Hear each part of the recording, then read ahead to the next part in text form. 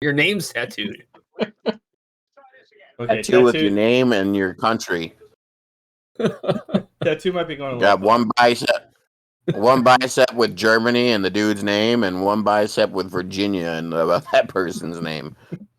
Thanks for the clicks. Though for that, though, we'd have to set up a Patreon and have them, become members of the Patreon at a certain point. We aren't making anything on these yet, so yeah. No, we have 480 downloads. We had 53 downloads May last year, and 90 downloads just April of this year, which was pretty cool. And then we've kind of been up and down from there. We had a huge spike in April. I'm wondering if maybe like one of the sites we use posted us, had enough clicks that we got posted on like a general D&D search. Yeah, because we had our very first episode bumped up to like 30 views, just like that all of a sudden.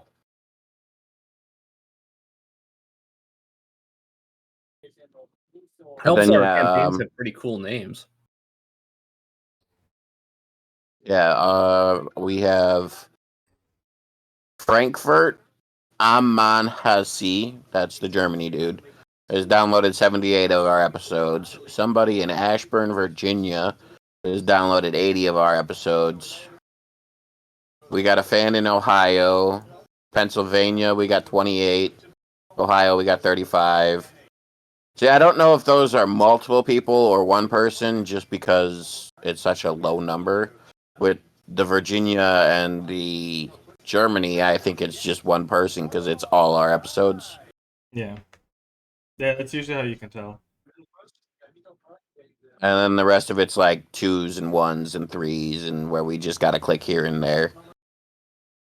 Somebody clicked on an episode and watched it for a little bit.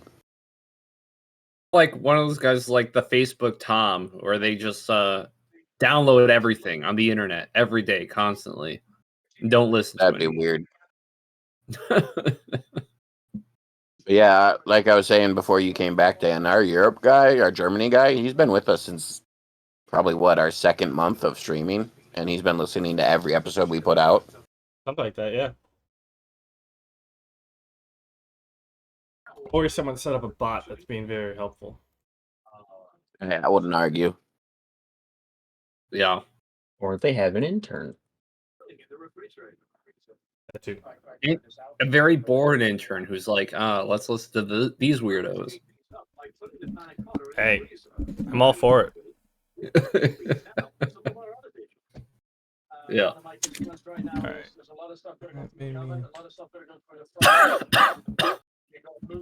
Maybe it's this one I'm gonna use. They've never done bento boxes before. When you fry something and you put it into a warmer box, Extra orange there. creates steam. Your TV's awfully loud. The product, so the temperature strip has to go up last on. I'm nowhere near the remote, so I can't turn it down. What? I'm nowhere near the remote. That's your one reason? Yeah, I'm not getting up. Huh. Okay, people need to subscribe so we can get them another remote. Yep. It seems a little quieter now, despite you not doing anything mysteriously. It's a lull. Maybe it heard you guys. Maybe it's telepathy. Telekinesis? Telekinesis. Or maybe Some sort of Kenny just push his microphone a little bit forward. Yeah. All right, you guys ready? I am. I'm water bathing the noodles so they stop cooking. The noodles are drained and deep fried. Normally, we've got some 7 minutes of order. As you can see right now. Oh, thank God. Yeah, I'm ready. Did we make tempura about it yet? No. Tempura not done. We are Thought I was out of beer. nowhere near where we need to be. Yeah, I figured you were looking for your beer. Not a good feeling. I needed a top off on whiskey when I saw Dan was on. I'm like, oh, it's game time. I gotta get something a bevy. I'm waiting for one more confirmation. Any kinds of food? Hey, you with the face. Me? Yeah, are you ready? Oh yeah, yeah, I'm Oh. ready. Well, you didn't respond, so I was just giving you Well, a I'm second. tired. Well, All right. anyhow. Welcome everyone to another episode of the Gale of Brockheart, brought to you by AED&D. Borg here as your DM. We have the Man Bear, we have Knervish Lorgan, and we have Donnie Danger. Hey yo. We are on episode 21 now of the Guild of Brockheart, season 2. So it's some good stuff. I'm hoping Donnie doesn't mess up my plans or make plans for me. We'll find out what happens. What can I do? I'm excited. I'm waiting to see how this goes. But yeah, anyways, don't forget like, subscribe, review, rate, anything else that all helps us out, and algorithms appreciate it. Yeah, without further ado, I can start the recap and we can moving on. Do it. Yeah, okay. Last time on the Guild of Brockheart, our adventurers were in the arena. We had Sven and Wilhelm sitting in the stands eating popcorn, and we had Gale and Gnomeface standing across from each other, ready to duel it out. For the second time, actually, the crowd was not a fan of how the first one ended, and they wanted more. They were thirsty for blood. So the people who normally, the mages who end the battle and have everyone recover, decided that they would just reset the battle and let them go again. The announcer was all for it. Everyone was cheering, and then it commenced. This was a more of a flip flop of the first time. Gnomeface was pinned down quite a bit less. He was pinned down quite a bit in the first one. This one he was not. And he was able to unleash his true power with his firebolt, which he's stronger with, and really whittled down Gale Glavinus in the arena. There was fights back and forth and hits taken by both of them. And with one final blast, Gnomeface is about to take out Gale, and the mages freeze time in the arena, and Gnomeface was declared the victor. The crowd cheered as this one had a clear winner at the end of this battle. They got what they wanted. Although the count is now 1-1, if anyone's keeping track, between Gale and Gnomeface. Wouldn't have it any other way. But afterwards, they moved on out into the street, and Gnomeface started asking Gale, or told Gale that it's time for him to answer some questions. That was part of the bargain, after all. So they ended up moving on down, headed to a bar where it was a little more spacious, and they had some. It was a little quieter, and they had some room to talk. That's where we'll join them, where Gnomeface and Gale are discussing Brockheart and both of their interactions within it. Gale Sven, feel free to chime in and whatever during this thing. You're learning pretty much everything for the first time, so For starts, yeah. what's a Brockheart? What's a Brockheart? Are you asking that while me and Gnomeface are talking? Throw that, not yet. Throw your own wrench into it if you so be it. But yeah, it's the end of the first day.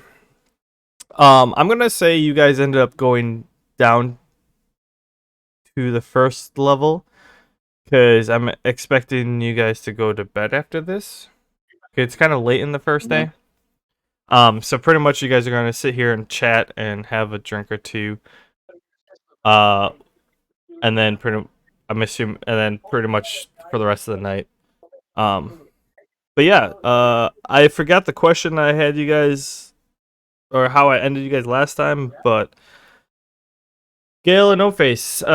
Gnomeface has questions for you, Gale. Gale, you have answers, and I'm sure you have your own questions. But yeah, hit it. Gnomeface, you first.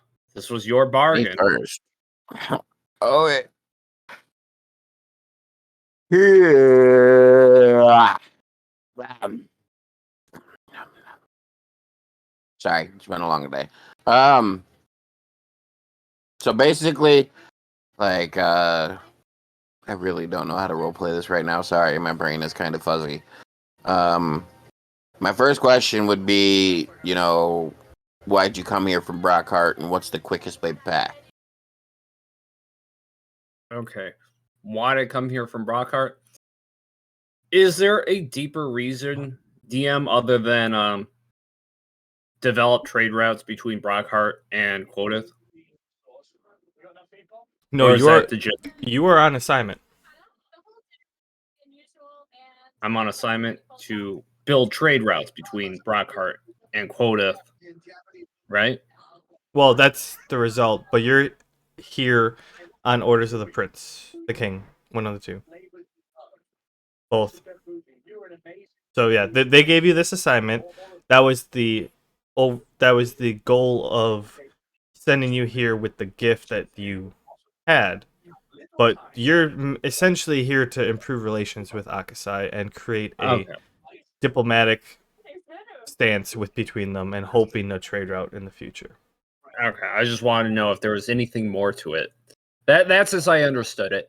I explained to Gnomeface is generally to build, diplomatic relationships, potential alliances between my kingdom and the ones in this region.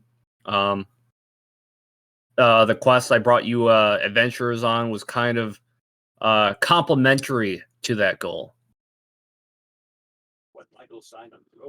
Okay. I ask, did you, sorry, I kind of missed it. Did you, tell me how you got here? Oh, I'm not an expert on geography. You took a boat. I took a boat. Your boat sailed straight from Yellowseed to Quoth. So probably the same route that you had planned to quote us before. His things route. happened. Oh, we weren't planning on coming to Quoth. I got throwing. He wasn't planning on coming here. They were actually they were sailing out, and they did a couple laps out there. You had a direct path, which is why that happened. You made it. You managed Well- to find a heck of a shortcut. Okay. Hi, big boy. Through the Yellow Sea. I came through the Yellow Sea. Can you do me a favor? Yellow Seed, man. It's the name of the town. What? Yellow seed? The Yellow Seed Sea. Okay, so that answers two of my questions. I look kind of down when he says that, though, because I was really hoping for an overland path to get back to Brockheart.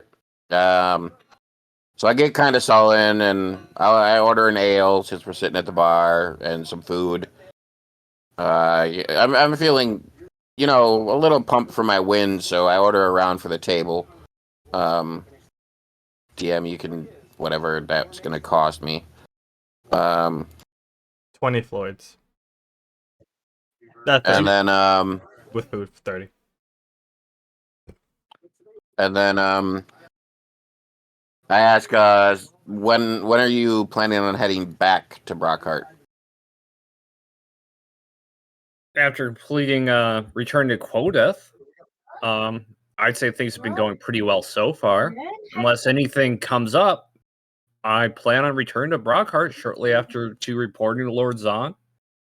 And just explain to my king, we've got a foothold of relationships. We've got, we've established our mark. People know that Brockheart exists. We know that we genuinely have everybody's interest in mind. I don't have any other assignments here besides this. My last question is, how long have you been in this area, like time-wise? I'm probably about as experienced with this continent as you are. No, I mean, like, how long have you been in the Quotith area? Like, when did you leave Barntome to get to Quotith? Richard, can you put this back, please? Oh, Barntome. DM. Sorry. Yellow Seed to get to Quotith. Sorry, I was renaming all my episodes. Barntome is stuck in my head. How long was I here before meeting Gnomeface? You got to town It was okay if you did it like over here. pretty much like the day before you posted the quest. Mm. So you met Like, So if he Gnomeface on took the a leisurely third day. trip, so if he took a leisurely trip where I basically rushed to Quotith from the port town, Dad, he's probably got like a week on me. mm, No, it was okay, red, orange, yellow, all right. Buddy, green. I'm doing D&D right now, buddy. I'm sorry. How long were Like, you guys out at sea? 2 days, 3 days? pink. You like prob- 2.5, 3. I think it's like a 2-day Okay. travel across. It's not like a giant Purple, ocean, not red, like the Atlantic, but like more like a sea. Red, orange. So it would have been from Yellow Sea. It would have been like a 2-day travel, and then he was in the city the day before. He probably was at this in Quotith when you arrived at the port. yeah, I explained that. I wasn't here very long. Okay. I go, well, I traveled here just after you and I got attacked by a kraken. So I don't know how we'll be getting back. We may have to stay around a little bit longer. I also look at him and I go, I know you and me have had our differences, but you proved to me in the arena that you can fight. And you are my ticket back to Barntome, essentially. Fuck, not Barntome. Brockheart. What? Brockheart, sorry. You are my Just ticket one back to confirmation. Brockheart, eventually. So if it's okay with you, I'm gonna stick around. Just put one in the fridge. But don't expect me to be nice.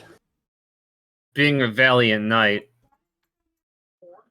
it's in my order to help people who need help, whether or not they have good bedside manner, as long as you don't impede upon my missions. When he says that, I also kind of look at him funny. Are you a player or a character? I feel like something about that feels weird to answer. I'm a character. I'm a knight. I'm a knight of the Knights of Brockheart. Okay. Yeah, and you're an adventurer. It's our duty. Yeah, no, to help. I'm not arguing. I'm not throwing shade or anything. I'm just like, okay, if you say so, I believe you. Like, I have no reason to not believe you. Roll a Right. d20. Wisdom. Me? Yeah. No, not you, Donnie. Oh, okay. Hey. You're skeptical. You're skeptical of his answer, but you don't know why. That'll bug me for a little bit, but as of right now, I'm not really in the mood to push into it. Anyways, Sven, You you just- roll a d20 as well. Wisdom. But go ahead. With the same wisdom bonus.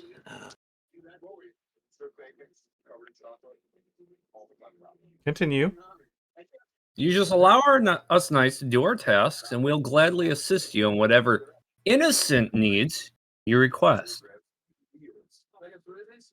I don't have any nefarious motivations. I just want to get back to my guild. I need to see my girl and inform her that we lost a friend. I also need to find my other friend who's been, I'm assuming, kidnapped by pirates if she hasn't, kicked all their asses yet. But, So yeah, it's imperative for me to get back to Brockheart, but everywhere I turn, I run into one problem or another on getting back. You mentioned you were in a guild, yes? Yeah. Sounds like a bit of a troubled one. Well, we did a lot. Like I said at the arena, I saved the prince. I've been meaning to ask you about that. What is the name of your guild again? We didn't name our guild, did we? No, you No, we weren't. didn't name the guild. You Honestly, didn't really set we up the were guild enough to yeah, get to the point we're of naming it. still on the beginner path of becoming a guild. We just got our guild hall, and they were doing some work on it when we went on this mission, and we haven't even fully moved in yet, let alone named it. So, a barely established guild rescued Prince Jeremiah? We weren't a guild when we rescued him. We were just adventurers, and there was only 2 of us, not 4. Regale me of this tale already. What did you rescue him from? I tell him the tale. I really don't want to go over it all right now. So, Gnomeface informs Gale in a very, very chauvinistic, I did everything way of how him and Donnie Danger and Toriel went into the catacombs and fought the. It wasn't a beholder, it was an observer. I think it was an observer. I don't I'll look remember her what it was at her. called. It was like a downgraded version of a beholder, but we inform him of all of that. I inform him of all that. And The spectators were in how the graveyard. the spectators. That was a No, there was specter. one in the tombs too. No, that was a Because rain. we went down the tube on the way down to save the prince. We went down the tubes, and I remember the map popped up, and you had a picture of a beholder on there, and we were all like, "Fuck our lives," and then you're like, "It's just a spectator." Oh, okay, I pooped a little less. Someone back. I Some remember prairie it. dog. Yeah, I do remember that. No, So they were we fought the involved. spectator, and then we found the prince. For I brought him everyone back else, from. go back to season 1. That it was in there, I think. Yeah. No, maybe. Yeah. It might have been an very early episode. Yeah, no, because we were podcasting already when Toriel joined with us. I thought that was right before it. Anyways, we'll do a recap of it in the future. Either way, I explain. I don't add the part of me bringing him back from the dead. I just say we found him unconscious and he was under some sort of curse, and we saved him. Do you mention the curse? Yeah, he was cursed or asleep or something. And who cast this curse? What I don't know. nefarious cult or ne'er-do-well would do such a thing to our beloved prince? I don't know. I just saved him. And for that, Gnomeface, you have my gratitude. The utmost. Well, if you just got here from Brockheart, I'm surprised you weren't there when we brought him back. I was probably out on assignment. They seemed to send me out a lot. To Yeah, there was a whole thing. To put in perspective, like, don't forget, Gnomeface. After he got back a lot earlier before you did, because you guys, like, he literally left and bolted right away, and you guys did your own thing. And then you also went because the Uncle Mufasa attacked right after that. So you had that in whole between section. Uncle Mufasa attacking, there was the ball, the big ass ball we all went to. Honored for saving the prince. That is true. Was I out on assignment? If you don't remember it, then yeah. I must have been out on assignment. So Okay. I will say, Donnie, that Gale remembers some commotion. You do know of a time when you were as a knight when the prince was gone for a while, and then he was back when you returned. If you're gone on assignment, he was back when you returned. That was some good news to hear coming back from assignment. So like that is if you were gone on assignment, that's the case. He was gone for a period of time. You don't know. No one knew where no one was told where he went or what happened, but you know he was gone for a period of time, and then he was back by the time you got back. But The you would have memory- got back after the ball. The memory of hearing the news coming back from assignment is uplifting. Yes, I do remember. It was a grueling task I was sent out to do. I feared my prince was gone. I feared my assignment wasn't going all too well, and I come back to my kingdom in celebration to find out that they were celebrating the return of my prince due to your efforts. Mm-hmm. It's Yeah. strange now looking at you. But I am not a judgmental sort. It was you who rescued my prince. I will accept this truth. What assignment were you on?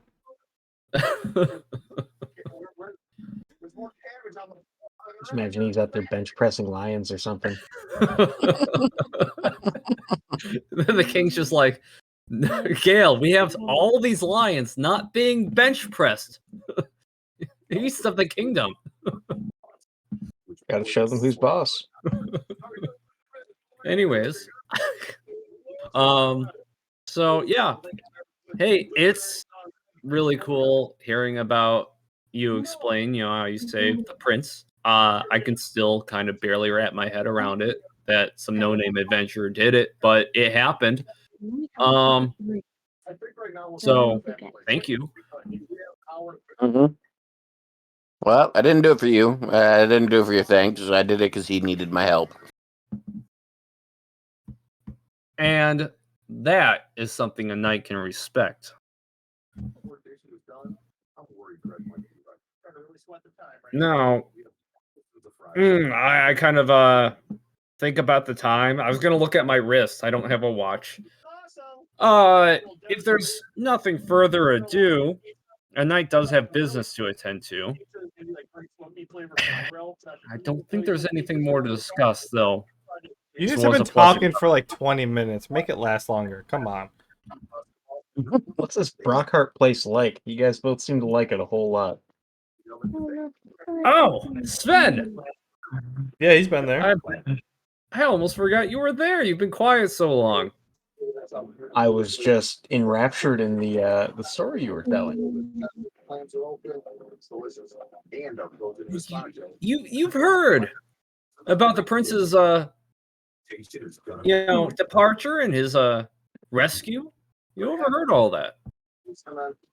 I've been out of the loop for a while. Out of the loop. Do you not know much of Brockheart? Not particularly. Oh my god!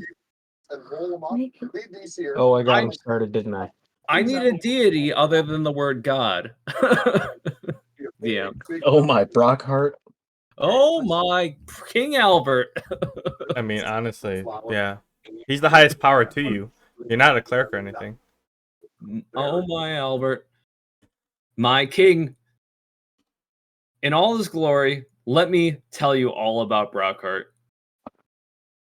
It is the most glorious, most peaceful kingdom in all the lands I've bared witness to, with the fairest royalty. Prince Jeremiah has so much wisdom, grace, and holds the populace above himself. And King Albert, in all of his wisdom, does the same. The two of them delegate us knights to assisting other kingdoms, not just Brockheart itself. We're spreading glory across the land in the name of Brockheart. And this is a selfless glory to be shared with all. Rick's got about 10 minutes to finish. More like we're about. Oh, but that barely explains anything. That's French fries. very general. You more curious about geography, history? I was expecting something like, "Oh, we're the #1 exporter of phosphates in the region." We're the #1 exporter of knights on duty. So it would seem.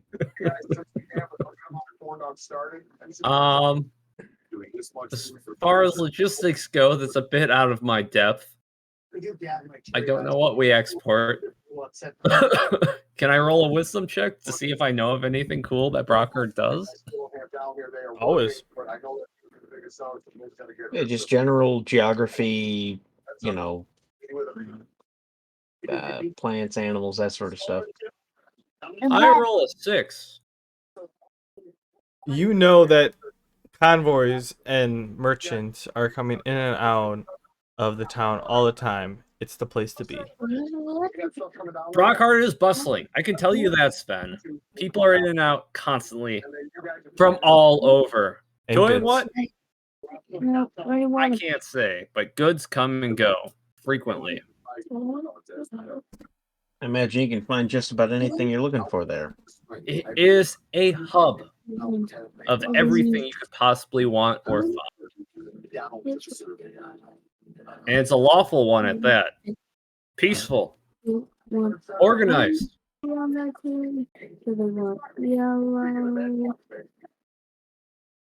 This is truly a great Gnomeface, what do you think of Brockheart? It's a pretty good city. It's a big city. It's the first big city we really found. We found a couple small towns and one medium city on our way there. Me and Donnie, that is. And then we came to Brockheart, and that's where we felt we could settle down. That's where my guild's being built, and that's where my girlfriend is, and that's why I want to get back. Nothing to do with the city itself. Oh, and there's a crazy old bat teaching me magic. That's a +2. And on the way over, you got attacked by a kraken. Oh, no, we weren't on our way over here. We were doing a patrol for Yellow Seed.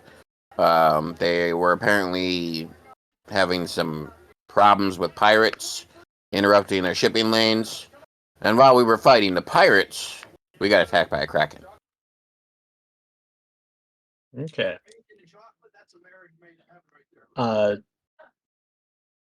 Gale, does that have anything to do with what assignment you were on when that prince went missing? Kraken, Or the pirates? Kraken and the pirates. As far as I'm aware, the pirates had nothing to do with our prince absence.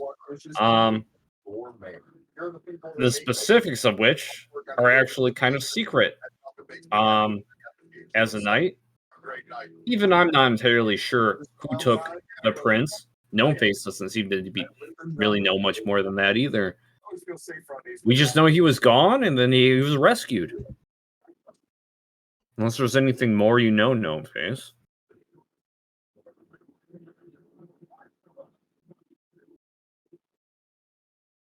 Gnomeface. What? Sorry. Is there anything more that you know about the prince's condition before you rescued him? No, not really. Don't know who put him down there. Don't know why he was down there. Just know he was, and that we found him and we saved him. Information is sparse in that department, and We honestly weren't even looking for him. We were in the ruins because we were told they were ancient Zaptarian ruins, and I was studying the ancient Zaptarian language, and I wanted to learn more about them, and that's where we found him. ancient Zaptarian. Strange that he would be in a place like that. I wonder why that information is so hush hush. Probably just to prevent morale from lowering. The prince in all of his wisdom. Yeah. Sure. Dad, the same thing happened to Robert, but a different person. Mm-hmm. Anyways, Sven, let's not dwell on such a sour note. Is there anything more you want to know about Brockheart? I mean, what sort of assignments are you typically sent on? It seems to be mostly you're the face of Brockheart and you're sort of an ambassador, or would you be more of a bodyguard to the ambassadors that they send out? Well, every knight is technically a representative of Brockheart.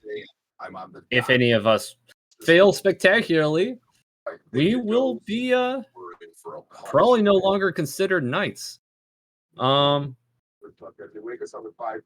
Yes, we're all trusted with quite the responsibility of spreading Brockhart's glory.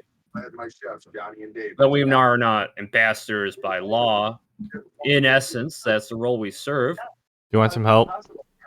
Yes. So, in the beginning, after you did your training, you were sent more on like fight and defeat stuff. Pretty much like in with the quest to defeat the trolls, you were sent to do that. You just didn't hire other people, but you had it replaced trolls with something else. Up from there, because at that point you were cannon fodder essentially. After that, you did more like escorting and of that type of nature, where like they could try like in the beginning it was a group of you sent out to do stuff, and then as you got promoted and you went up, you then were relied on more, and you were more independent. So instead of sending a whole group of 10 of you, only like two or three of you escorted people. And then now you're at the point where you're like a veteran knight, so you're high enough rank that you're more of an ambassador and you're training the lowers. Feel free to explain in due detail that process. Yes.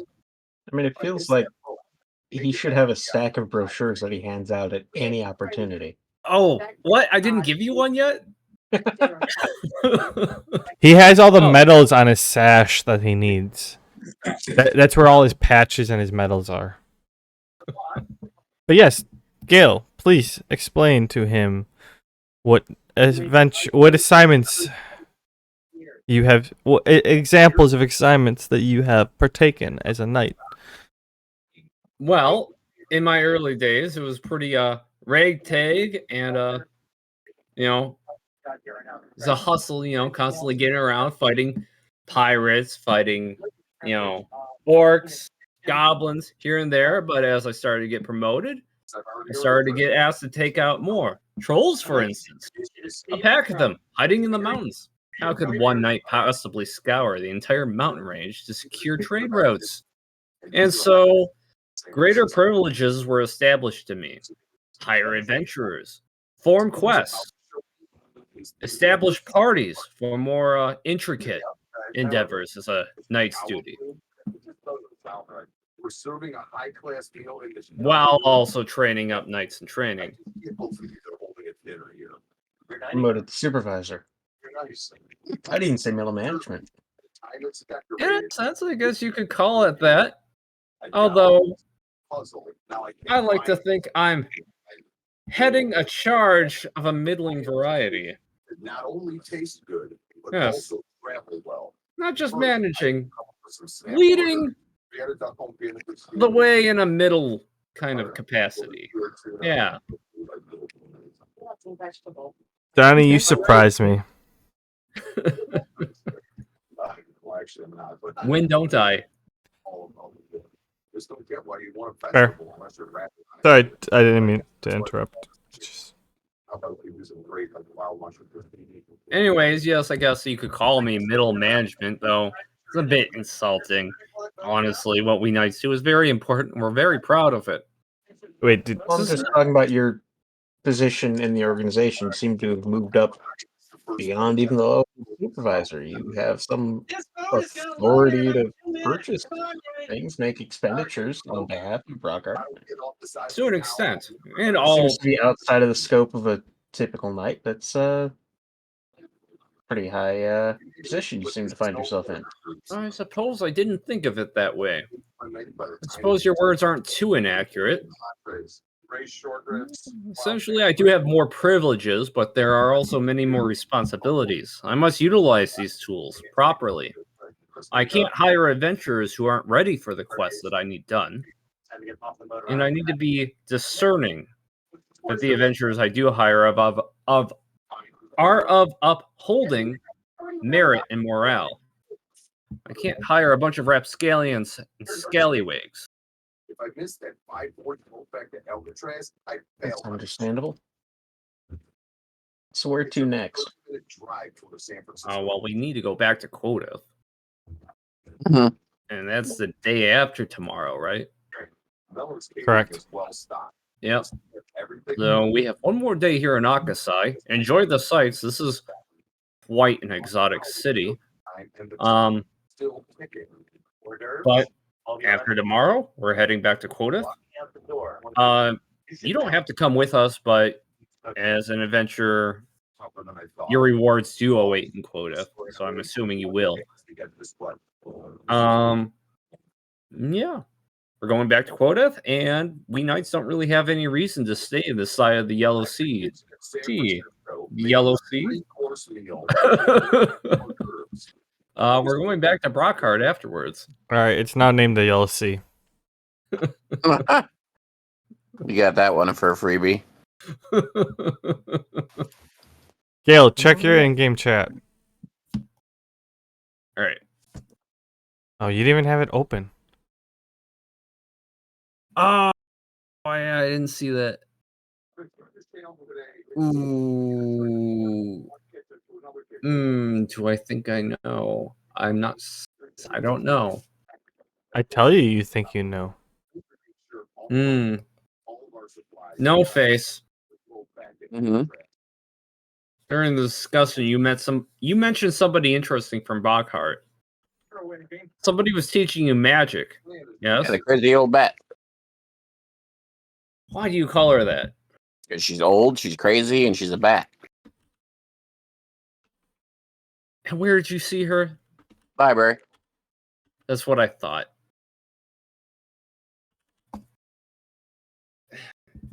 DM, I'm going to roll a wisdom check because I think I know who he's talking about. I'm just amazed he knows the talking bat. You know, you Gale, you don't have to roll. The person that you're thinking of is tied well to the royalty of Brockheart, or like you've seen the person multiple times. She's like an advisor, right? Yeah, she's like the lead mage Like lady. the Merlin of King Albert's court. Yeah. Yeah, that's what I Gnome thought. face. It's King Albert, Prince Jeremiah. Oh. Okay. See, I got confused. I could tell. Prince That's why I'm. Albert's something else. Mm-hmm. Okay. But anywho, someone like you have a strong suspicion that that the person that you've seen like communicate, interact, have meetings with the king, that someone would refer to them as the old bat, crazy old bat. Crazy old bat. So like you don't have to roll. Like you're pretty certain out of everyone that like the king talks to on like a semi-regular basis that there's only one person that would fit that description. Okay. So that's pretty interesting that you are being taught strictly by her. Oh, not strictly. I actually do a lot of learning on my own. She's pointed me in the right direction for a couple of my spells, but a lot of it I've done on my own. Yeah, but even so, like, it's not just any adventurer gets tutored by, the sorceress of her court, King Albert's court. Well, she never called herself that. I know she works with the king, but from all I know is I went in the library. There's this crazy old lady. She told me where to find a book to do what I needed to do. And then from there, she's been giving me pointers and tips on how to advance my magic. This peculiar gnome face. If you say so. I didn't think there was anything weird about it. Oh, but there most certainly is. And what would that be? Just the uncommonness of it, as far as I know so far. It may have just been her acting by a whim, but I doubt it. Oh, I'm a simple knight, and I'm not one to muse and speculate. The waiter comes I- around I- asking if you guys want another. Nope. No more for me. No, please, ma'am. Just have no, one no more. face. I will help you back to Brockheart. 7 Floyds if you have another. But this conversation has opened up so many more questions for me.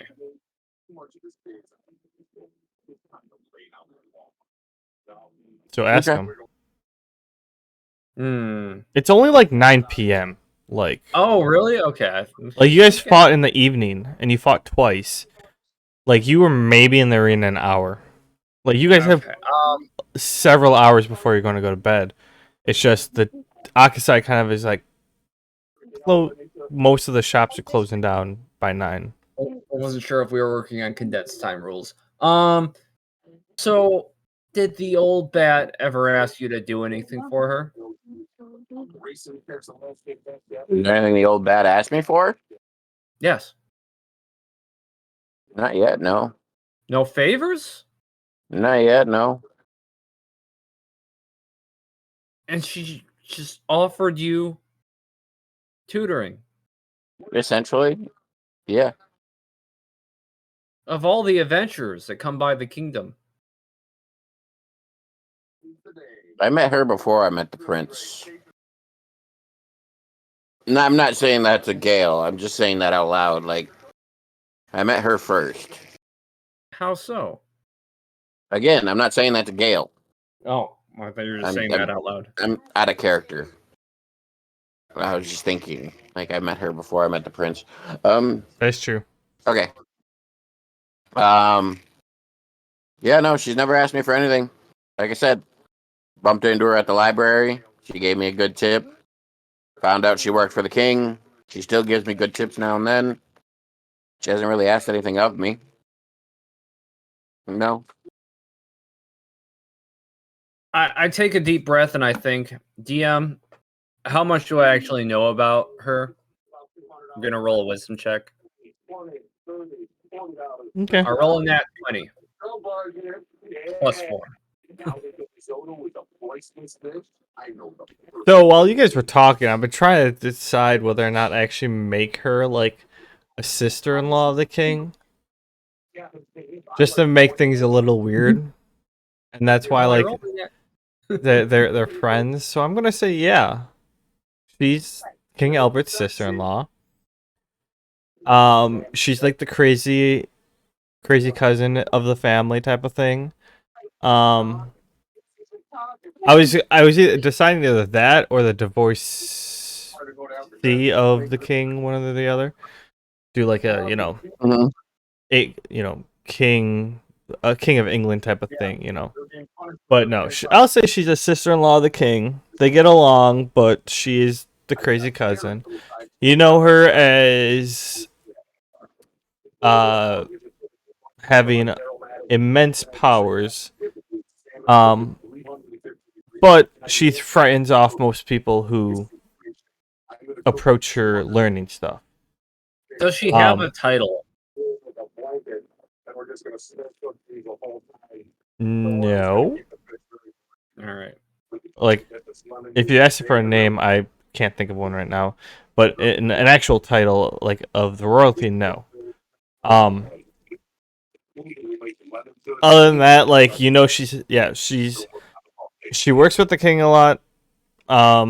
She's a very strong and just immensely powerful witch that has kind of is like living out the rest of her life in the library. And yeah, she scares off most people who come looking for magic.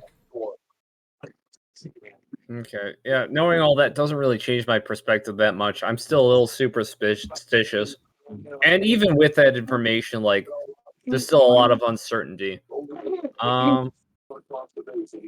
That's very peculiar in Gnomeface. She must see something in you. I am awesome. It's not normal that she reaches out to particular adventurers. But you rescued the prince, and she sees something in you. Oh, I met her before I met the prince. Now I actually am telling Gale. She taught me magic long before I saved the prince. Which adds all the more weight to the situation. I Again, can't.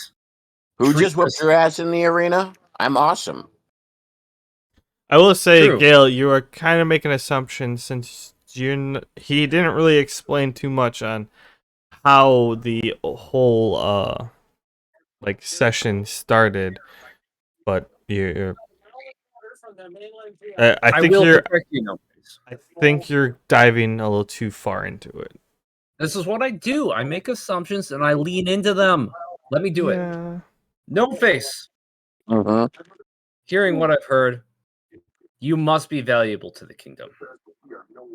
Sure. I will protect you on the way to return you to Brockheart. Okay. After that, my role as a knight in regards to you may consider them finished. Okay. I'll take that.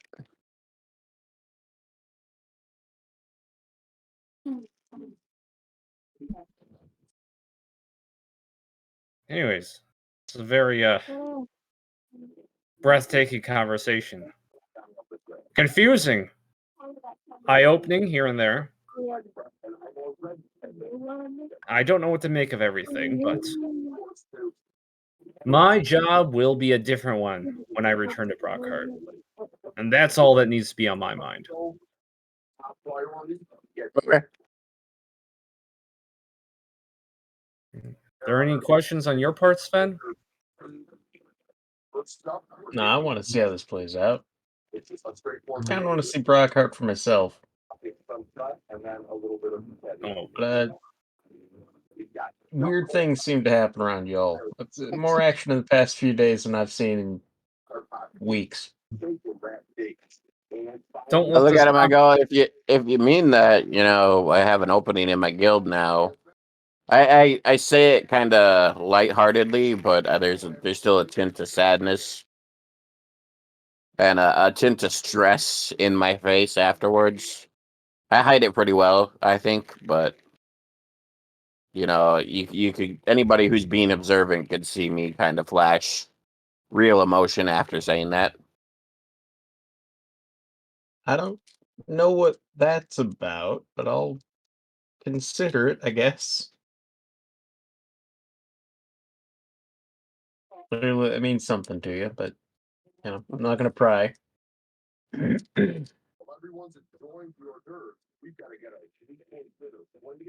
glad to see you haven't given up hope for your guild yet, despite all the hardships. Sven, consider his proposal, I guess. But a knight's got to do what a knight's got to do, and I'm sure there are citizens here in Akasai who might need some help. If you guys want to discuss guild to adventure recruitment, free to do so. A knight has no part in that. I'm going to try and assist the citizens of Akasai.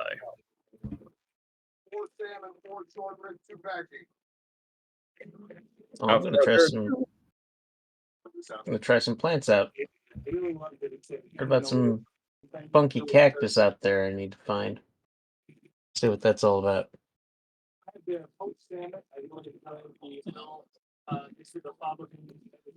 Well, I'm leaving to go, like, I don't know, help blind kids cross streets or something. So I don't know if you need anything else from me guys. Yeah, I'm going to go to my room because it's late and I just got out of 2 arena battles with a crazy muscle bound idiot. Oh yeah, that's true. It is late. There's probably not a lot of blind kids running around right now. I mean, you do feel I like don't you've know what had a time it long is. rest. I'll probably stay up quite a while helping out blind kids in the middle of the night. Okay, you're as healthy as if you had a long rest, but in time of day, it's like I guess 10, 11 o'clock. More towards 10 because you guys didn't talk that long. I'm gonna go It's a check little on my long. nights. I'll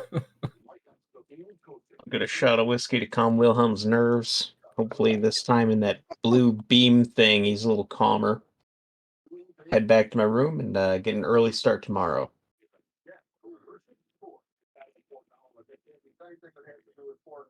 All right. I mean, if the conversation's over, then yeah, you all,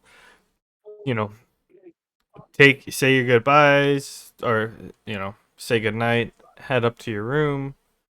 Oh, sorry, you would have hit the beam before you came down here. Maybe Well, that would tomorrow. have been interesting.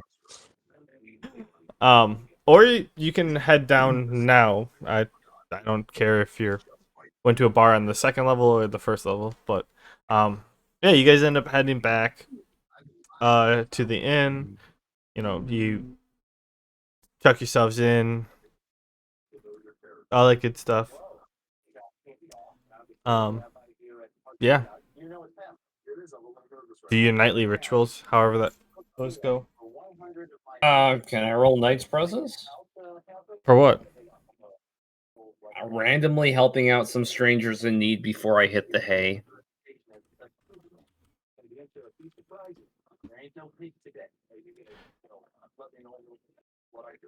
A girl lost a cat in a tree. I see that. Say, little girl, do you need some help with that? I'll gladly climb that tree and get you your cat back. She's crying, asking for someone to rescue her cat. All right. 24. Dad. Or agility Dad. check. Or Oh, I was rolling Knight's Presence. I'll take Let me that roll. for afterwards, but roll like an acrobatics All right.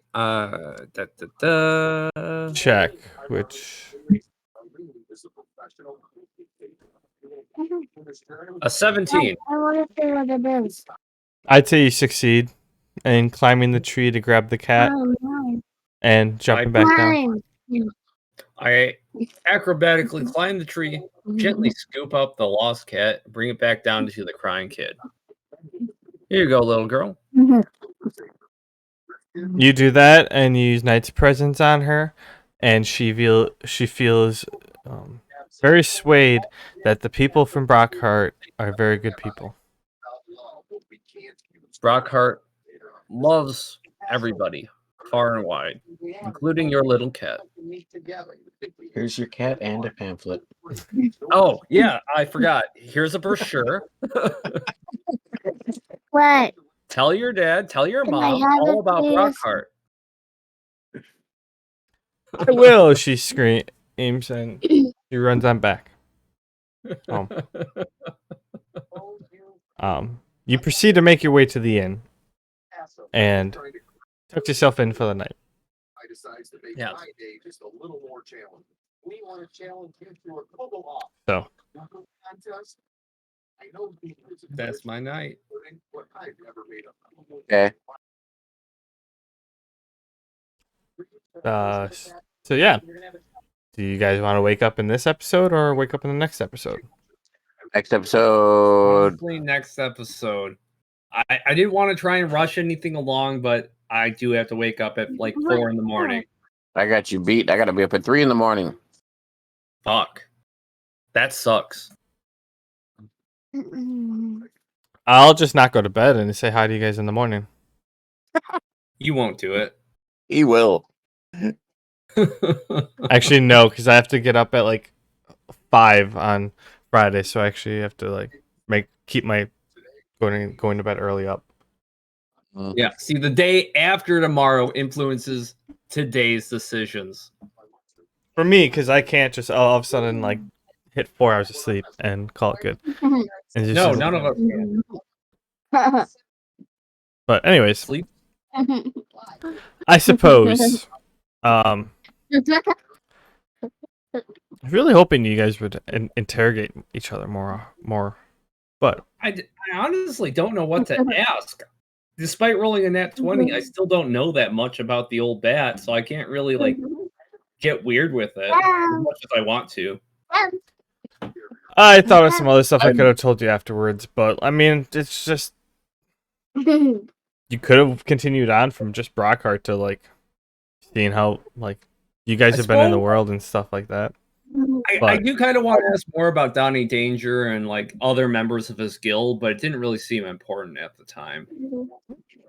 Like I said, I actually am kind of like half asleep. I've been the weirdest day of tiredness ever. So my brain's Cool. kind of fuzzy on trying to role play. Don't have it. Yeah, I know. I really couldn't. I couldn't really get messaged- into Gnomeface. I messaged you a couple, and then you're like, I thought the king had powers, not the prince, and I was talking about the king. Mm-hmm. Yeah. Yeah, I'm fuzzy. All right. Dad, Well, Yeah, I Dad told me. don't remember the prince actually doing anything power-wise. no. Other than getting reanimated. From your perspective, at this point, the prince is literally running Brockheart. Like the king is old enough where like he's retiring. Good enough. Like he's the king as a figurehead. This But like is this good? in From the practice, guild days, No, enough. from the guild days, we reported to the No, prince in more here? often than the Just king. no Actually, bouncing it but around. I don't exactly. remember the prince actually having any like abilities, Yeah. like magic powers. Do you know of the king having magic abilities?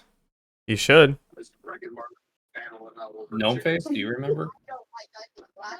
No. Yeah, you do. Wizard. I don't Do I? remember. You got me. Yeah, you do. The only thing I remember any of the royalty from Brockheart doing magically related was the craziest thing the was king. The king and the old bat both worked together to summon the elemental we fought. yeah, that's all I remember. Yeah, that's.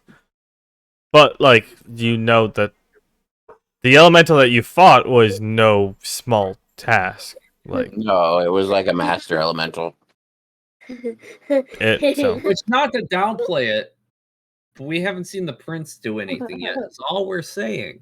no, I'm not disagreeing with you. I'm just saying, like at this point in time, like when at the time you guys left Brockheart, the king is pretty much like only the figurehead, and he's like the CEO who's there and is the person in charge, and the prince is doing all the work.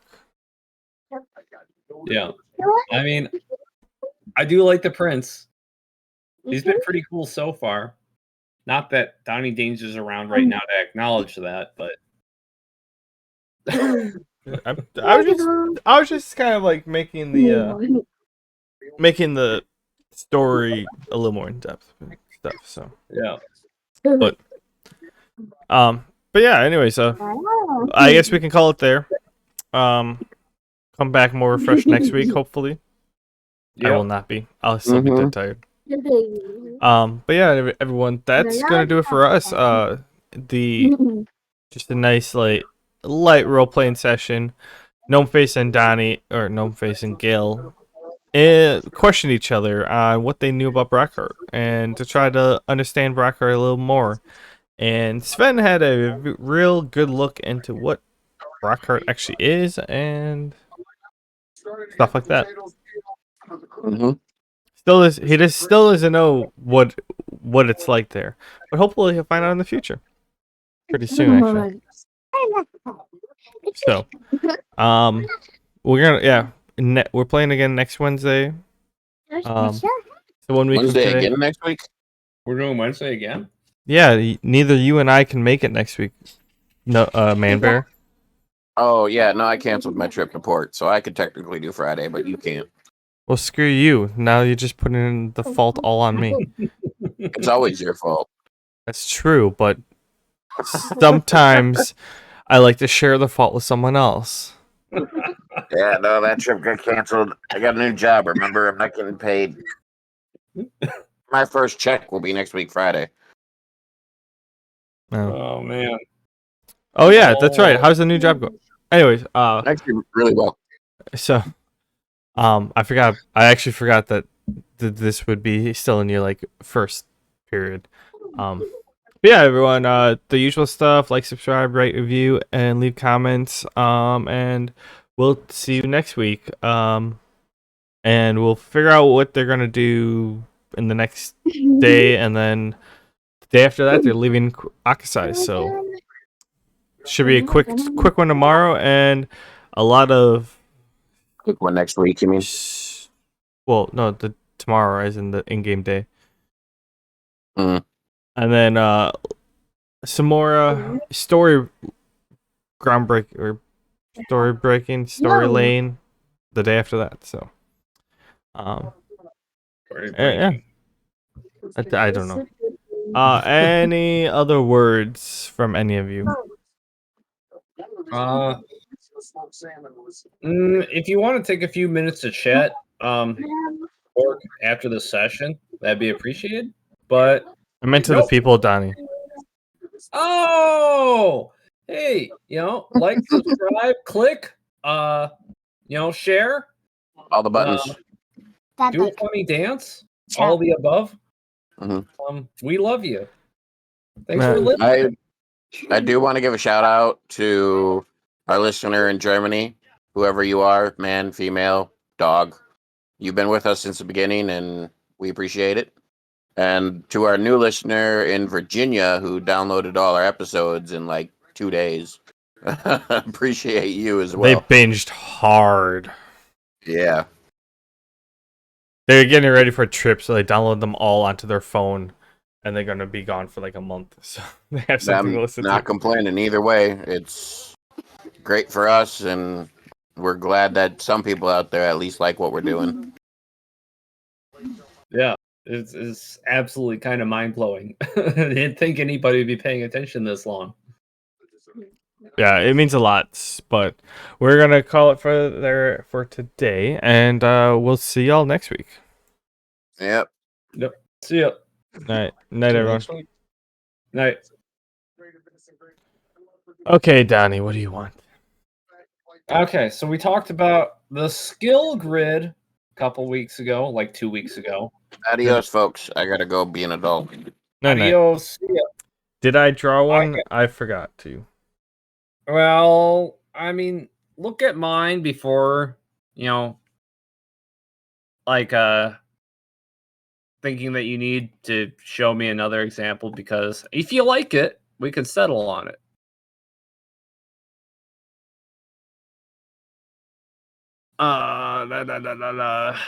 Okay, powerless sheets. Sorry, I am pretty tired, but I just want to give you a quick rundown of what I've been thinking and what I've been kind of working on in the direction I've been leaning. So go to powerless sheets. I should have something all the way at the back, well, close to the back, called grid template. And you're going to have to lower the percentage down to about 50% to see a lot of it, and kind of like get it to like 90% to really get a good look at it. Because I did have to shrink a lot of the text to fit a lot of this how I wanted it.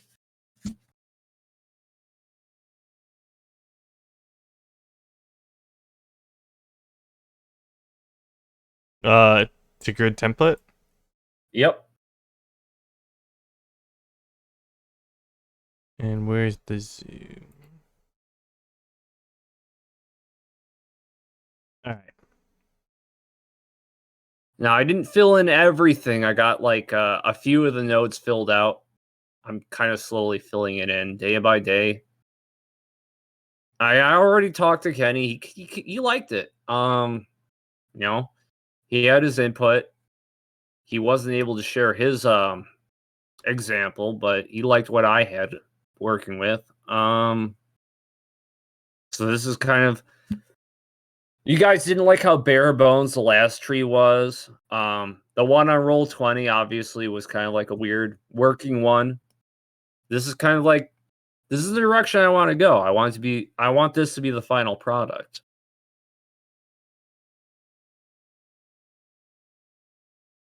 Go to yellow. Where's yellow?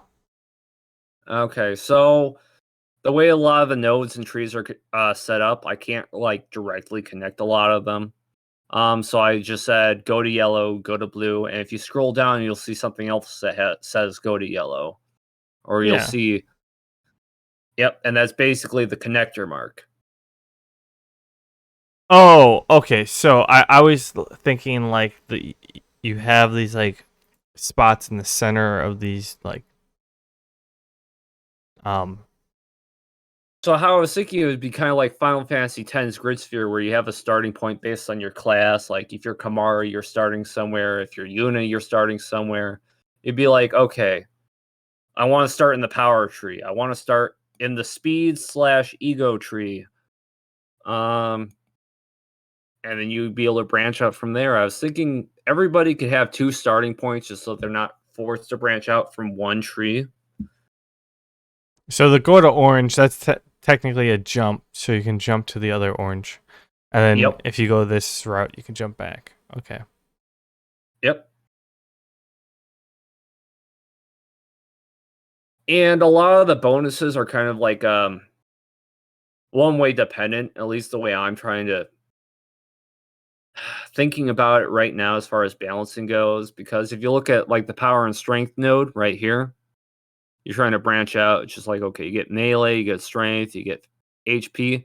Let's just say you're trying to go into the power tree.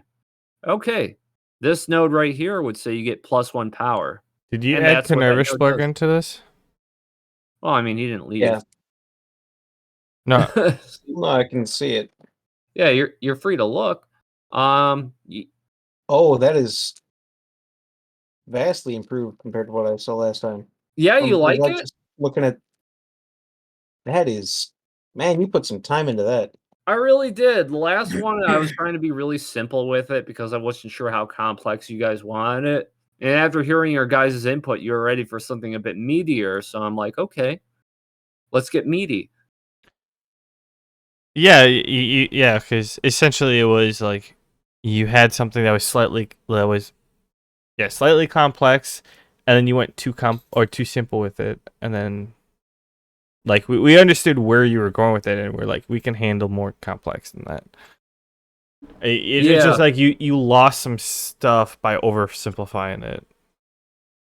Yeah, I didn't want to. Like at first, I was worried I was losing you guys by being like too weird with it and too complicated and thinking too hard about it. So that's why I made the last system. And right away, you guys were like, this is a little too kiddie stuff for me. I'm like, okay, let's go hard. We also know you, and we know that you would have preferred that you weren't going to be happy with it. I wasn't going to be. But I'm also very bad at reading a crowd, so I wasn't sure if that's what you guys would actually want. So I thought I'd pitch it anyways. So who would be starting where? Do you know? You guys would be able to pick. So the whole thing is it's kind of like a D&D board game hybrid. Yeah, basically this is kind of a stand-in for classes and feats. This is basically a stand-in for all of that. So we still have the system where you guys are building the skills how you want, and you guys get, your standard distribution of starting stats. But as far as like classes go and feats and leveling bonuses, this is a stand-in for all of that. The skill grid. So you would pick 2 starting nodes, the white ones, and you would be able to freely branch out from there. Oh, we picked And 2 of the branch ones, and then or the white ones, and then yep. we can every point is individually Okay, so one of this, them moving. yeah, this is a little different just because of the way the layout is. I wanted to make every node kind of like matter, so I wanted to fill everything in. So if you just scroll all the way up to power, just so I can demonstrate. So the way talent spending goes, I didn't really change how many talent points you guys got. But okay, so immediately into power, you're gonna spend 2 points, then you're gonna get +1 power. Okay. And then you can spend 1 point to get power effect +1, or you could spend 1 point to get MP +5. Then you could spend 2 points to get MP +10, 2, power effect +2. So the point cost, the talent cost is actually in between every skill. And there are some skills where the point cost is lower or higher on one side or the other. And it's not a crazy amount, but I kind of wanted you guys to kind of selectively pick what path you guys diverge. Because I'm aware you guys don't have a shit ton of points to spend. So I want you guys to kind of be picking and choosing where you spend them. And kind of plot a course for what trees and nodes you want to go for. FYI, I see the star that you made, and I'm all here for it.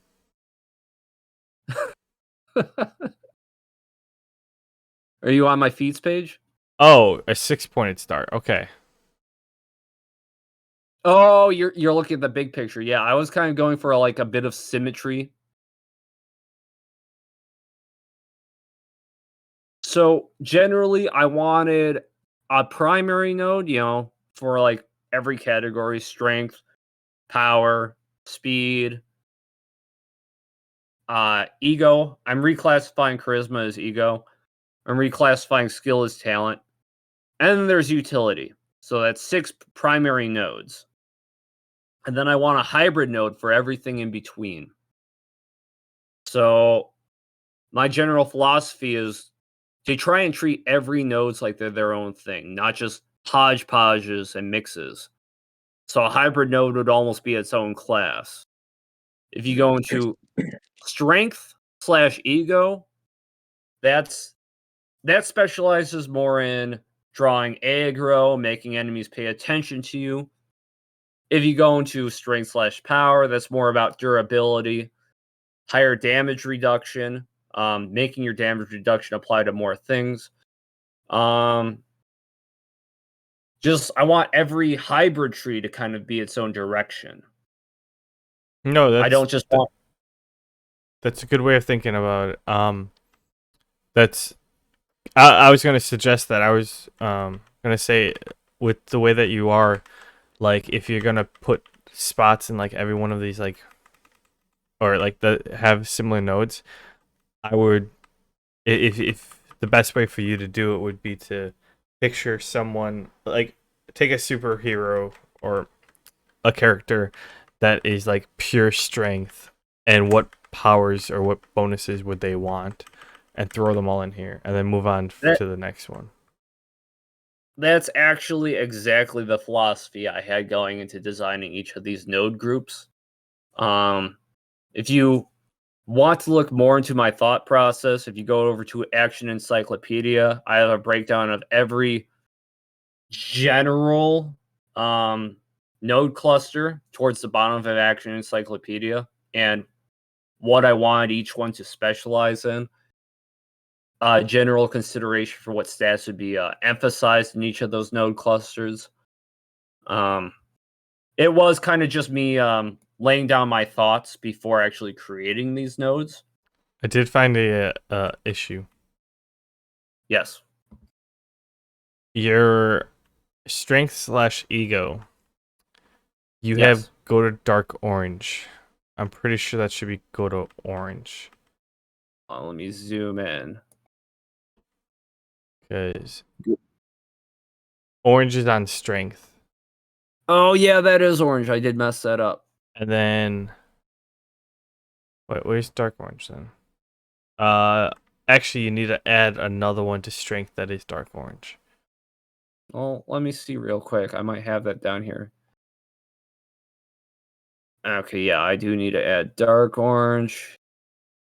From looking at this, like each one of your base ones should have like 3 to 4 points like jumps off of it, because like if you're gonna have like anything like you have power and speed, power and strength, and then like power and ego, power and something, they all should be connected to power, and that's where you have your jumps in play.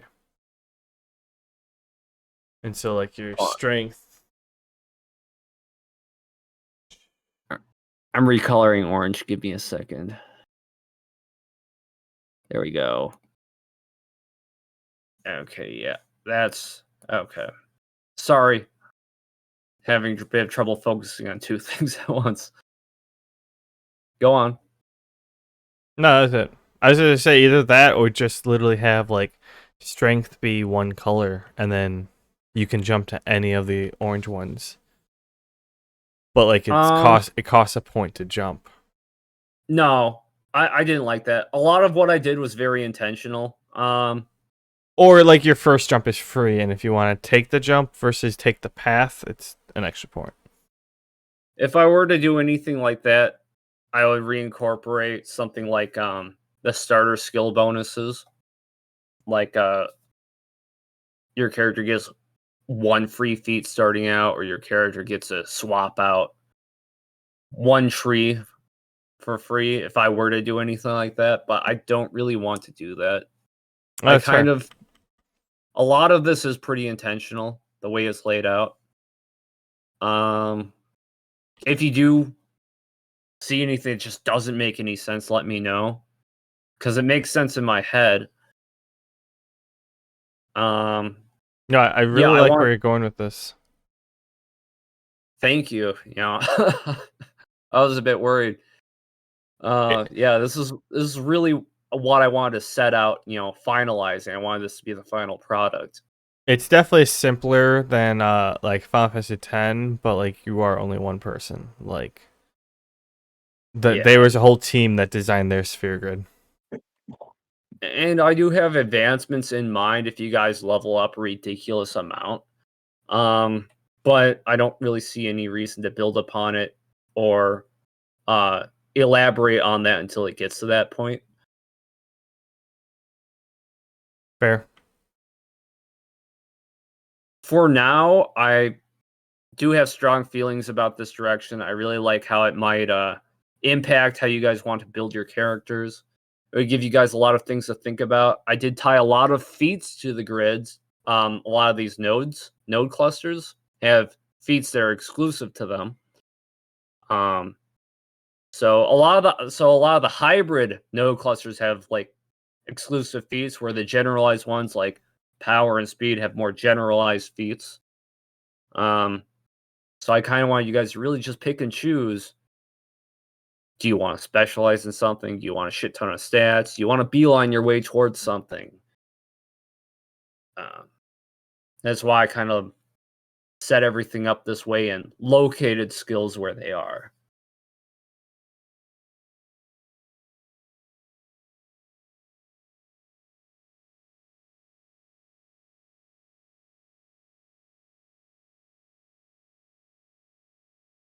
So are the numbers are how many skill points it's going to cost to cross that gap? Exactly. And it's kind of like a board game. You're not spending the skills to get the skill, and you're not spending the points to get the skill. You're spending the points that land on that space. So if you see that the points cost 2 on one side of the space or 3 on the other, you could go around and spend that 2 to get that skill. Do you know what I mean? Yeah. Well, I mean, that also depends upon if you're spending more to go around than to just go That's forward. true. I kind of want you guys to take that into consideration. Is it worth going around, or the skill something you want? Is the skill important enough that you would pay more just to get to it and skip all those extra skills around it. Like, I just kind of want you guys to like think about, how you spend your points. I want that to matter to you guys.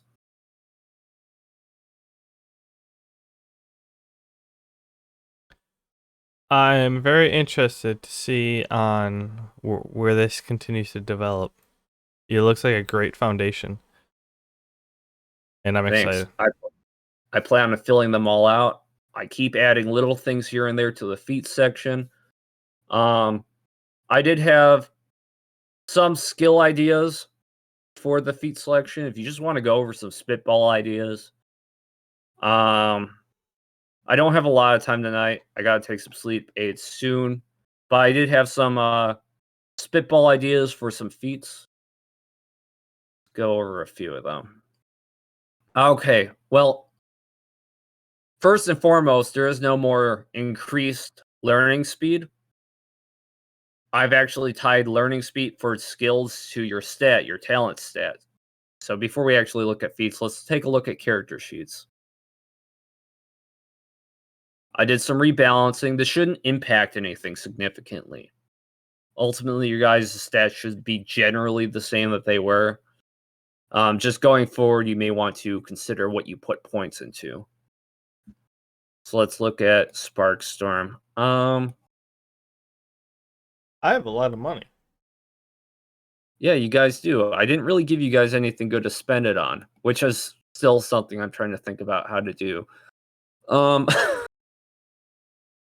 Okay. Let's see. I've actually tied DR into the strength stat. Earlier it wasn't. I have a formula for how it will actually increase, and it will increase based on how many points you put into strength. I put extra actions into the speed stat. Same thing. You have to at least pump 3 points into the speed stat in order to get extra actions. And when I say extra, I mean half an action. 1 bonus action for having 3 points of speed. If you want to look at that formula, you can. It's all right there. Again, I've lowered it. There. It's not there? Hold on. No, mine just says 0. Give me a second. It should be round down of what, K7 or something, right? K8. Yeah, let me see. Let me see if this is the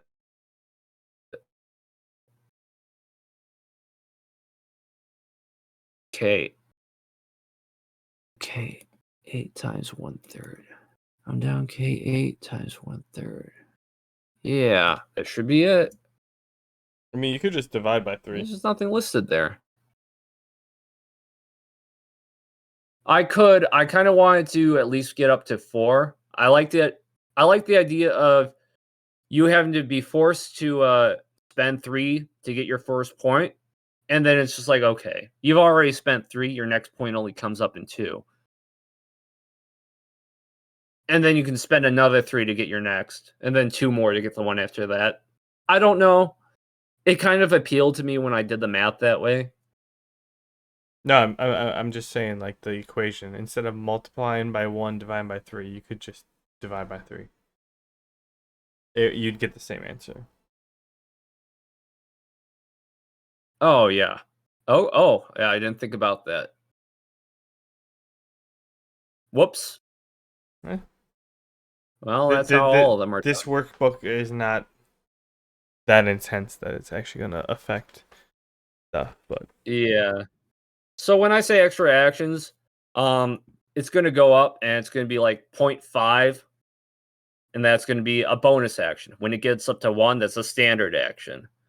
1.5, a standard action and an extra bonus action, basically a full turn. You'd have to spec heavily into speed to get that, or get certain points in some of the speed trees. sir, I And have then we go 2 abilities that are ready to level up, and you guys complain about me.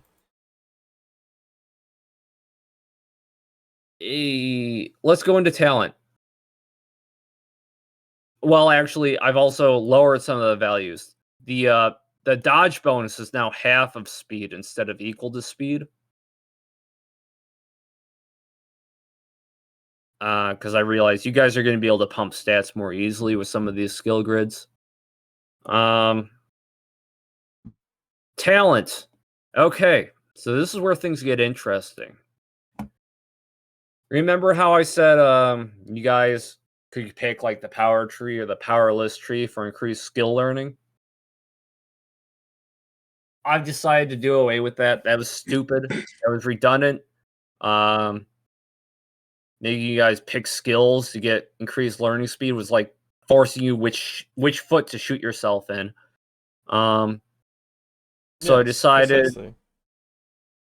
I decided to kind of tie it into a skill. So talent really doesn't affect much other than like hit and learning speed. You got the tech skill bonus, you got the dex skill bonus. Those are basically just skill saves, and then you get half your hit bonus from your talent tree, talent skill. And then learning speed doesn't even go up that much. It's the same thing. It's rounding down. So you could invest heavily into talent and learn skills really quickly and be bad at everything else as far as stats go. So like it's another one of those things I wanted you to balance. How important is it to learn a shit ton of skills versus how important is it are certain actual stats for you guys? Gotcha. So when I say 1, that's the same thing. You learn everything twice as fast. You get an extra point every time you use a skill. So that's 2 points for every use. Okay. And where talent was where things got interesting, this is where things get weird with ego. It looks like your charisma instead. Yep, I decided to change charisma to ego, and the reason I did that is because I feel like charisma was an oversimplification of what the stat was about. My original charisma stat wasn't just about talking to people; it wasn't about haggling or intimidating. It was supposed to kind of dictate your will bonus. It was supposed to dictate your strength of character, your standing, your strength of mind. It was supposed to be a little bit more than just talking to people. So I decided to turn it into the ego stat, just basically how at one you are with yourself, your confidence, your decisiveness, your ability to lead, or failing that, your ability to handle yourself under pressure, and of course your ability to talk to people, of course. So You're siding with Gnome. I see something there, and you're siding with Gnomeface or the Man Bear, and I don't like it. what do you mean? The initiative bonus is tied to your ego. So I also considered changing the initiative to decisiveness bonus. I like it. The reason it makes sense to me is initiative is it's not about how fast you move or how good you are at things. It's about whether you're the first to make a choice. So having a higher Yeah. ego, Initiative tied- is about who can react the quickest. not necessarily that. You could have the speed of the Flash and still hesitate. That's a different thing, but I get where you're going with it. Yeah, this is I felt it was more about your decisiveness, your quickness to make a choice to act should be what decides your initiative. I was just saying in general, like that's like gameplay wise, like that's why like D&D has it where it's at, because initiative for them is literally who reacts the fastest. Yeah, I wanted this tied to a stat though. You wanted it tied to something besides speed. I got it. Yeah. No. It makes sense with with ego, but I wouldn't call it initiative. Decisiveness. What do you think of that? That makes more sense. Roll decisiveness. Okay. Well, roll with your decisive bonus. I like it. You can say roll initiative with your decisive bonus. Well, Or it's just not really going to be. There's not going to be anything else that you can roll initiative with. I could add some other feats that allow you to use speed for initiative. just saying in technicality, like if you actually say it all the way out, like that makes sense. Yeah. So that's kind of what I was thinking. The kind of like rebuild of the skill and charisma trees would be now the talent and ego trees, because they're less about just being good at stuff generally and being good at talking about people. Now it's your general quickness to learn things and your dexterity, just your general adeptness and competence is your talent. Ego is just everything about who you are, your sense of self, confidence, your character. That's your ego stat. And power. Okay, so I decided damage reduction and elemental damage reduction could be their own different things. I don't know how I feel about this. I did kind of want power to have a few things that makes it a little bit different. Like so far, power has just been how high your MP was and the effect bonus for a lot of your skills. And the way a lot of you guys built your skills, none of them really interacted. Well, some of them did, but not all of them interacted with effect bonus. So that this entire stat wasn't always doing something for you guys. It wasn't always. I wanted the stat to do a little bit more. So I wanted elemental damage reduction to get tied into it. And I wanted cooldown bonus to get tied into it. So Wait, all of let's my say you have stats tie in with effect bonus. more of Or all yours my do abilities. than Because I don't know about all of them. Well, okay, anything from electric shock down, because those are all like power abilities, and so I would add. Well, I mean, you called it add my power, but like essentially that's the same as my effect bonus. Let's go over electric shock real quick. What are you rolling for damage? Baseline +2.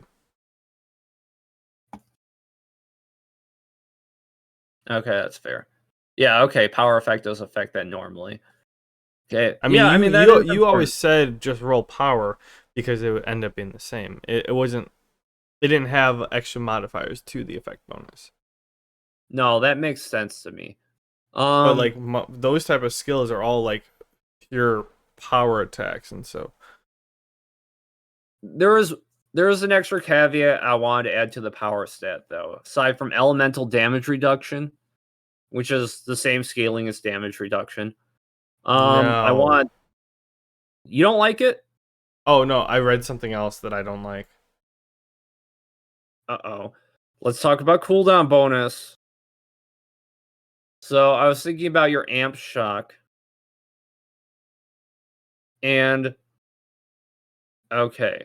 So I decided to add a cooldown to it. Have a good one. Bye, nervous plugin. I can never splurge, and it's been good.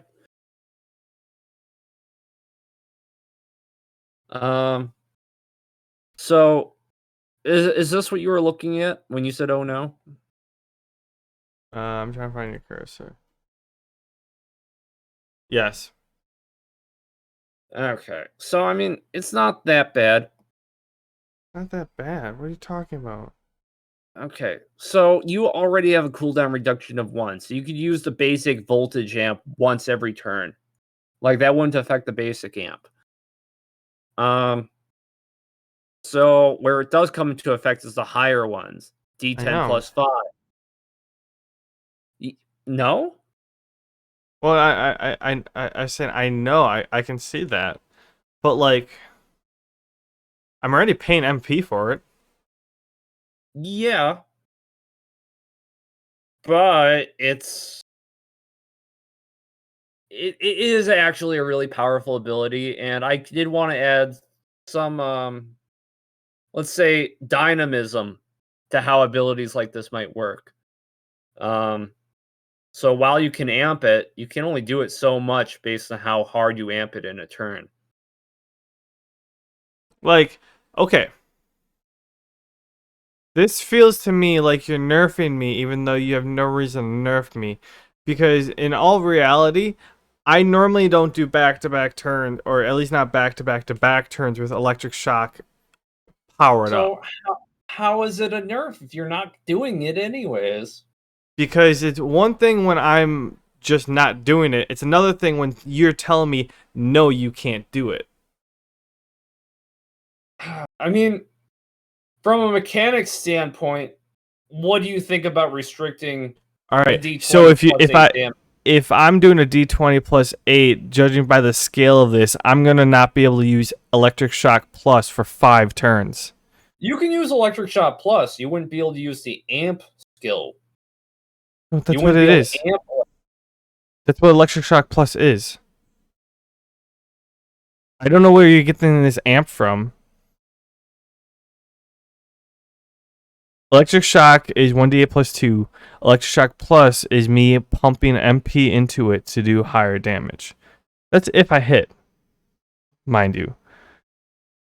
So if you're saying amp as in like increasing my electric shock, that's literally Electric Shock Plus.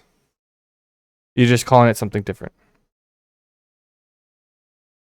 But like judging from that scaling, if D8 plus 4 is 1 round, by the time I get to the D20, that's 5 rounds that I can't use Electric Shock Plus. So I can only do the 1d8 plus 2, which Electric Shock Plus my d8. Oh yeah, 2 MP gets a plus 4, gets an extra plus 2 on it. No, I like I said, in practice, I normally wasn't using Electric Shock Plus. Like I'm not doing D20s every turn for a whole battle because I could only use it 5 times and I'm out of MP. Literally, I'm 65. I'd have 10 MP left or whatever. But like, it's one thing if I'm like limiting myself because I'm trying to conserve MP, and it's another thing of having a rule saying no, you're not allowed to use in consecutive turns. Do you get where I'm coming from? Yeah, I get it. I'm just trying to think. Because I want the stat to apply to something. The cooldown bonus? Yeah. Well, potentially. It's a little frustrating. I wanted the power stat to matter more. Like, I know you guys get your MP from it, and the effect bonus, potentially elemental damage reduction, but other than that, like strength, speed, give more concrete bonuses. Well, it's also on the whole fact of like that Electric Shock Plus is the reason why like the Man Bear says I can do way more power than him is because that Electric Shock Plus like it scales with all my abilities. So like I wasn't using directly Electric Shock Plus every turn, but like if I decide to use an EMP wave, that stems from my Electric Shock Plus, and so by like increasing the EMP wave at the same rate that I would for Electric Shock Plus, like I can like it applies to all my other abilities. So like if I mean that would limit me to like okay, one turn I can do a D8 plus 4, but the next turn I am at my bare minimum damage type thing. Well, with the cooldown reduction that I have, you would be able to do the D8 plus 4 every turn. Is when you do D8 plus D10 plus 5 or 12 plus 6. If you did D10 plus 5, then you would have to wait a turn. 12 plus 6, 2 turns. You see what I'm saying? Well, I don't see a cooldown on his on frequencies hot and cold. And he has then that's a lasting effect too. Yeah. No, Yeah, we were talking. I mean, like, you know, yeah. Like, I know he's got some pretty busted debuffs. No,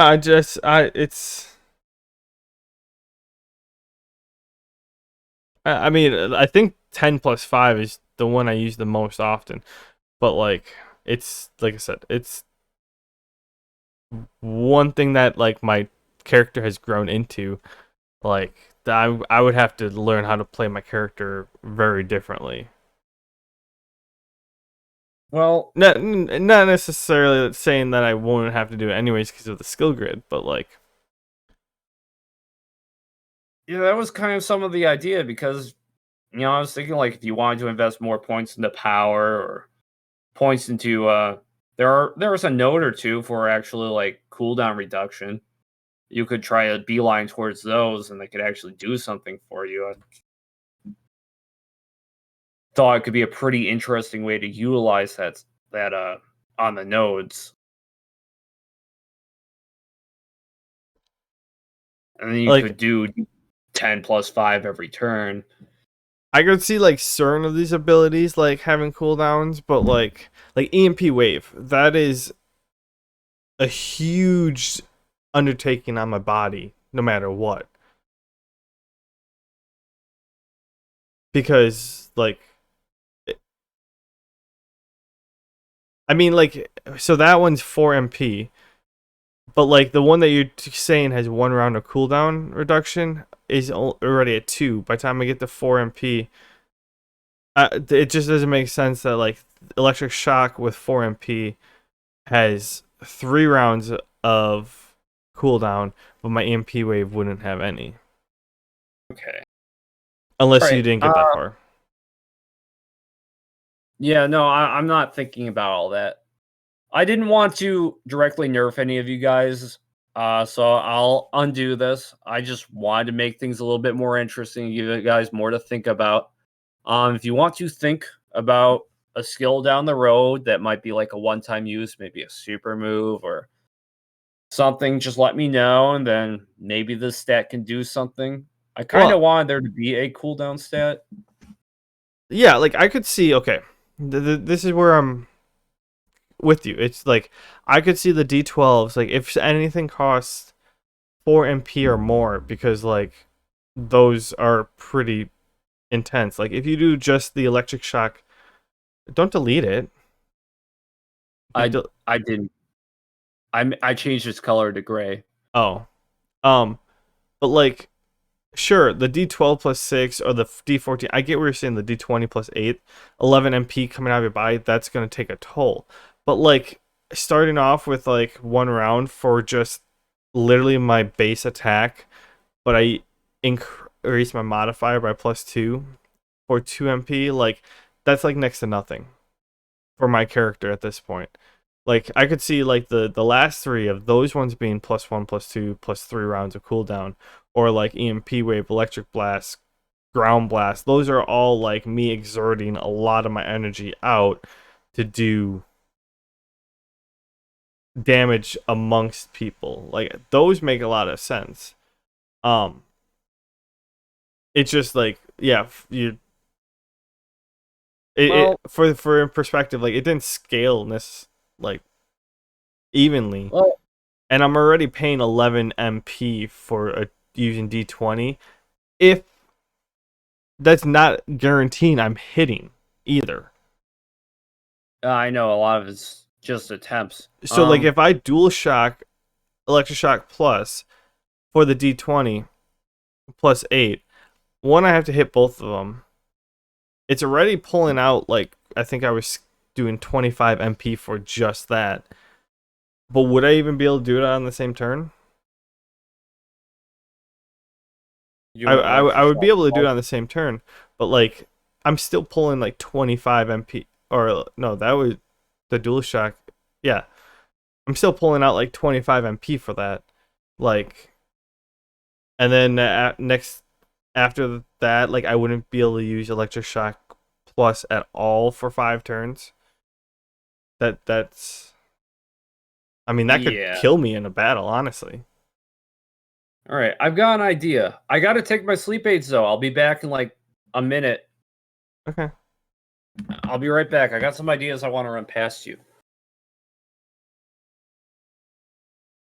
I'm gonna grab a drink then.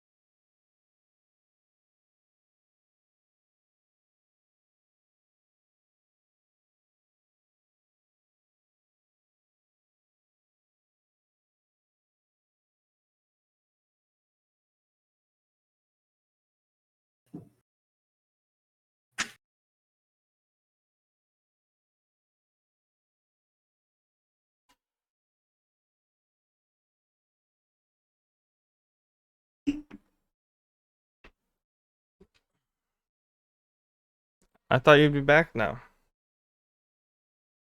Yeah. Yeah, it turns out I don't have any more sleep aids. So. Anyways. Okay, so here's something I was thinking. And I initially wanted you guys to be able to do this, but I never communicated it very well. So you see your skill like Electric Shock Plus. And you see all the skills beneath it. Yeah.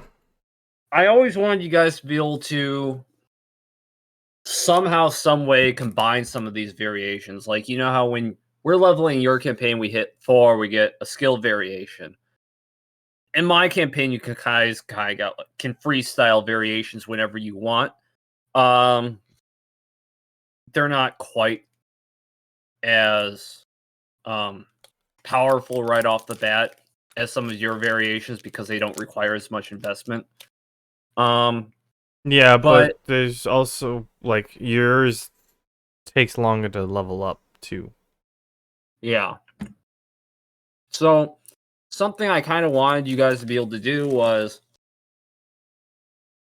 somehow I wasn't sure how to incorporate it or really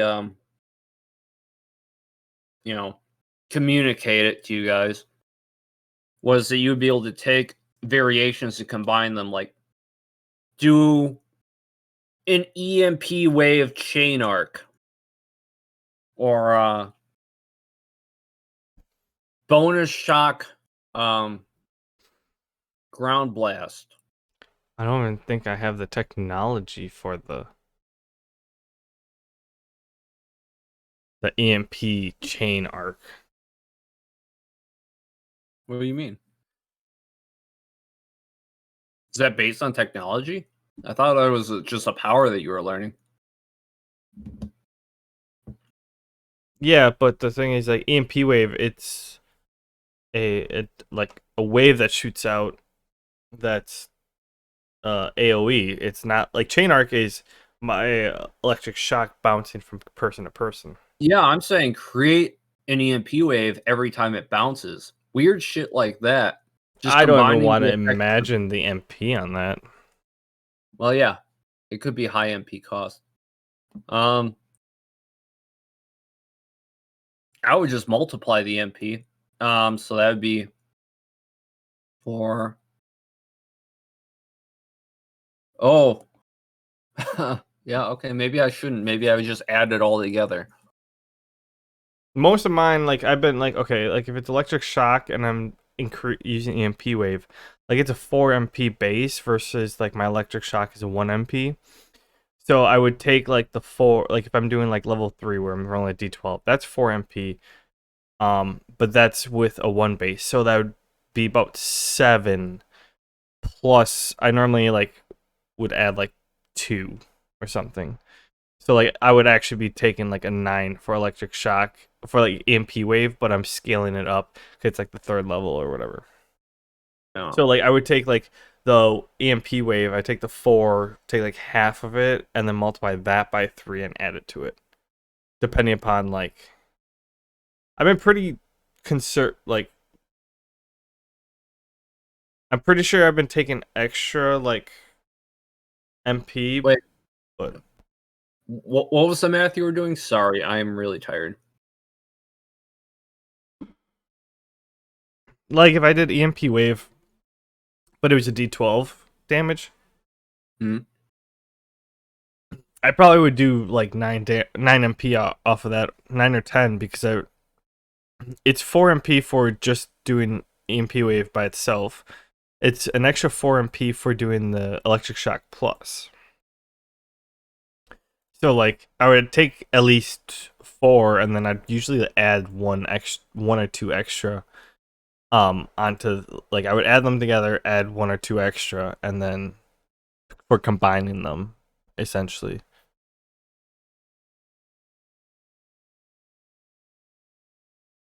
All right. So like, and if I did a EMP wave, but I did my D20, I probably am taking like 16 points out for that one. Yeah. Even though, like, if you add them, it's 15. What if combining two variations together, but only using the MP cost from the one of the variations could be considered a super move and would have a cooldown?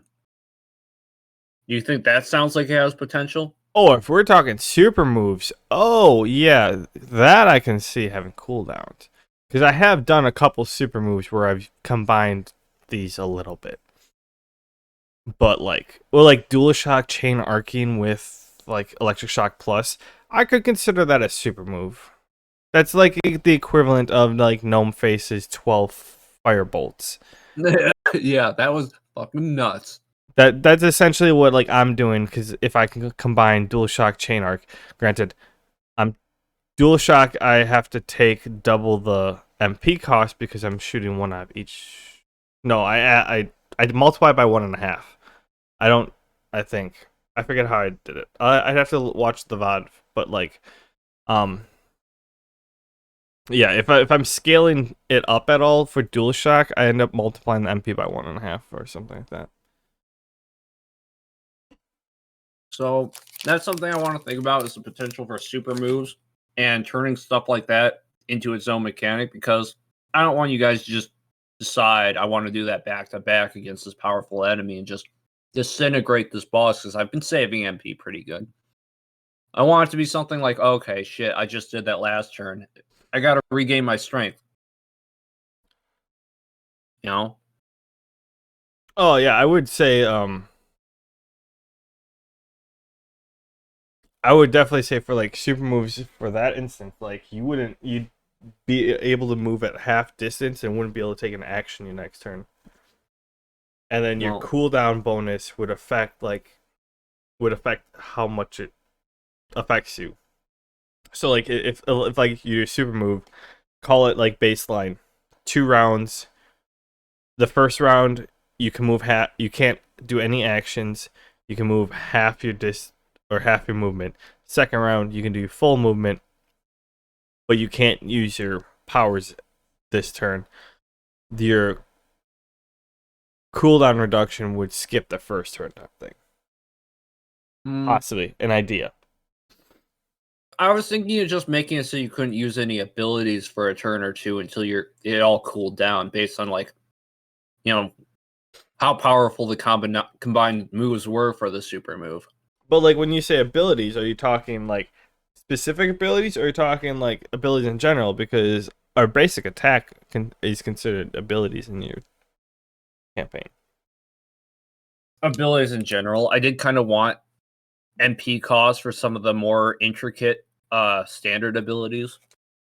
Well, what I'm saying is like if you have the like amp, am I going to be able to like throw my tomahawk or like attack with my tomahawk the next turn, or no?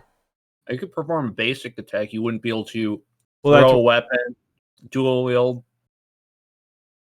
Okay, so the stuff and- in blue, essentially, not the blue plus, but like you can use your basic ability, but you can't use anything. Right, Spend that's off. what I was thinking. Yep. Okay.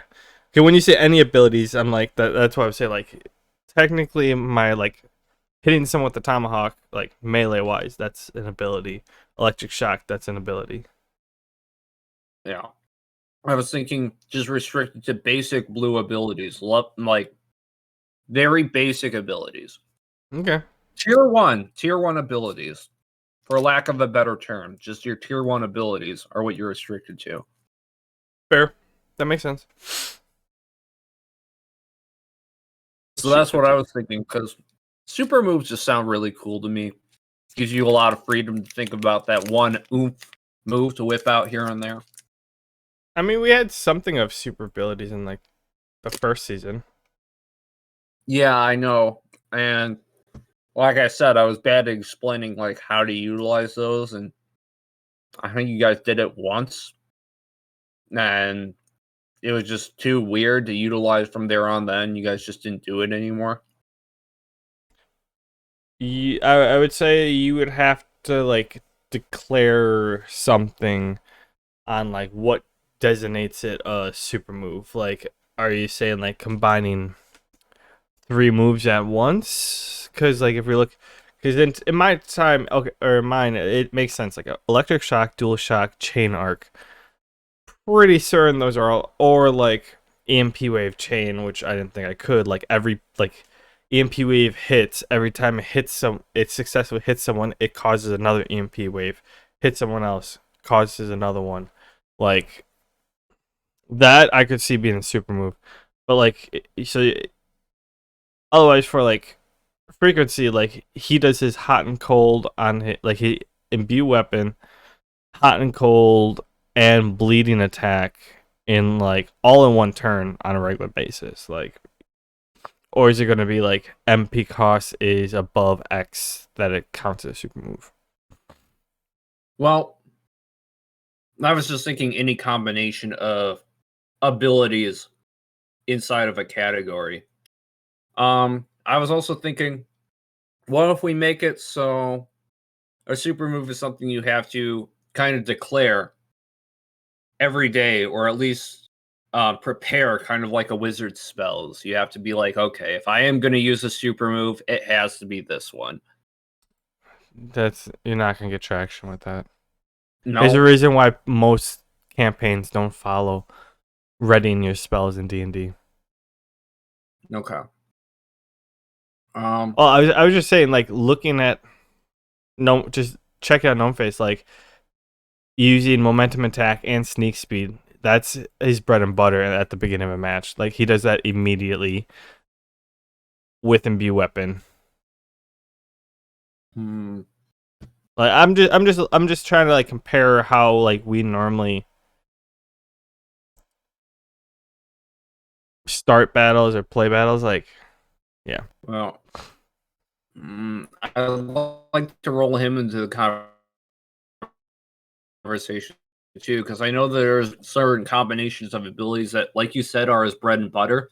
I don't want those all of a sudden become a big deal every time he uses them. Oh, you're using sneak speed plus imbue weapon. That's your super attack. What? No, I do that all the time. I don't want to just fucking throw that at him. I do want to see how he feels about this. No, I'm all for doing okay, I should say I'm all for like if you want to incorporate like a super attack or like superpower ability where you like combine a couple things or whatever, and you take a penalty for using that in a battle, like a cooldown or whatever. Like it hinders, like you get exhaustion the next turn or two. All for that. Like, hey, you can do something really cool, but like what they don't show you in the movies is like he just performed this awesome attack. Some of them do. It's like, oh, now he's getting wheeled off on a stretcher, even though he just killed like 1,000,000 people. Like he spent his entire energy. Like completely makes sense. All for that. It's just like coming up with how we designate what the super attack is, if we want to call it. Yeah, that's the tricky part for me, because I want it to be based on skills that you guys develop, so it feels like your own. It feels like something you guys made and slapped together. But at the same time, like I don't want it to feel like skills that should just be able to be used together are all of a sudden considered super moves. Like I could full out like okay. I could see this being a super move or whatever, like ground blast. Hits ground, sends sparks in all directions. So we did in 6 points. Right? You remember that? Or 8 points. Up, down, left, right, and diagonals. I remember it. Yeah. The super move of that is literally ground blast, and on wherever the points end, EMP waves. Ooh, I like that. Like, for sure, that's a super attack. I like that. But that like sounds really in that instance, like that is huge amounts of like, because if you calculate, that's what 8 EMP waves on top of the So I'm doing 32 MP plus the 4 from the ground blast. Like, I'm 36 MP. That's half my MP. I'm for sure gonna be feeling it after that turn. Granted, if you do like, oh hey, if you do that, you take half MP cost or something, and this is your penalties, you can't do shit for 2 turns.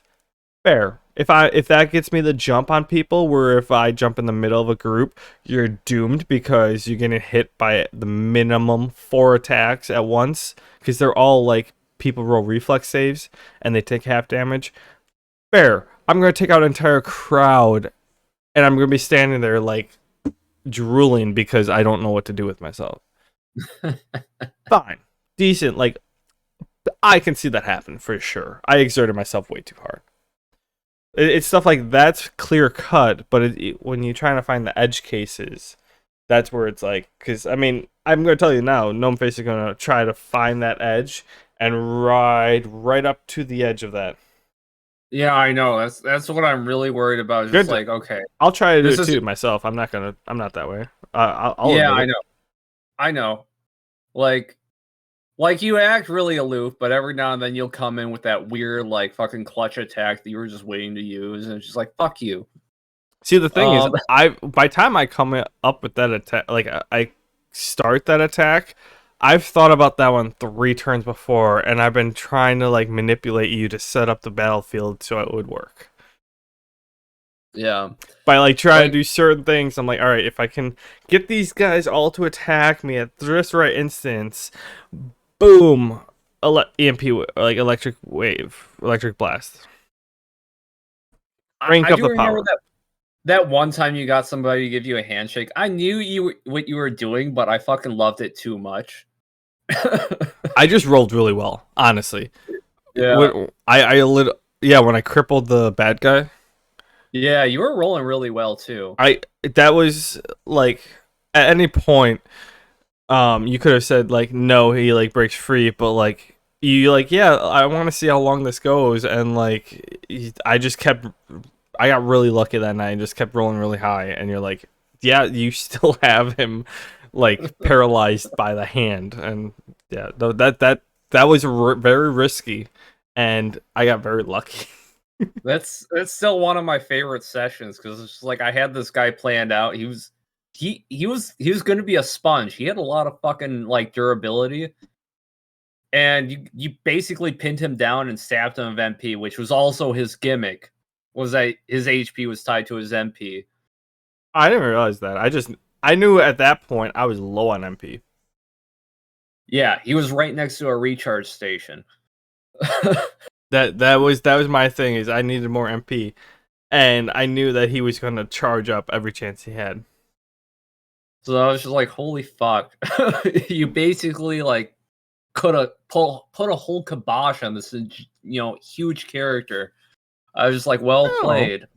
It took numerous turns. I remember, even though I did handicap him, like it still took like 10 turns for me to actually take him out.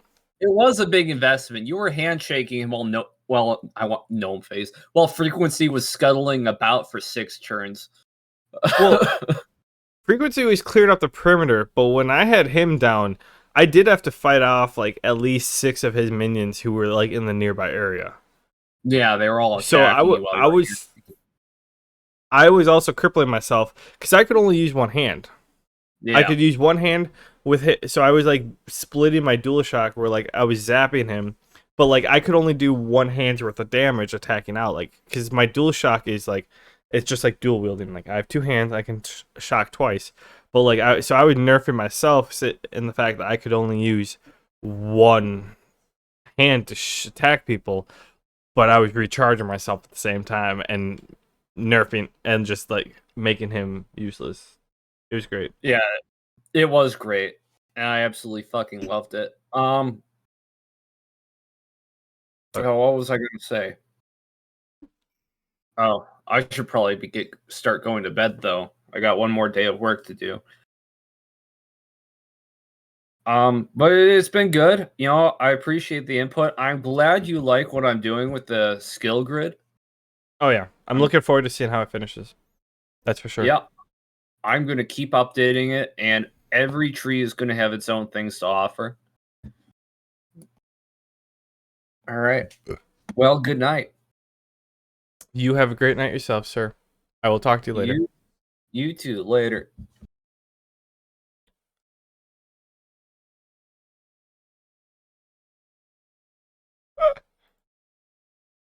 Wait, who missed?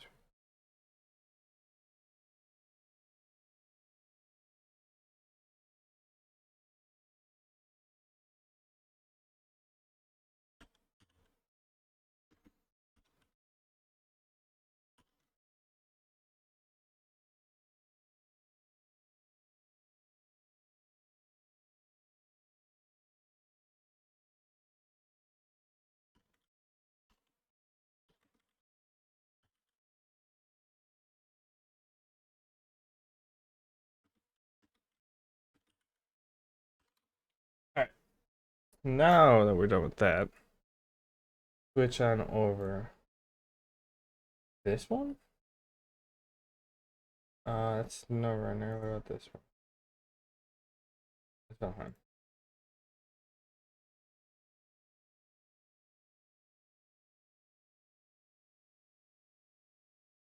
I'm gonna use the bathroom, and then I will be right back.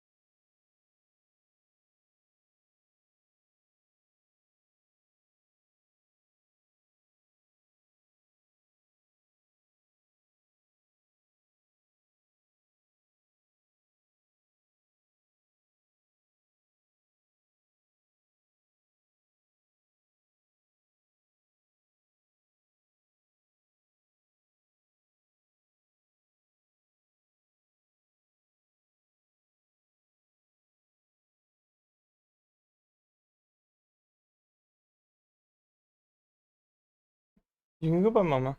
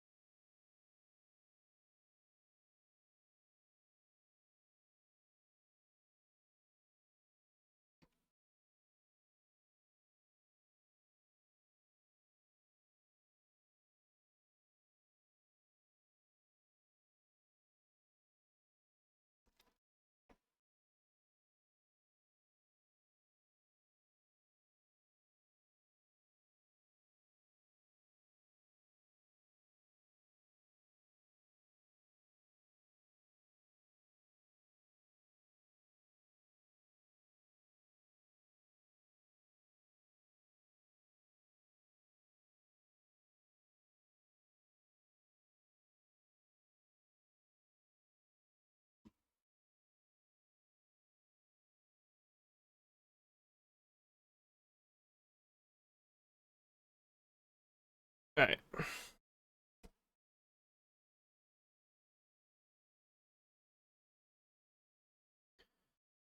So where was I? Alright, I finally getting stone brought back in here. Because that was not happening. So this is where I'm at. Did they encroach? No, they didn't. Wait, they might have. So I know I have to push them back.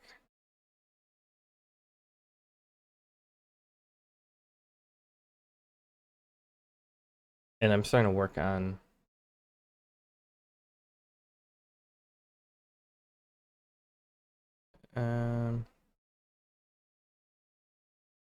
all the military science right now. I don't have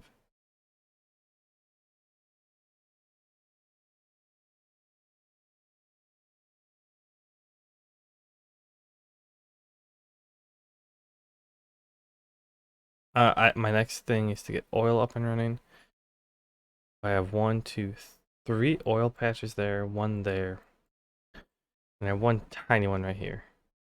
Oh, I built my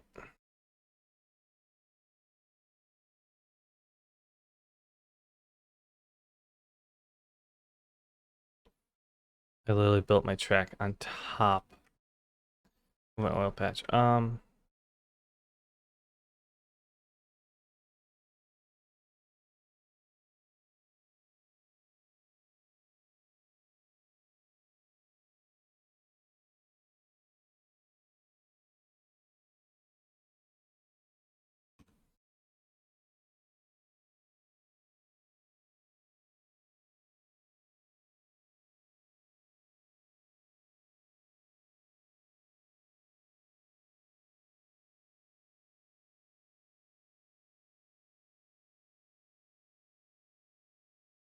I need to fix that.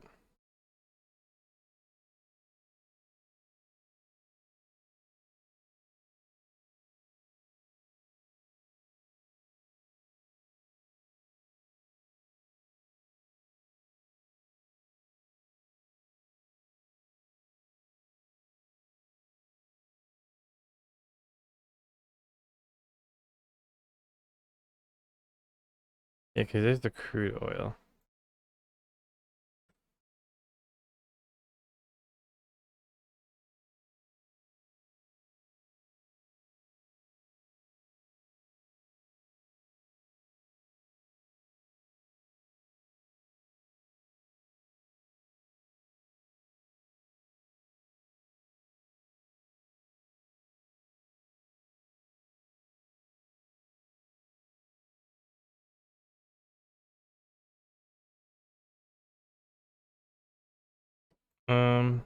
Let me back that up a little bit.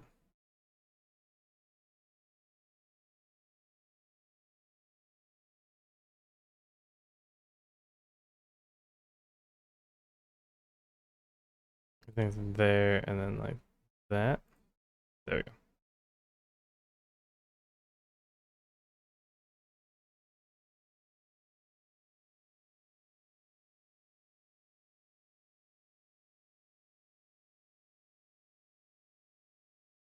Okay.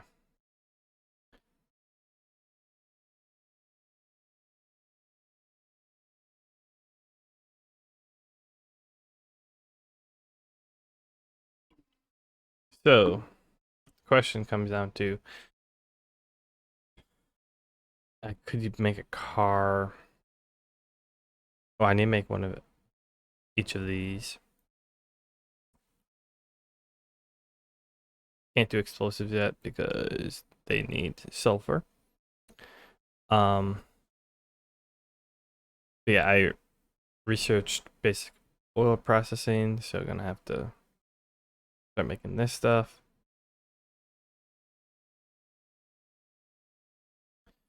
I need pump jacks though. Do I have those being produced somewhere? Wait, this means build, right?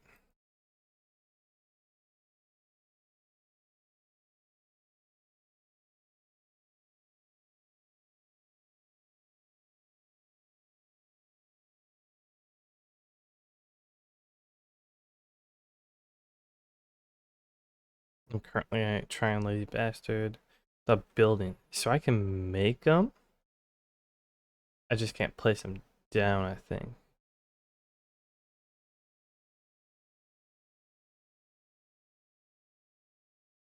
Okay.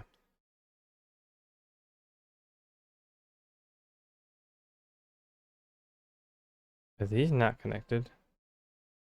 Oh, they are. Okay.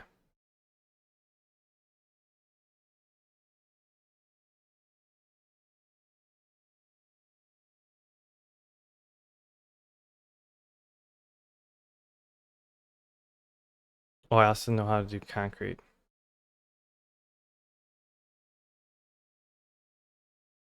Which I have to do assembly plants too.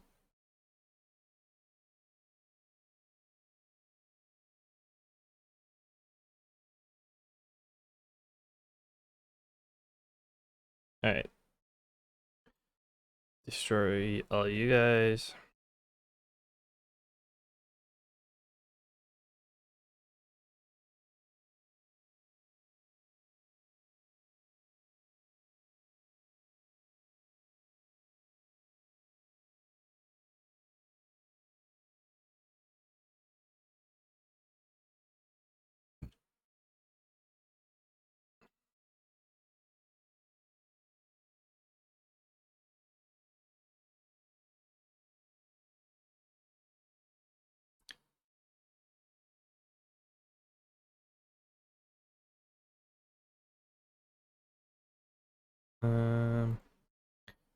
Throw you in here. Right. Get rid of the pistol.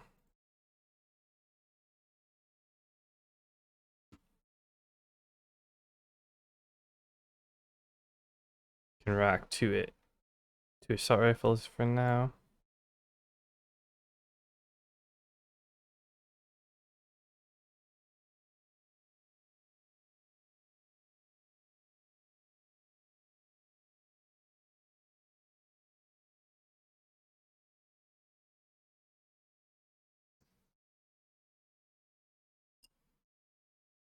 Alright.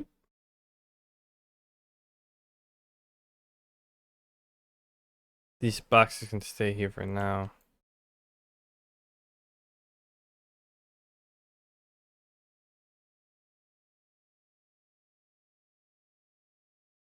That's plenty in there.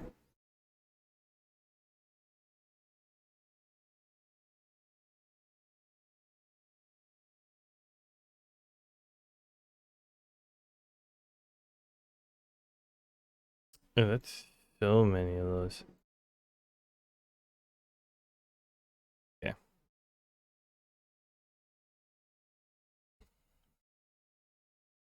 That's fine.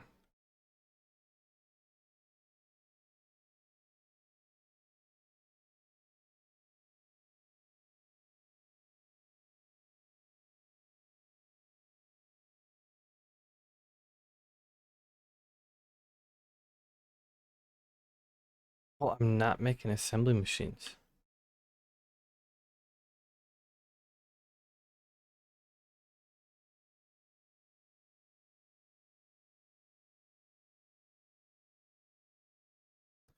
Oh.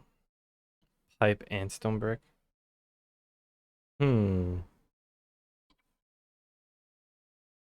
that also takes electronics work. Okay.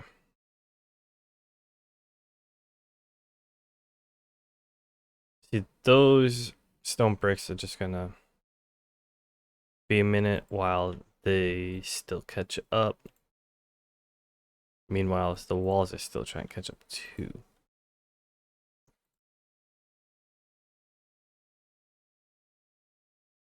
So, which the walls will be necessary for up here yet. However, I do it. You know, I need to get a radar up there. I have some radars. Let me shoot up here and place a radar.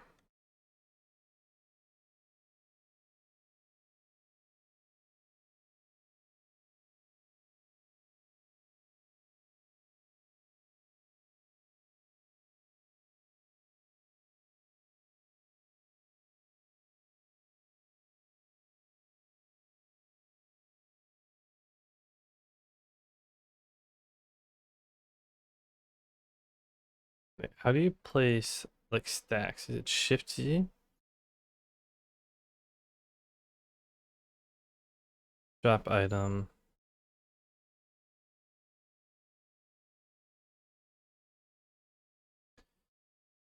Hmm.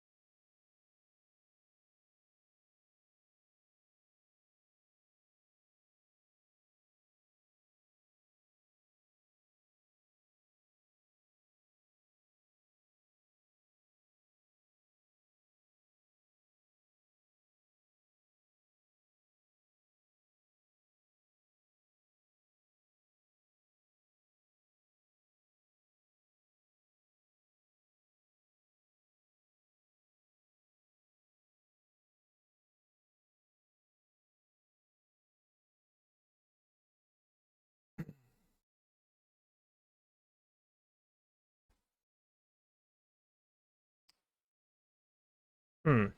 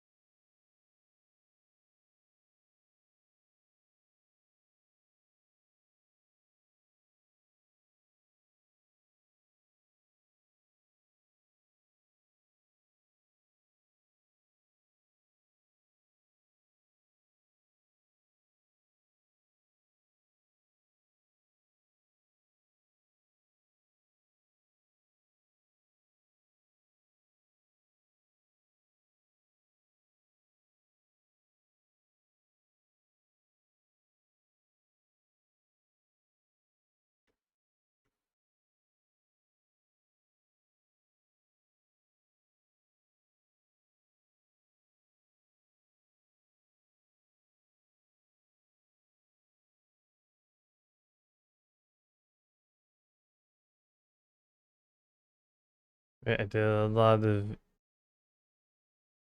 undos there.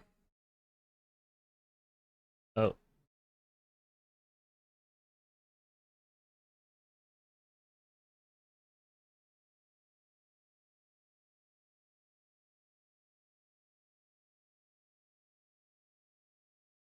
Oh, that's how you clear those. Okay.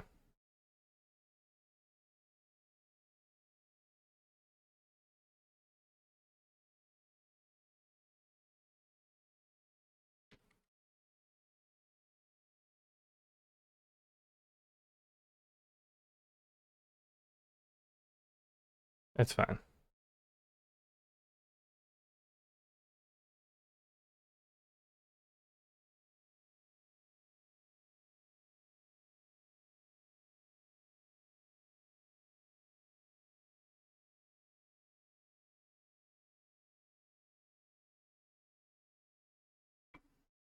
Opera Focus is not gonna put enough stuff in it.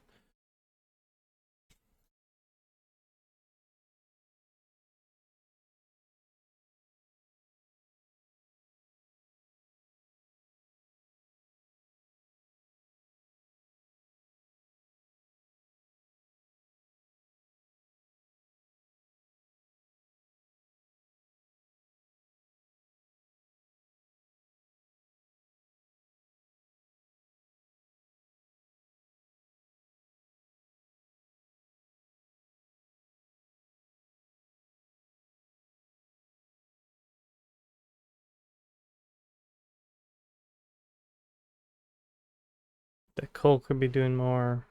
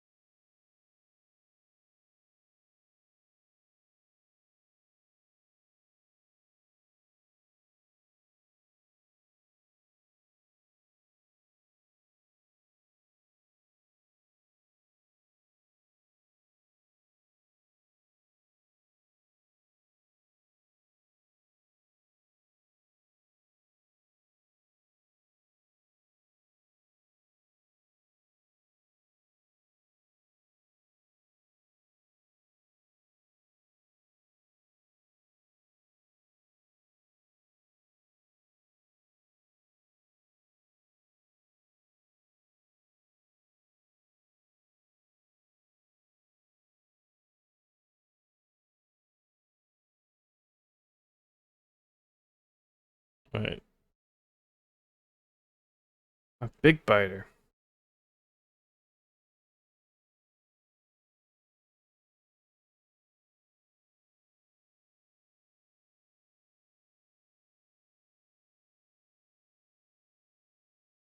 Like they're evolving and I'm not even at. Like pollution is nowhere even near them.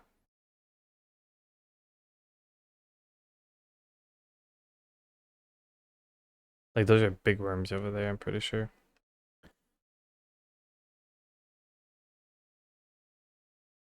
I would like to put stuff over here, but that's just way too many biters for me to fight right now.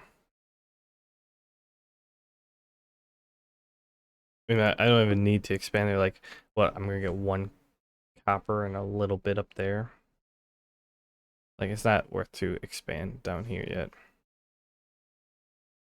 Up here, on the other hand, I need to keep an eye on these guys.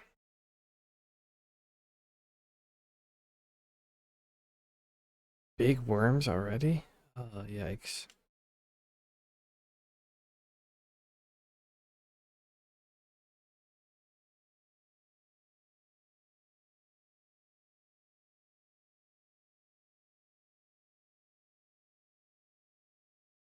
Yeah, once they expand up here, then I'll have a little more idea.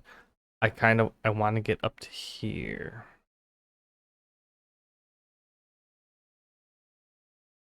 So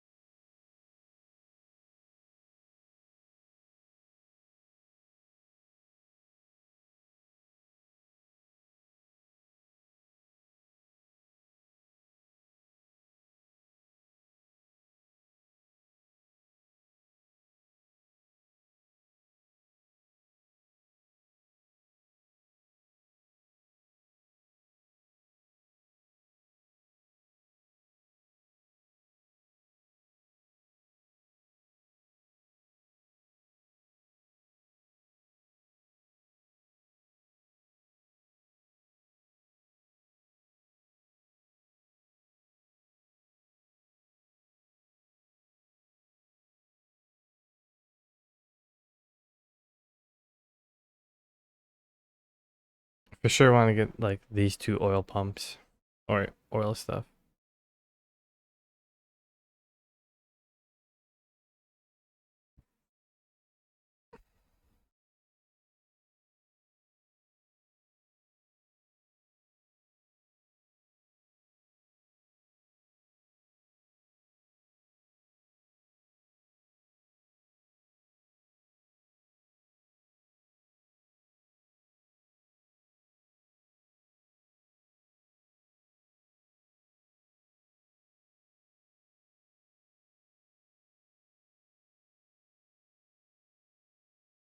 I'm gonna be going for that one pretty quickly. Oh, it's looking over there. Okay.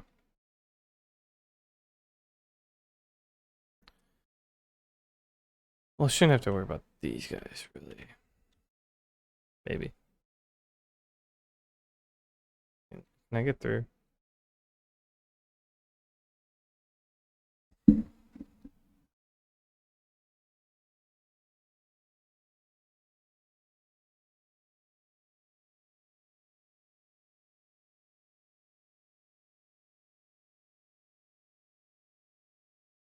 some reason that one doesn't have ammo, but all the rest of them do. If these guys decide to attack or encroach, like they're going down.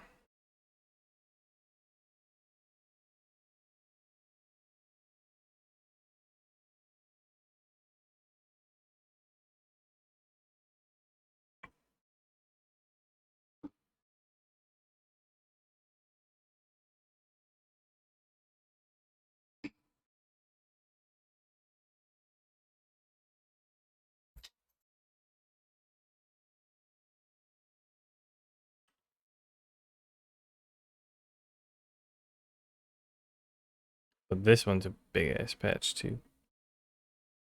All of these are actually pretty. That's small, but anything above 2,500, I think it's considered pretty large.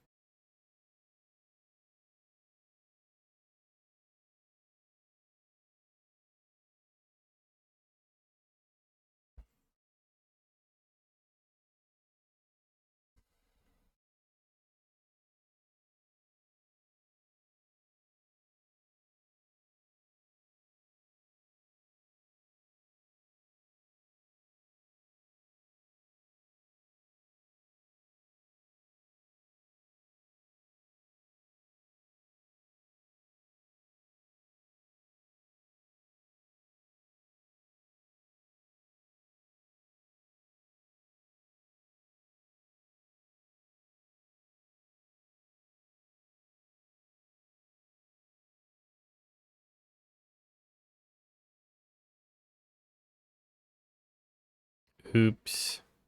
She's on the way.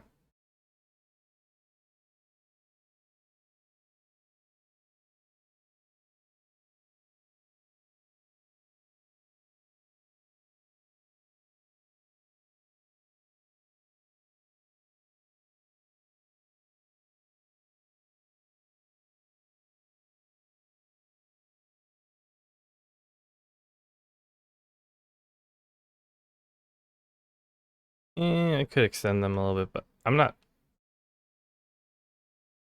really hurting on copper yet. Coal, I'll be getting there somewhat soon. See, copper's all built up.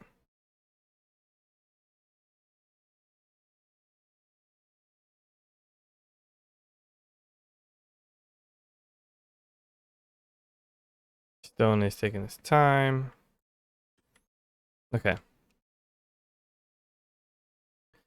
So I have grenades.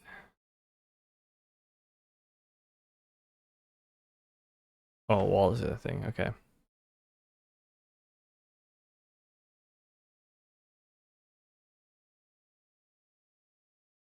So I have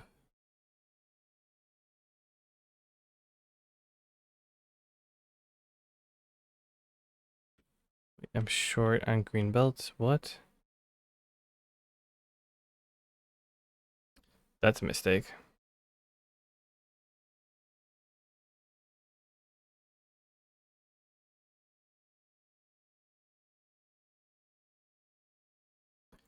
So I do have all the reds as well.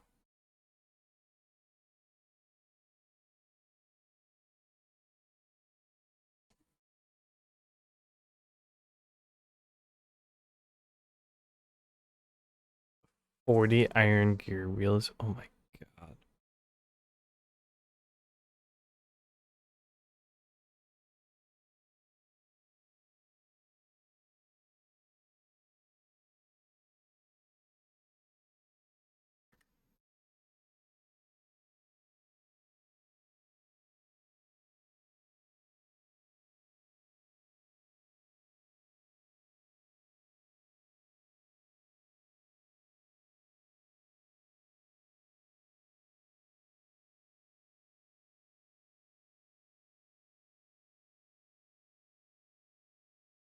What was the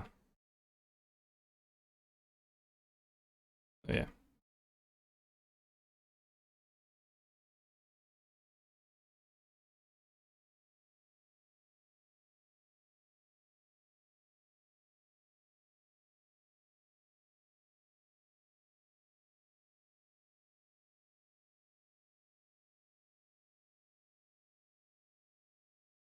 And then we need to do one of each of these. 5, 40, and 10.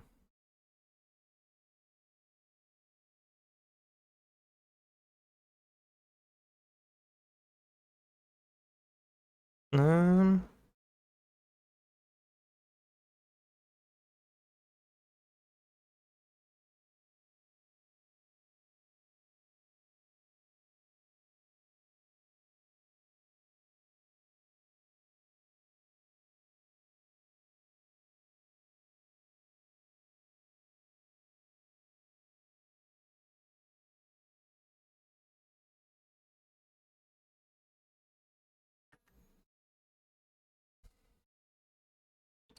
so if I did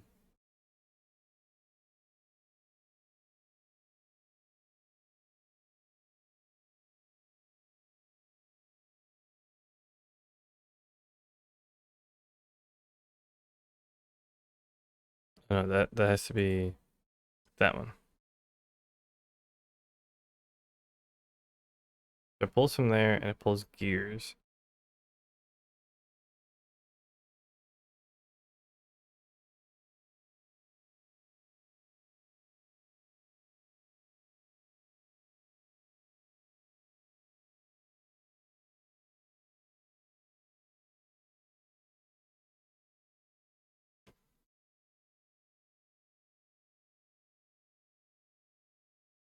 Hmm.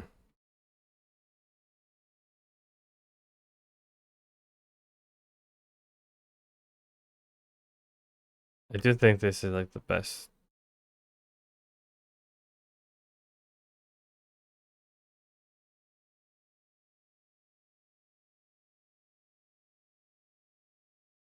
Wait, but getting these to the spot is the question.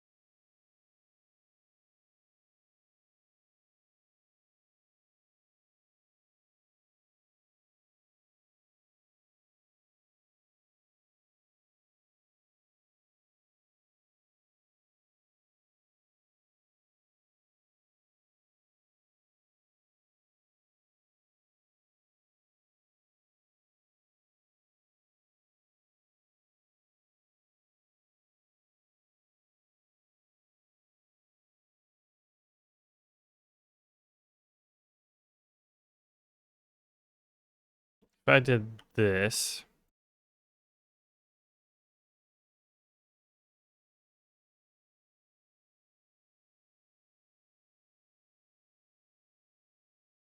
that's an issue though.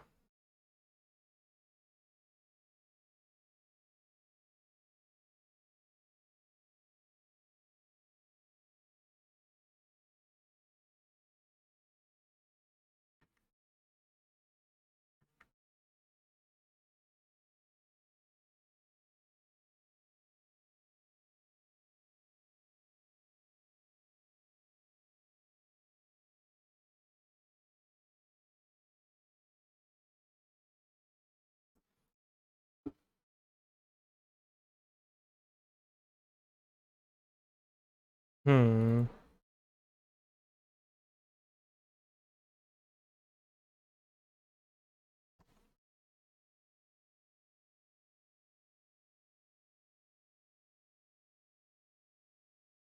Okay, now we're getting somewhere.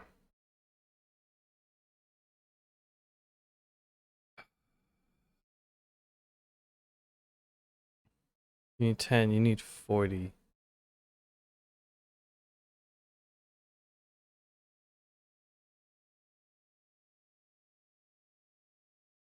Yep.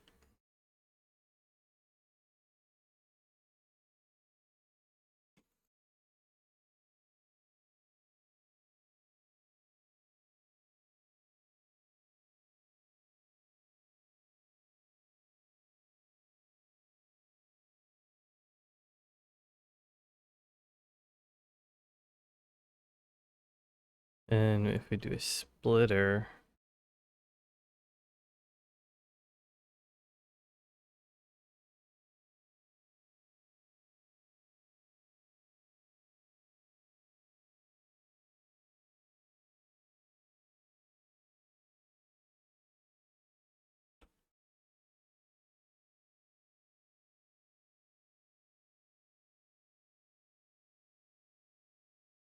that is 2 of them.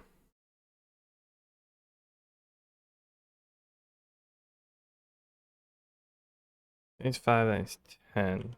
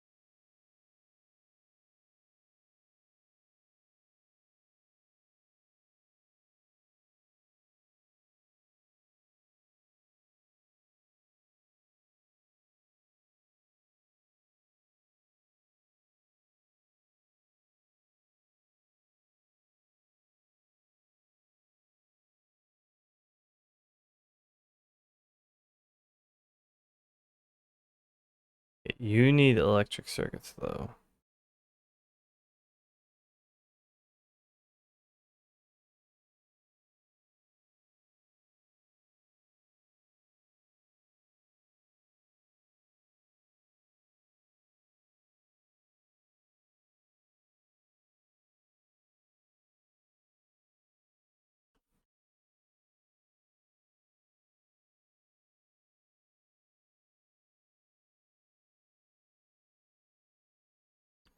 And then we do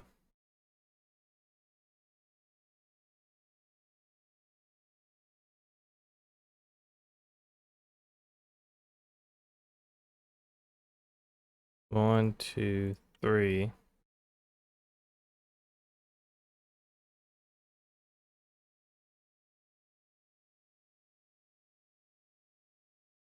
I don't really care about blue right now. I don't think I really ever use blue. Probably because I don't make it that far. But that's a different story.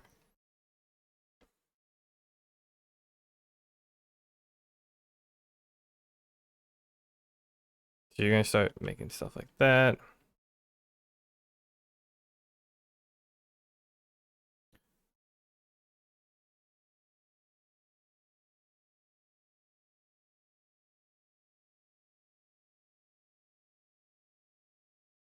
Purple.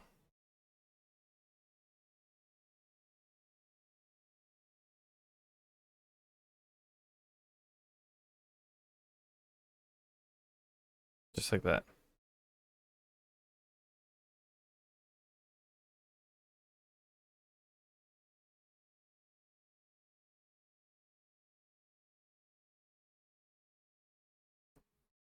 All right.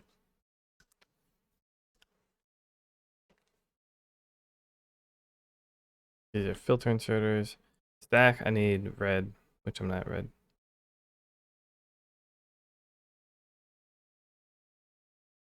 That needs iron sticks for some reason. But it's iron plates, so stick is fine.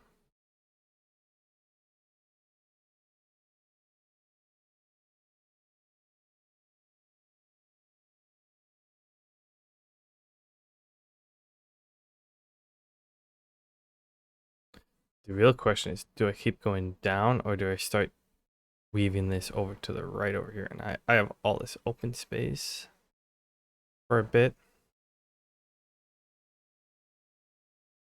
Like all this over here. I can start moving that way. And I can avoid this copper patch, or I can go shoot past it. Actually, I have space over on the other side. It depends on how many underground belts I want to use.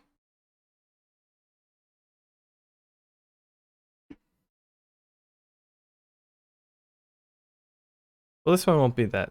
It's just electronic circuits and copper. We're pulling from 1 and we're pulling from 4 twice.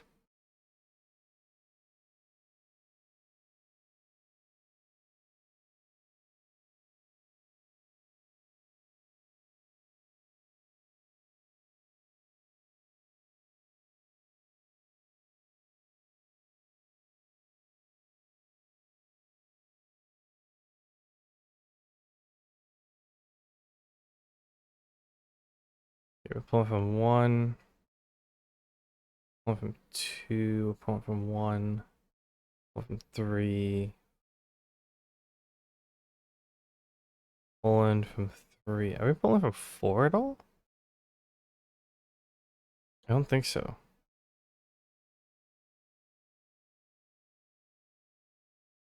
Oh, we're pulling from 4 there.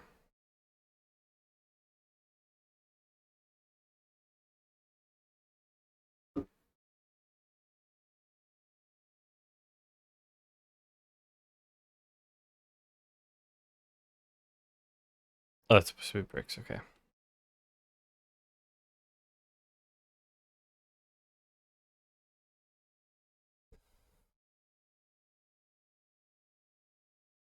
Yeah, no, that's just how slow they are because I'm pulling all of them for the walls. Once the walls catch up, we'll be fine.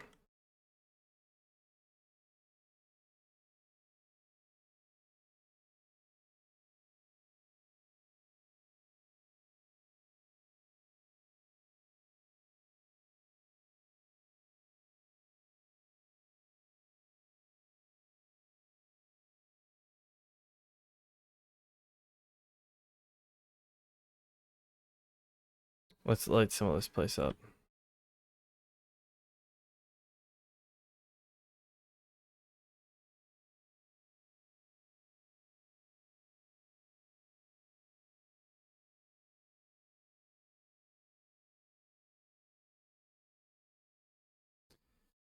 Okay.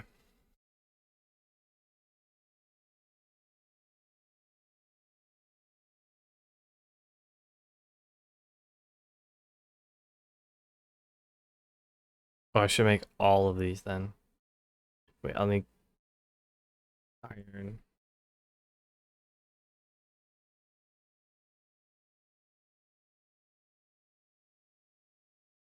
So I need copper, green, and iron. Which the copper being converted, the iron will be converted. So green and iron.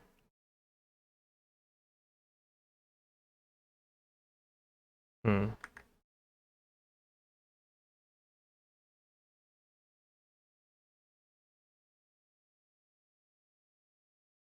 Which one? I'm pulling from 3, right? Yeah.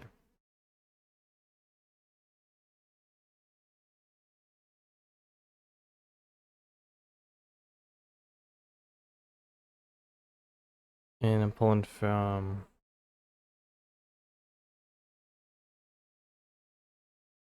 3 over here as well, right? So 1, 2. No, I'm pulling from 4 because it's only getting pulled off from there.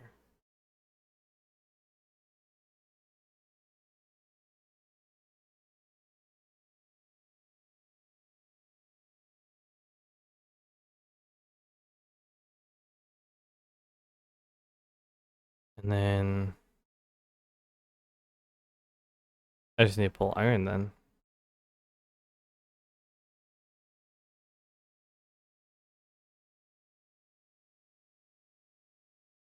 It's got balance, so it's fine. Um,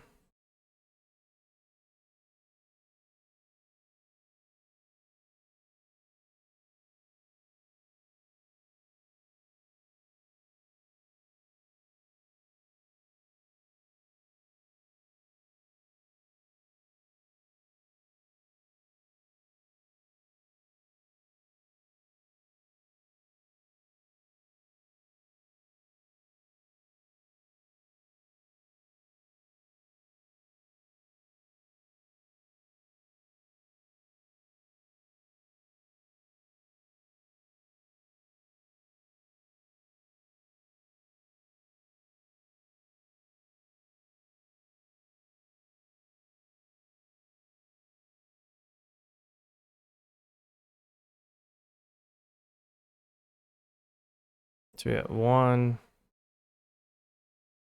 Got 2 2s, 3 1s. 1 4.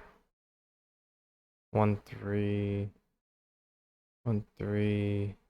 1 4. 1 4. Alright, it looks like doesn't matter honestly.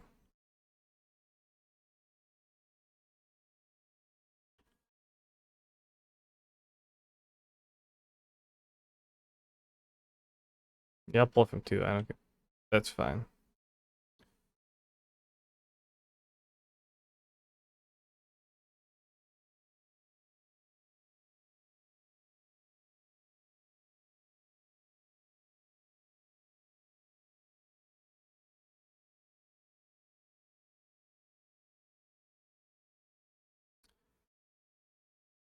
Um,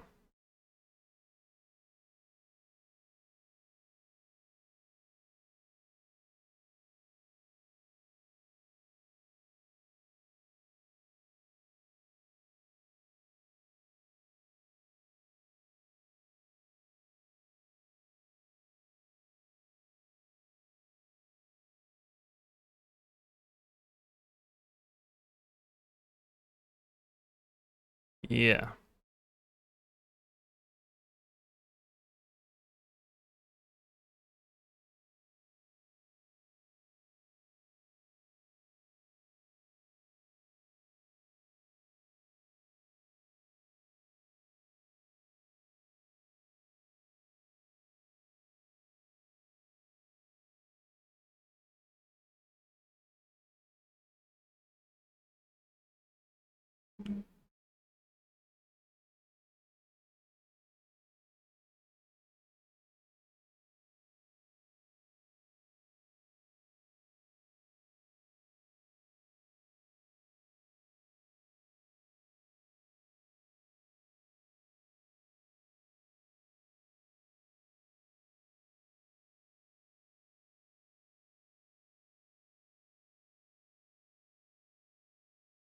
I'll hold off on engines because I'll need those for 1 for pumps.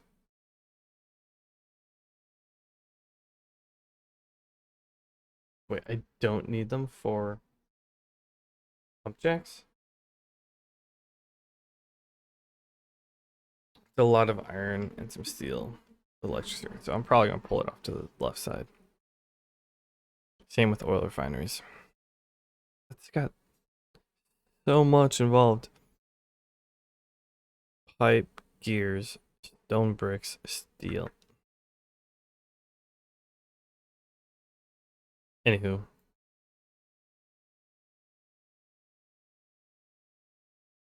Okay. So what do we have? What do we look for? So copper cables. The iron sticks is only for the speaker, which I've never used.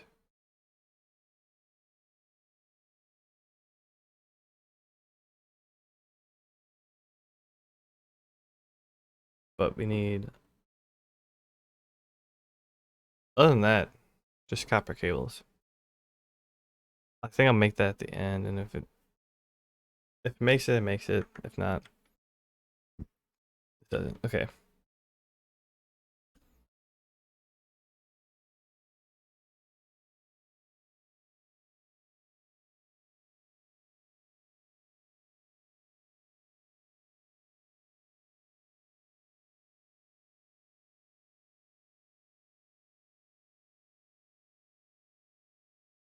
Copper cable.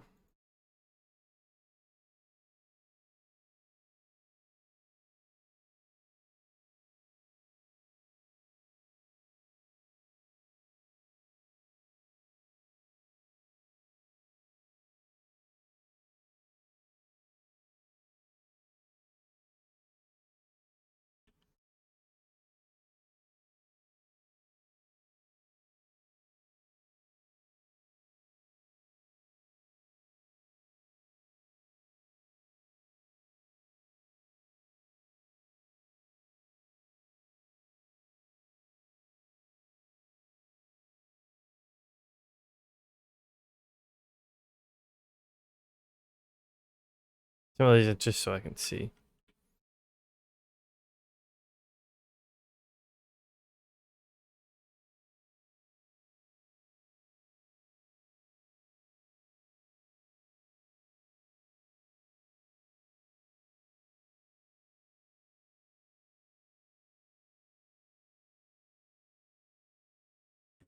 Okay. You are red wire, green wire, combiner, decider, constant combiner, power switch.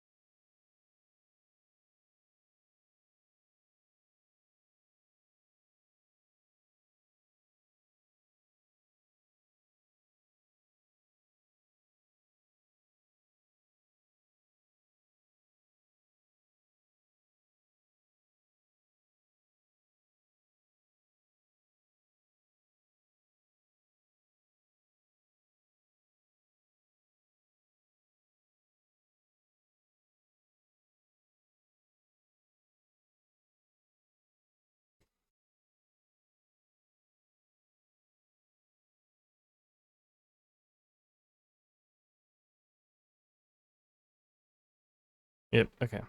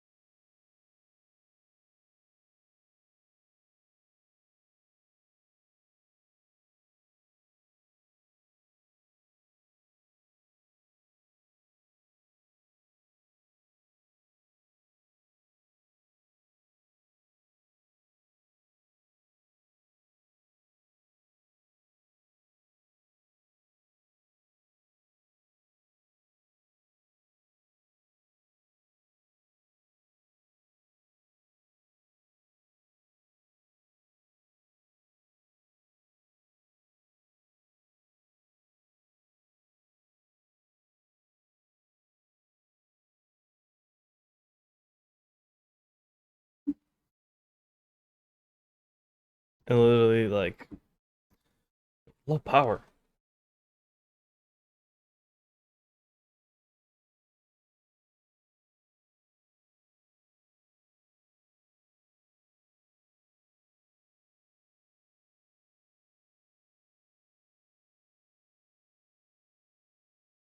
Oh, I never added a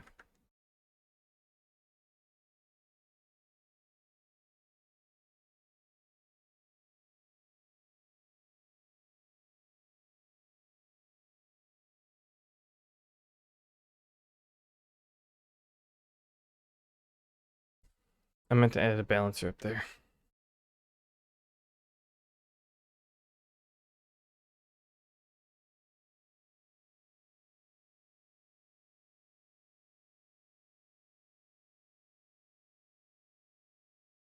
Somewhere where I have space. You could look at how little. Alright, up here's fine.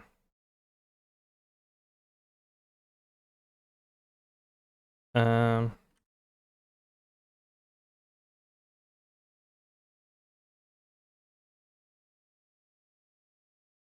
full throughput, or I don't care about both sides of the belt. I just want the full throughput. Yeah.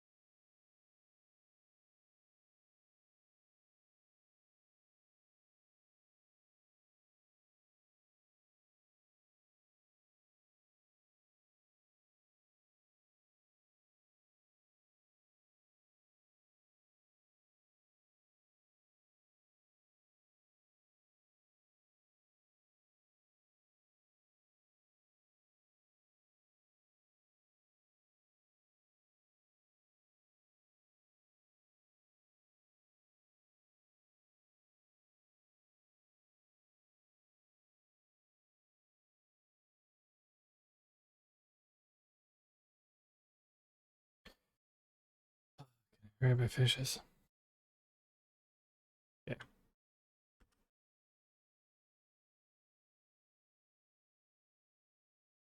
Okay, do I want...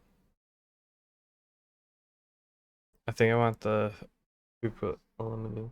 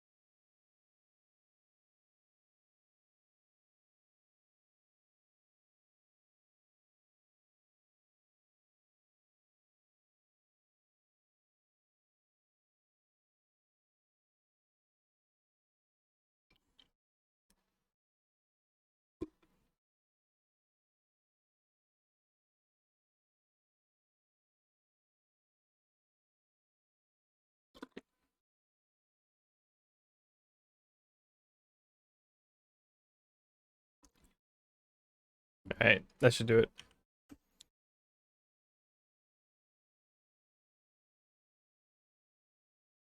Oh, I didn't realize that was off.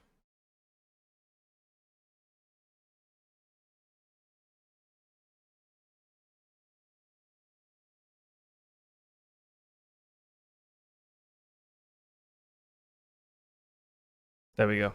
Okay.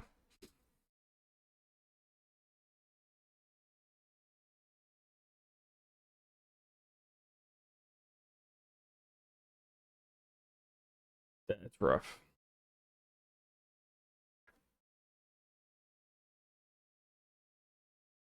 You can see how little of them are working.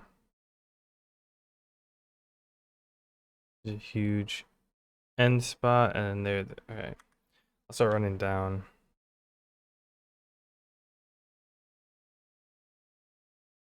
Might actually make a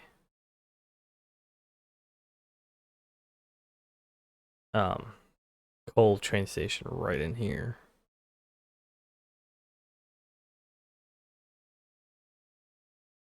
Oh.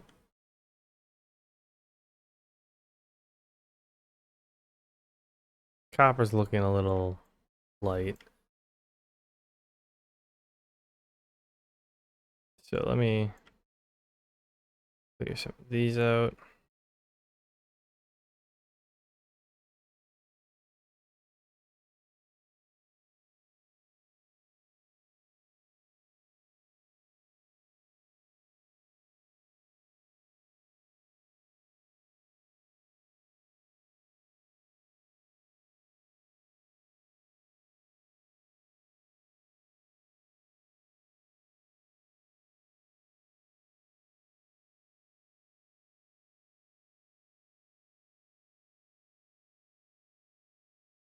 Nothing there, so I can actually come all the way into there.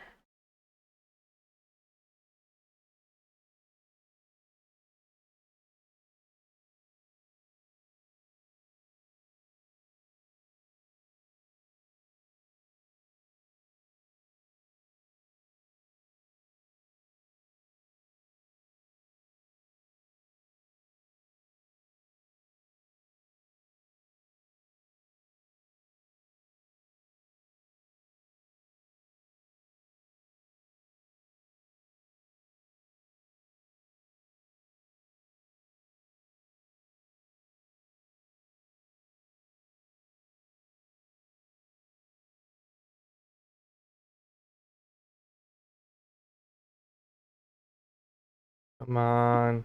Pick back up.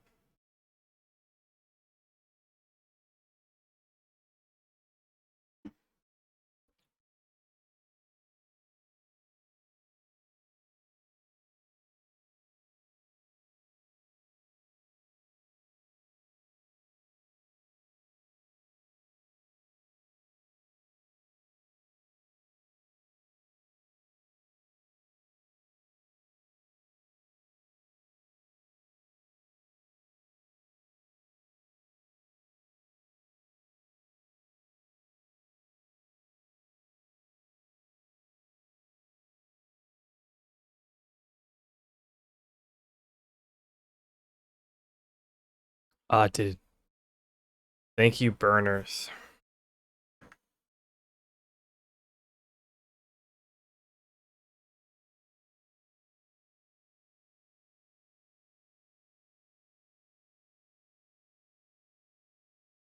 The ones at the end actually get the most steam. These last two.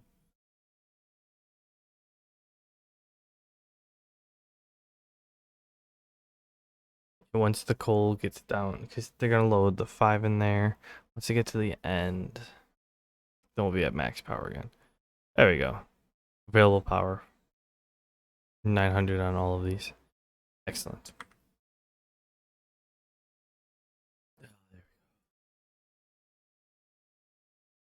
Which I'm pretty sure the boilers only produce...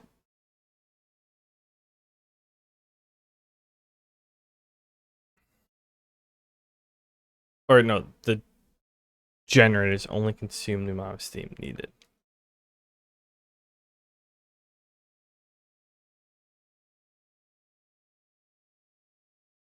Are you still working on... Oh, you're still working on wood.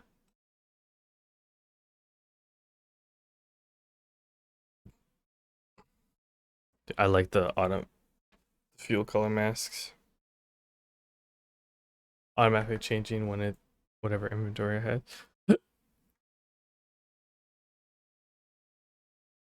Nice mod. Alright.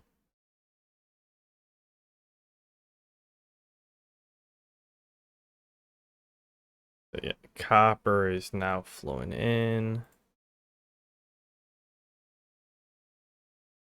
How much is left of that deposit? Oh, 118. Yeah, it's gonna be cruising for a bit.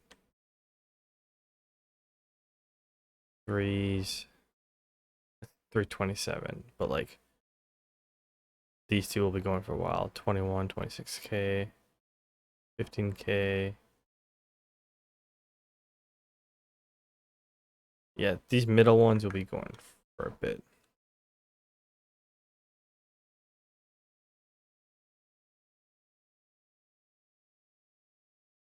How are we on? Walls are okay. Stone bricks are almost full, so that's more that'll get through because the walls are only pulling from the corners.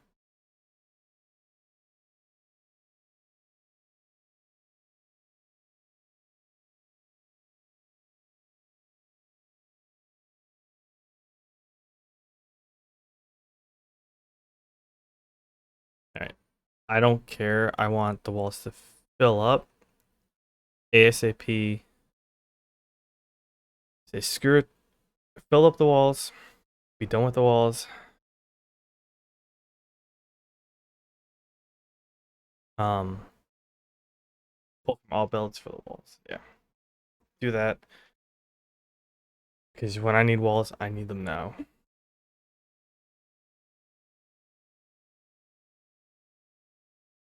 Which I'm not even close to.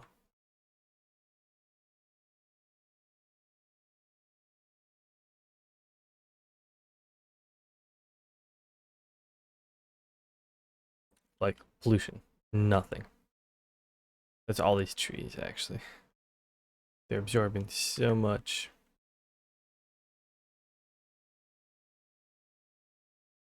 Copper's flowing back in here.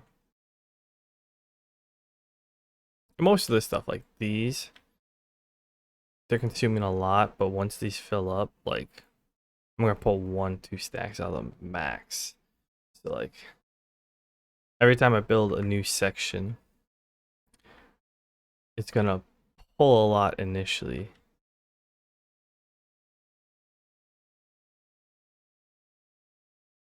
And I'm actually going to grab some of these. Tell you only enabled if, oops, is greater than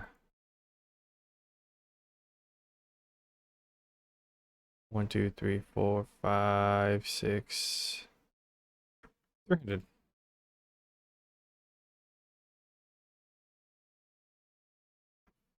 There you go.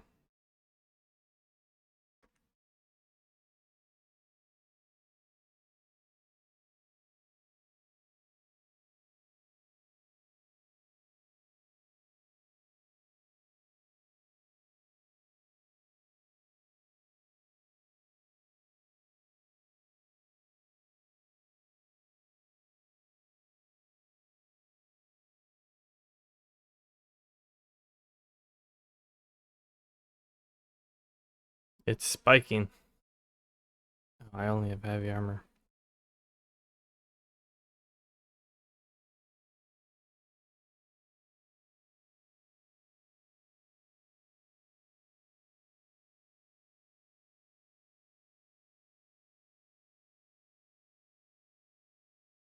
Okay, when this is running full bore, it's 108. Like, come on.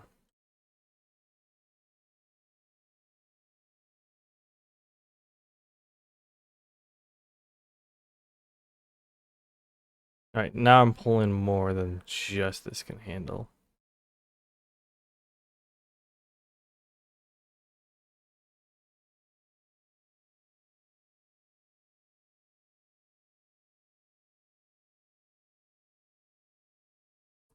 What if I made a train circuit that comes from here all the way up?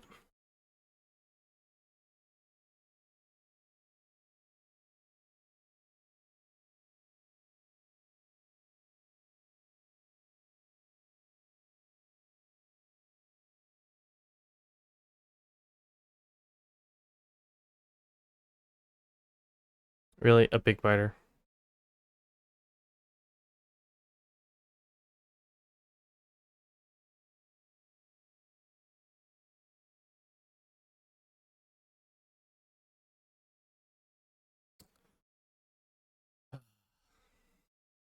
Can't wait till I get artillery.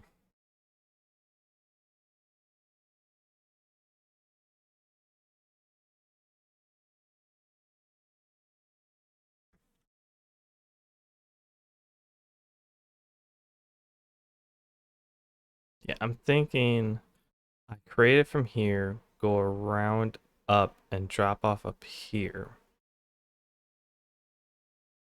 And it just the loop back and forth. That's 2.6, and then it'll immediately be like ready to start picking up from there and going up. And you drop off there right before I can change this to a 6-2-3 splitter, and it will be maxed out the entire time.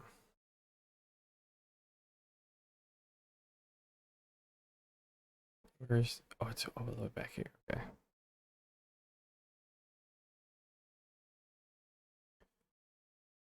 And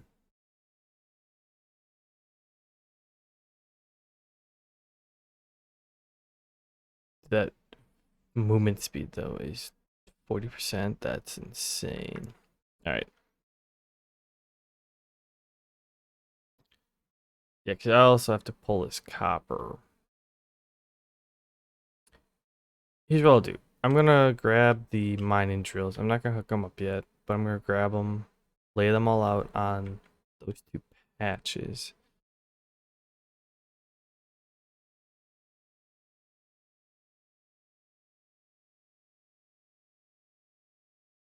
So the copper will be ready to get pulled when the time has come.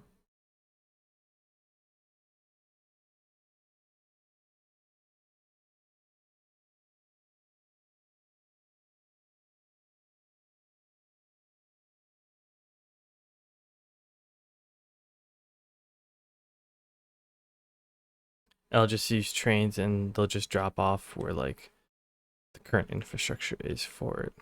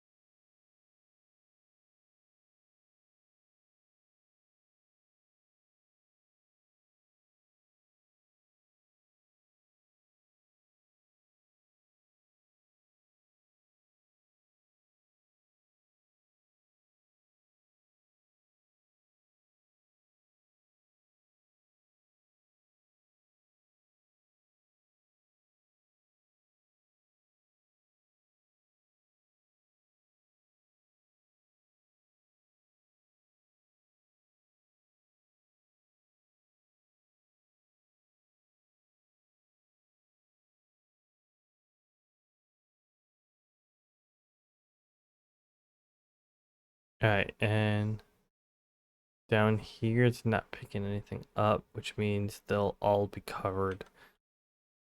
Like, anything underneath the belt.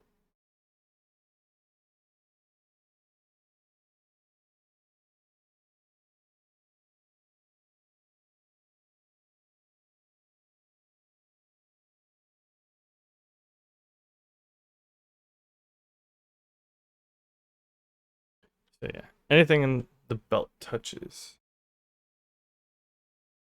or is on will be covered. Yeah, okay.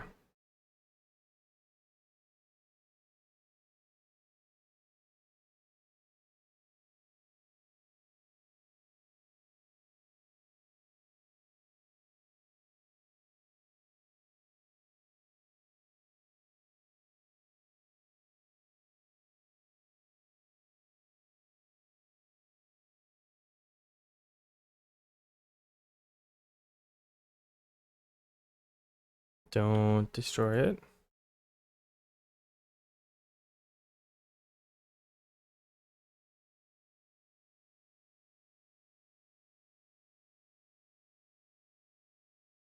Okay, I have some rails.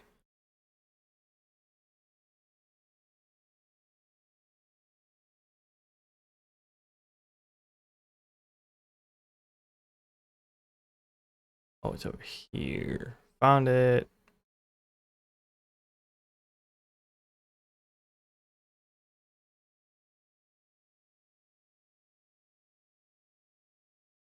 There's so much coal, and in the early game, like, you honestly don't use that much coal.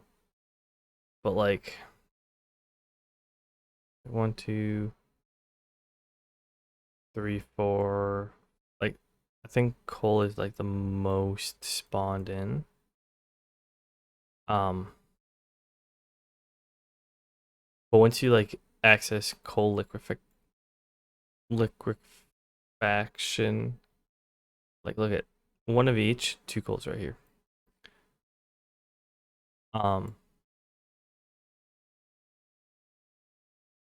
Even here, just 1, 2, 3, and there's a half and half spot up here. But like, once you unlock coal liquefaction, you turn coal into the oils, and then you end up using a lot of coal.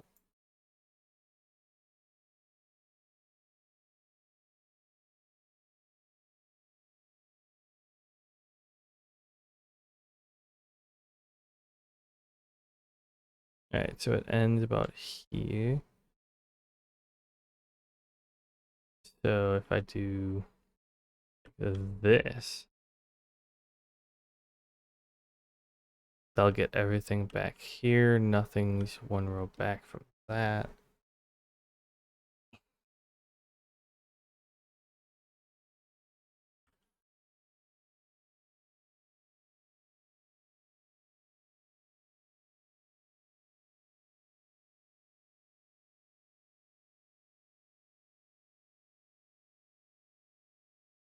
I mean, that's still getting 28,000 coal. So, I mean, I'll take that. It's like a hard edge on this side. 63,000, that's pretty damn good.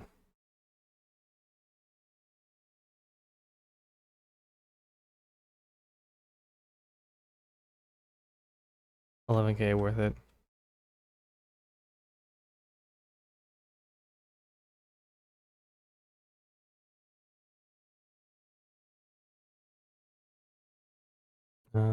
That it will be touched by this one. Sometimes you can see that.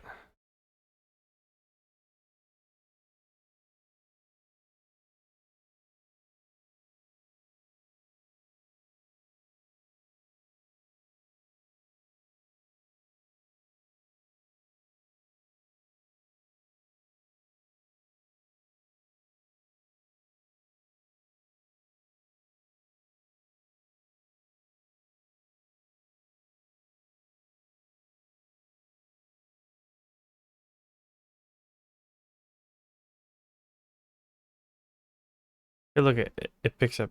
It picks it up.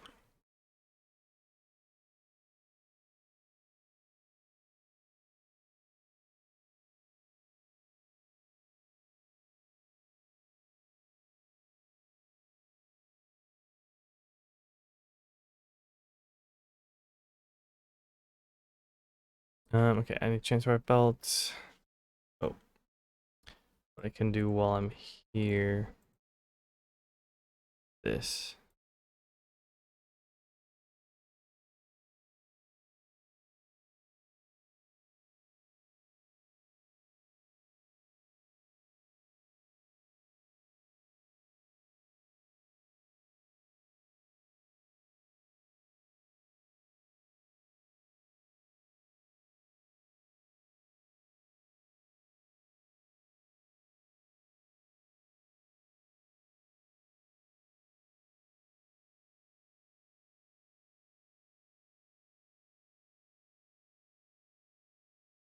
Yeah, sure, that works.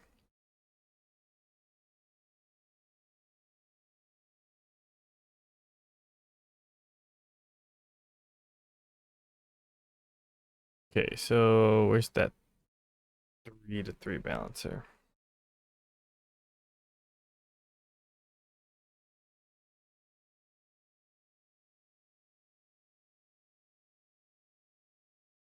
We'll use the quick one. Do it just like that.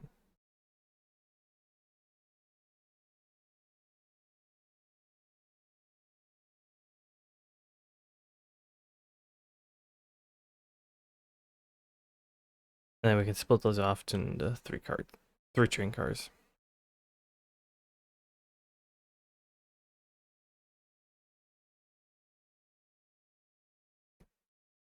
Actually,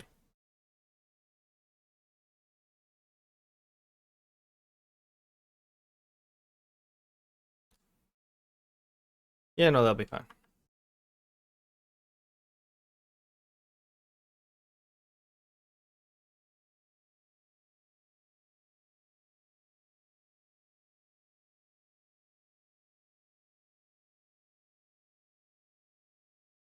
So 1, 2, and I'll have 3. Yeah, so this will be a 6-3 balancer.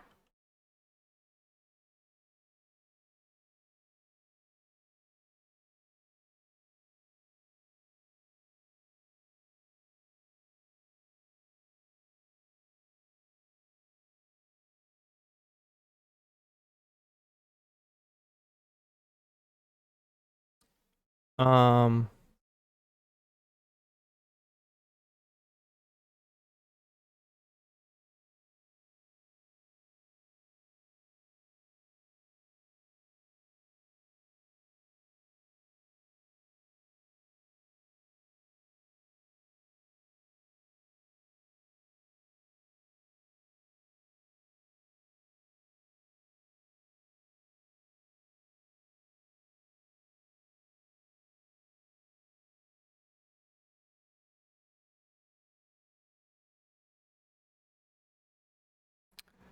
it'll probably end up a little bit like that.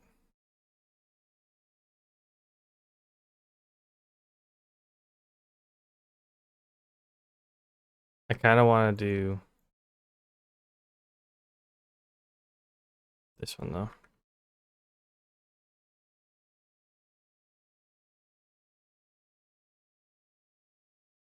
Like it lines up better.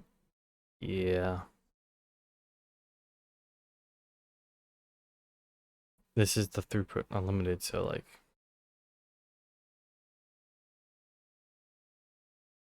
okay, so I have power poles in there.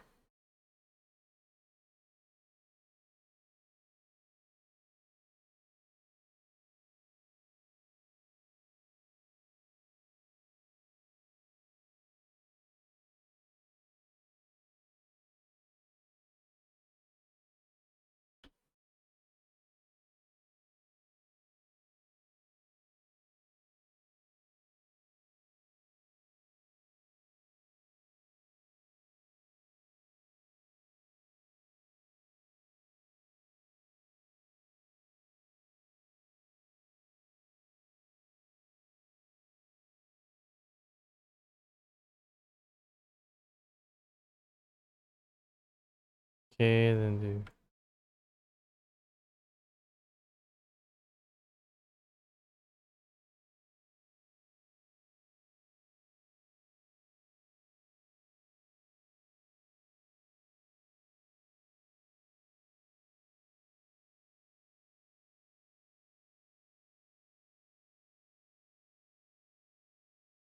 Um.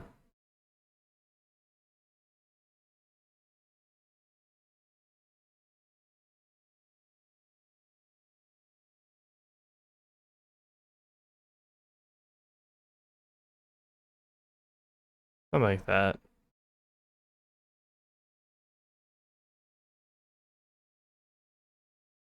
They each get 5.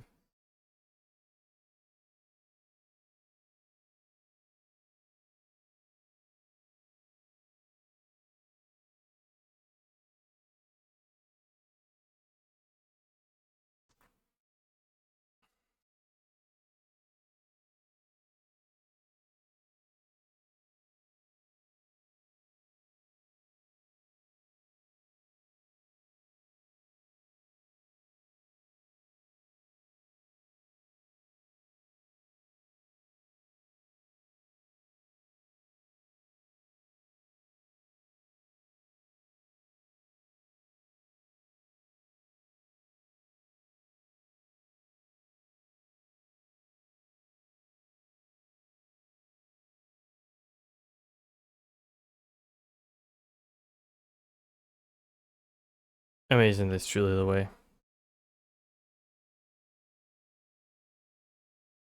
There you go.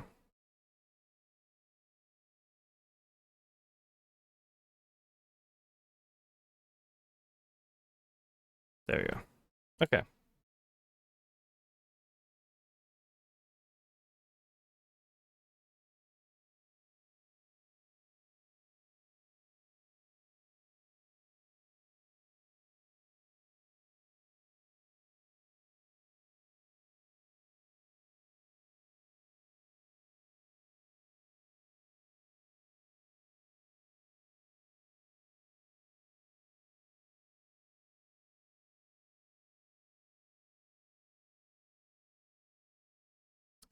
So I need more belts.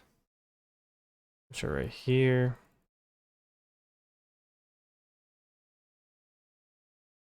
Yeah, I'm probably not going to touch these for so long.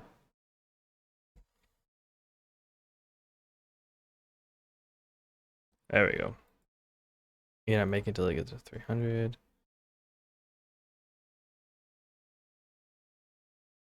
I'm using a bunch of them.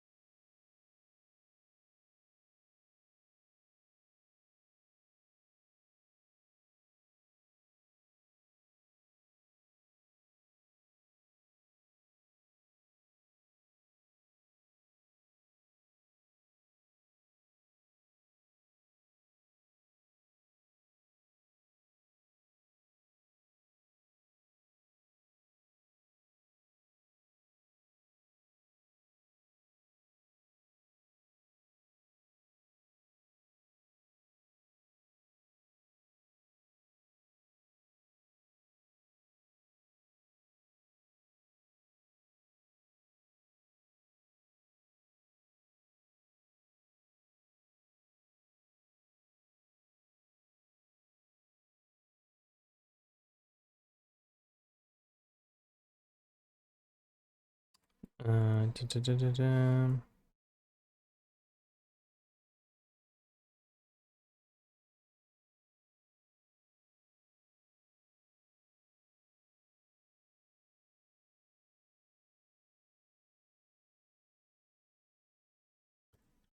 Some already got put in there.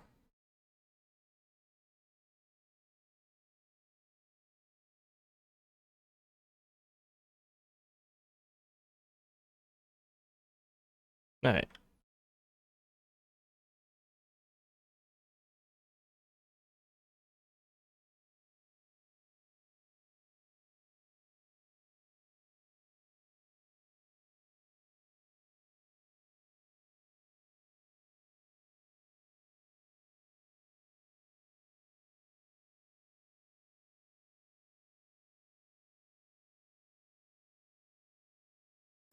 Actually, I should also do this.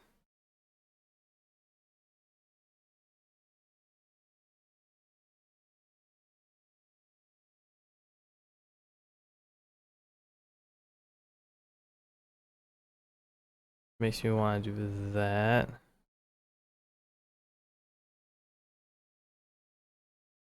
And that. Likewise over here.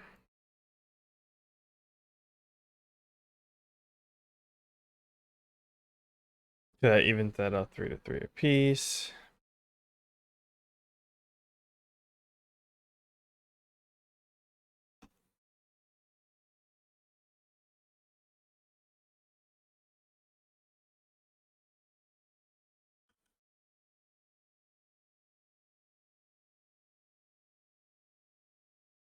Damn it.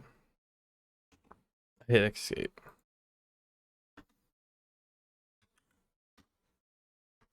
Okay, so cool pickup.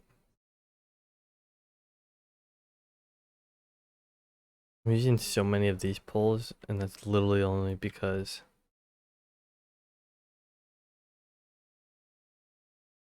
I have so much wood to use. I don't have to use the wood.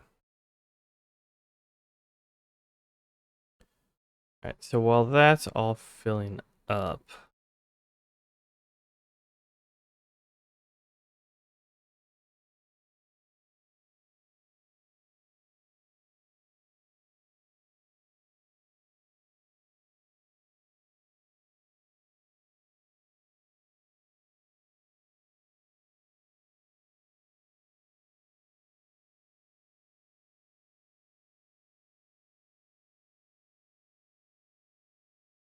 I'm gonna go like this.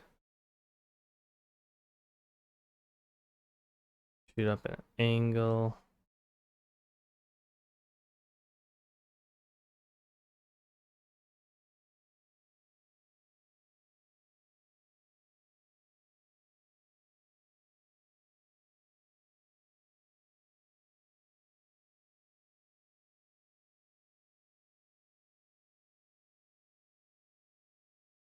And then where's this one?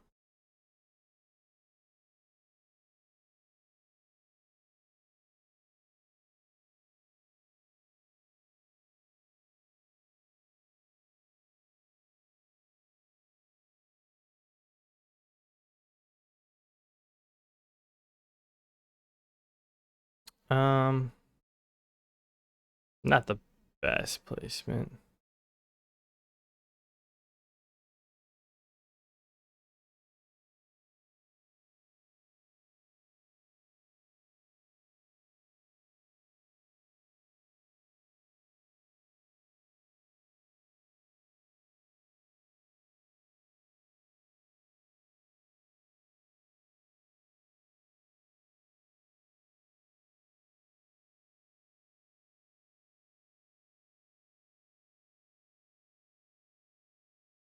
Oh no, I was gonna go above the. I was gonna go up there.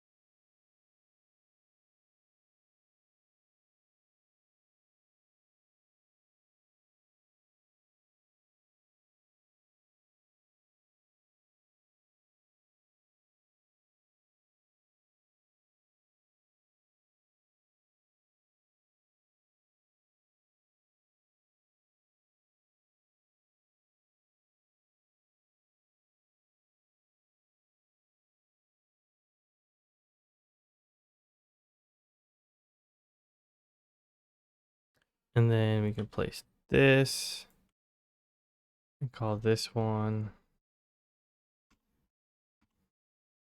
drop off.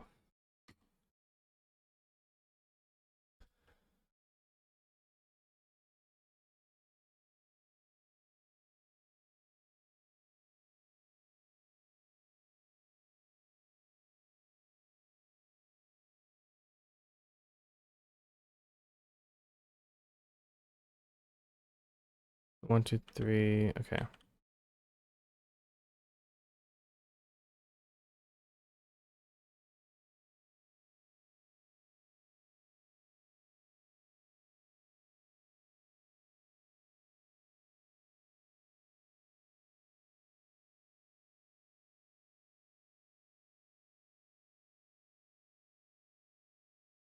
Oh, that's not good.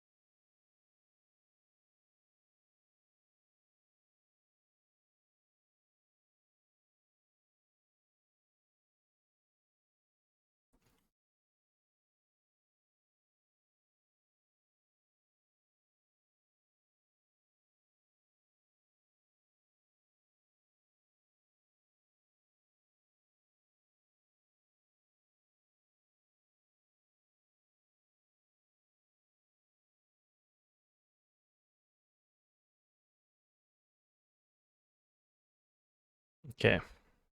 Something like that. I wanted to leave this running while I check the dog out.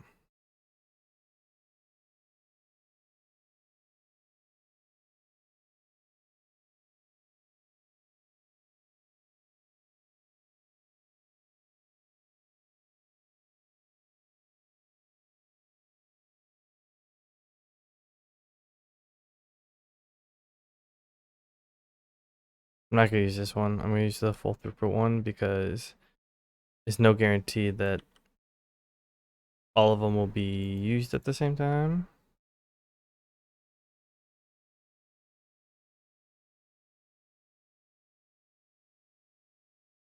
Wow, that actually fits.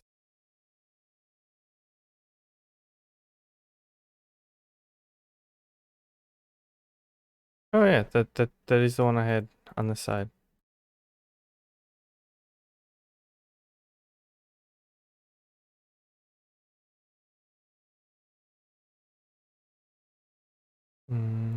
There, there.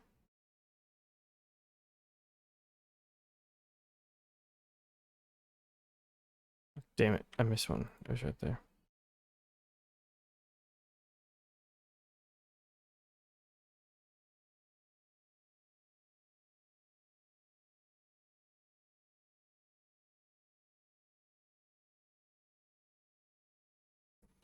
Start with the splitters, they're usually the easiest. Shit.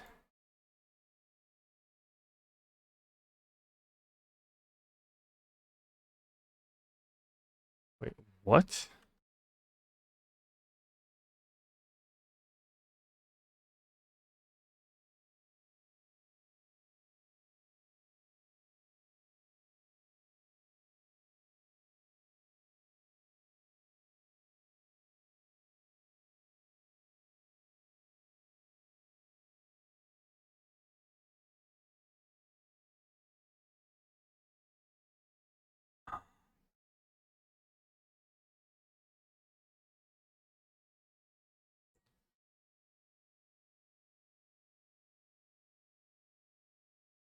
That's right.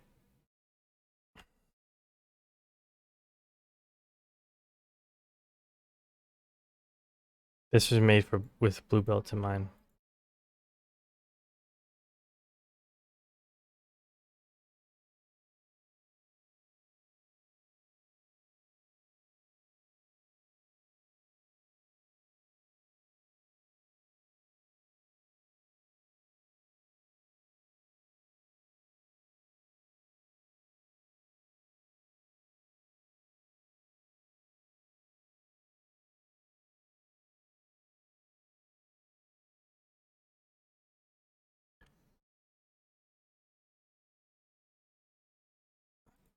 I forgot this was. I downgraded these to yellow belt because this was initially made with all blue belts, and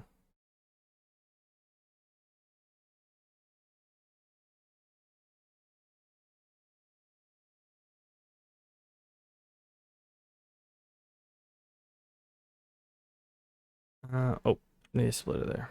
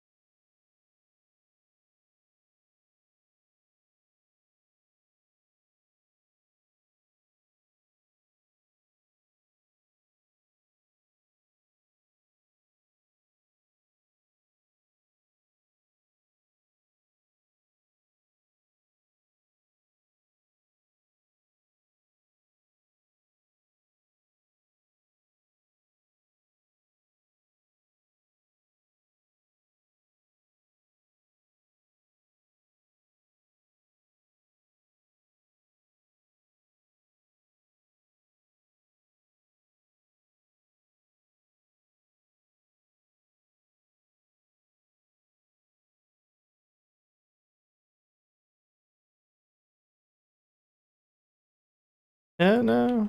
Okay, here we go.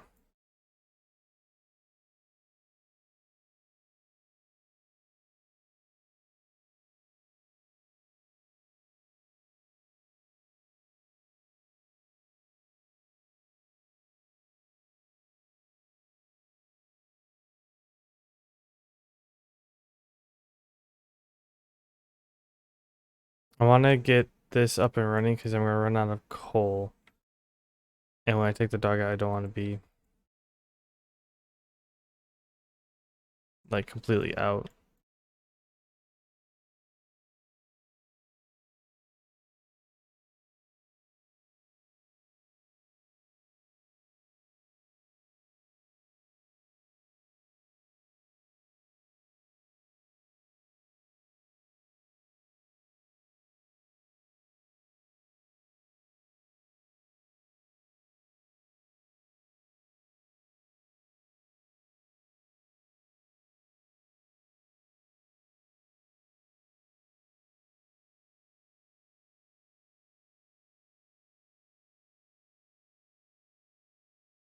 As long as I can.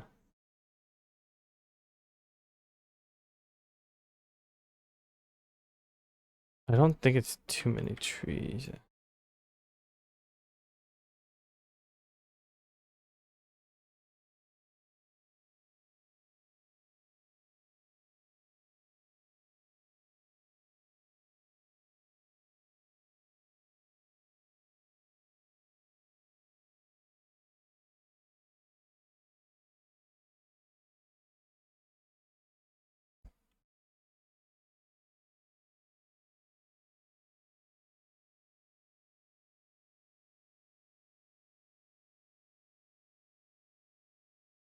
God, I can't wait to get bots.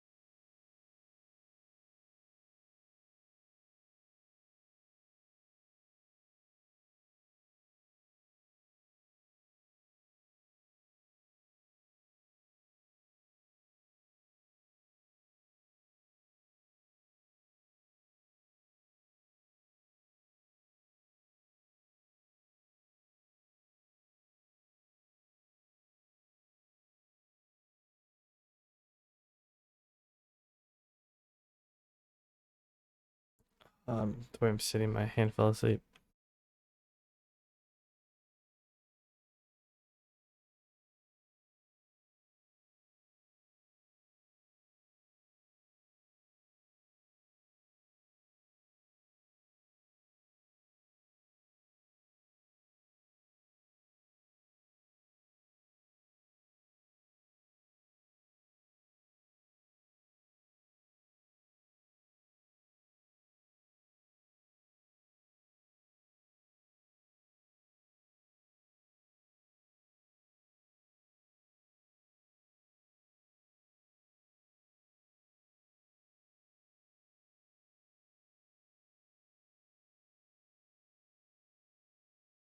Of course, there's one right in the middle of it.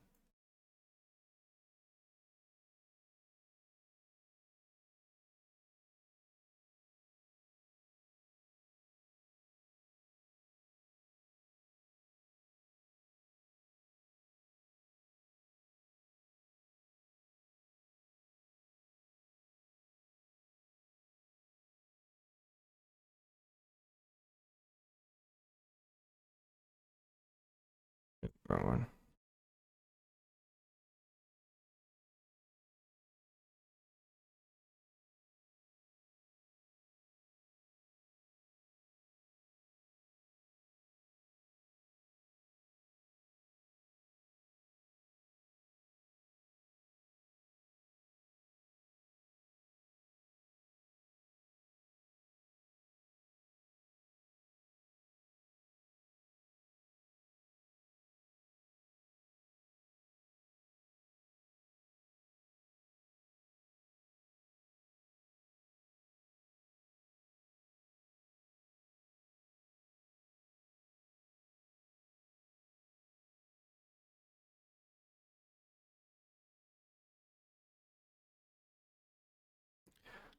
Of course, I run out of rails at the last bit.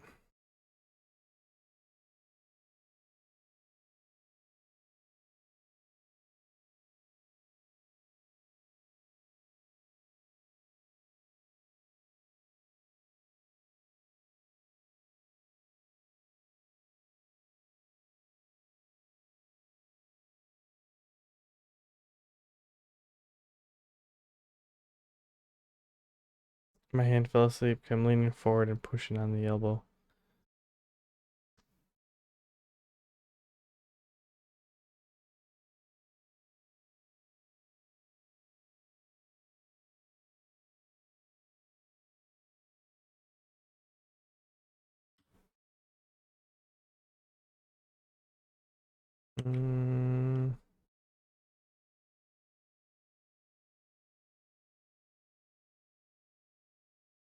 I won't need that many, but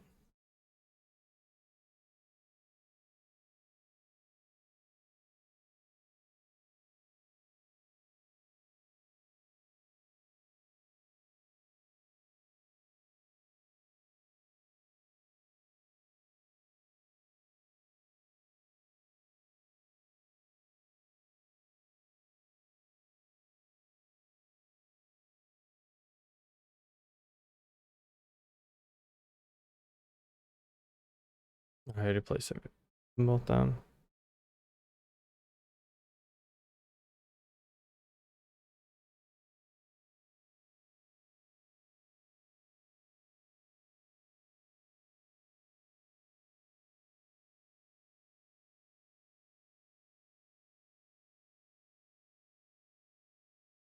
Luckily, this is pretty close to the edge.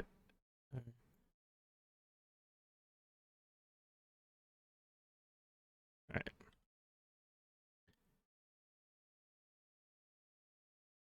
Pick up, headway condition, full cargo. At station. Drop off. Empty cargo.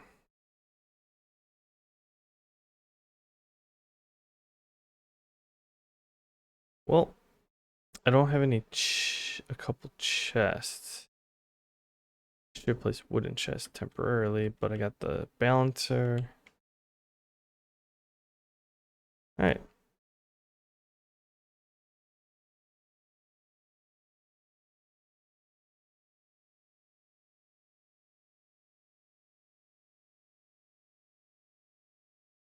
Go back real quick.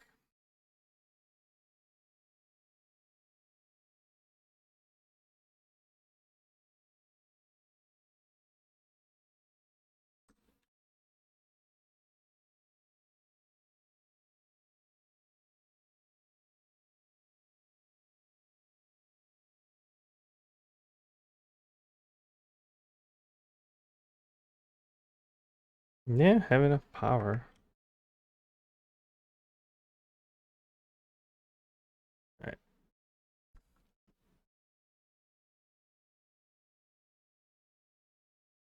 I'm actually gonna leave you guys in the train.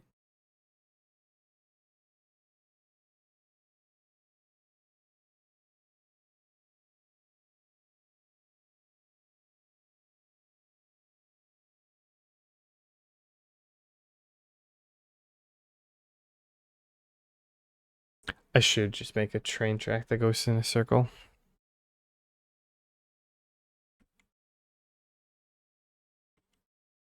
Put you there.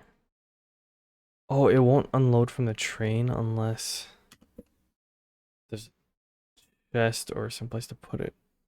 That's interesting. Okay. So, let's see. Dog out, return. Yep.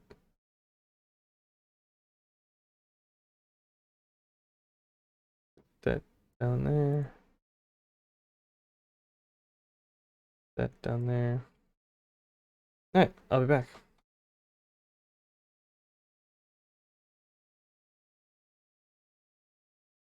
Oh, you can't actually see my cursor.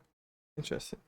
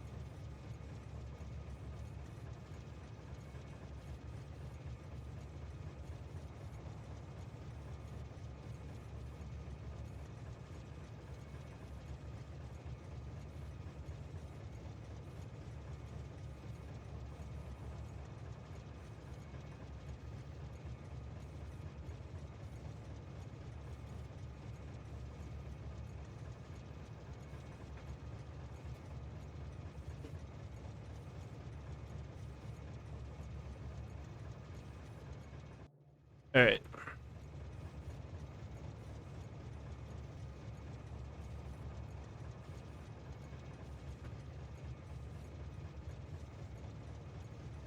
Wait, he's not online?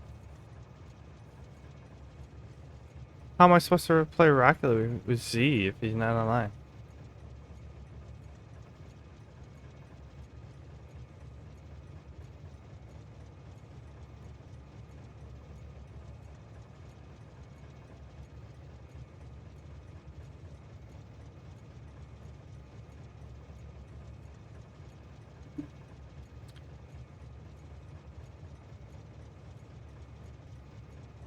Wow, I barely have any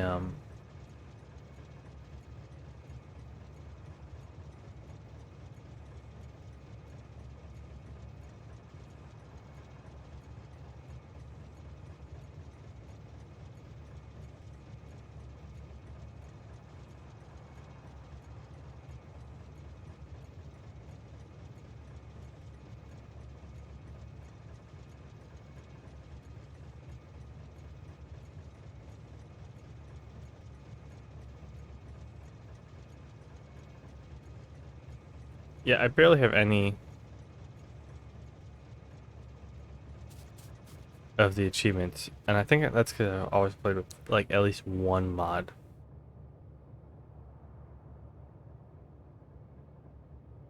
3.767. Alright. I want to get the crude oil. That's why it's so low. Oh, 297. 217 and 80. That's crap. Oh.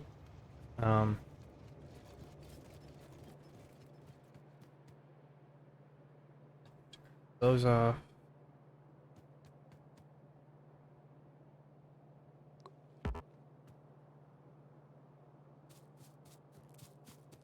Catch some fishies. I have plenty.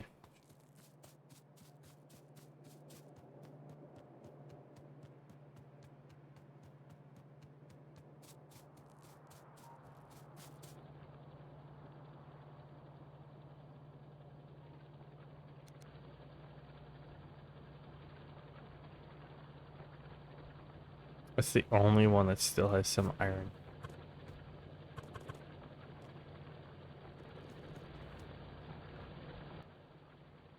Where to go?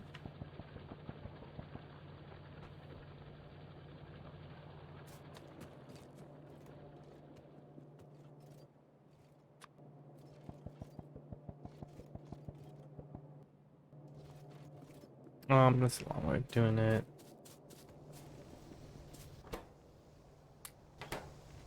Just do it this way.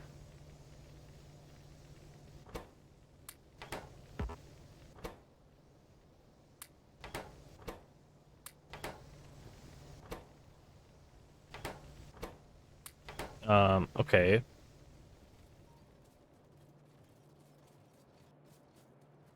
Why is copper being a butt?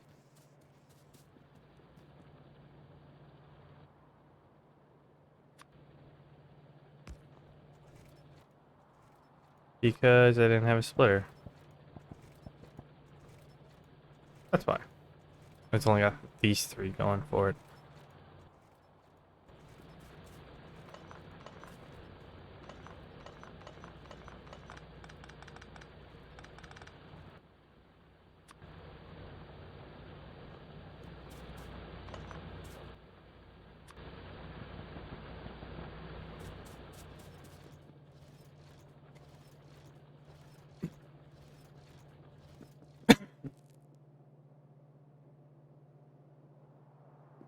that should fix the copper issue. Alright, I'm gonna take this. Oop, not that one. Give me fish, 100. That. Alright, so where was I? So I got, pretty sure I got all those. Oh hell, I could have made lamps down there. Where did I make lamps? Right here.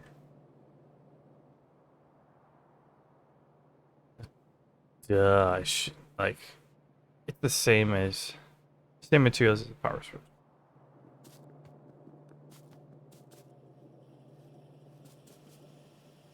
Okay, poppers are gonna come back into fruition.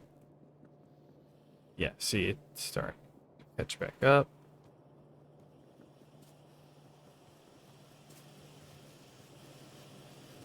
So then circuits will catch back up.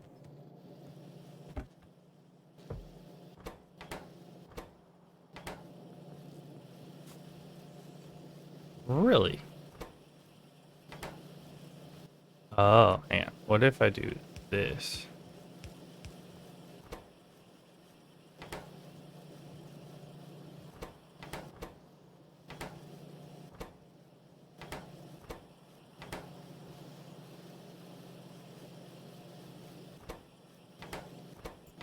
This one takes 40, right? Yeah, that's all. So that means that those two.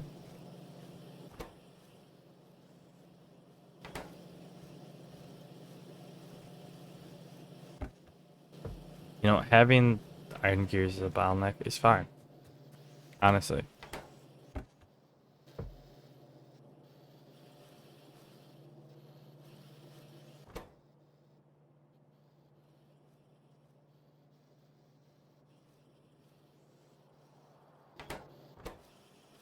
Oh, okay. That's just waiting for circuits.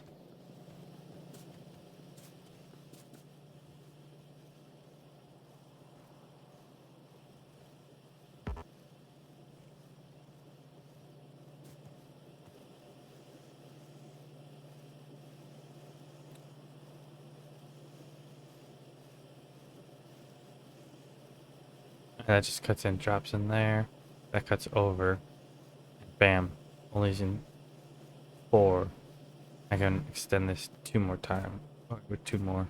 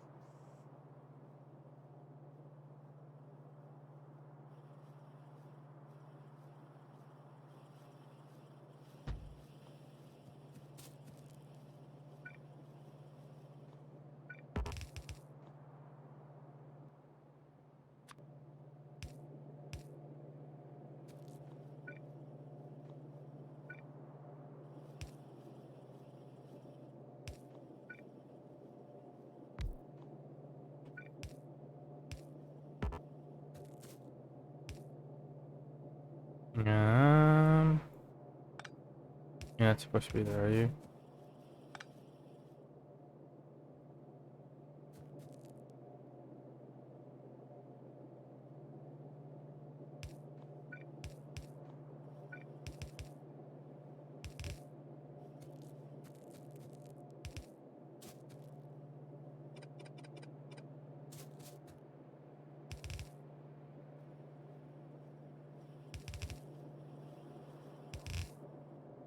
That is true.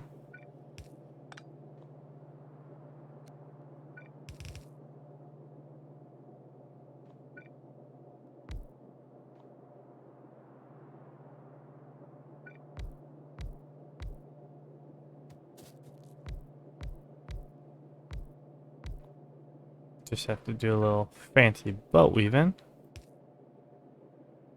Like so.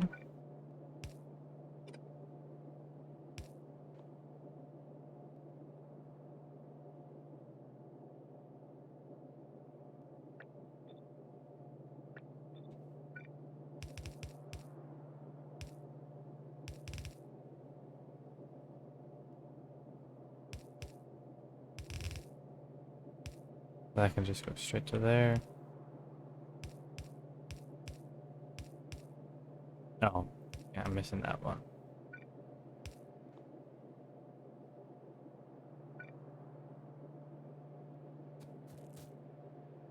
Moves there.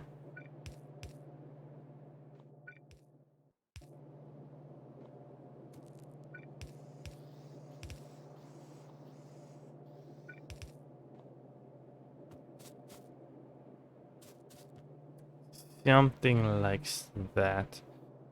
And then we do a little that, turn you in.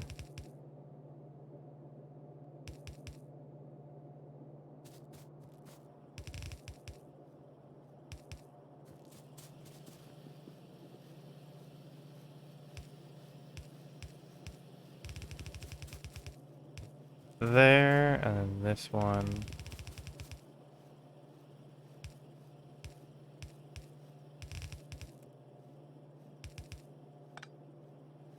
That.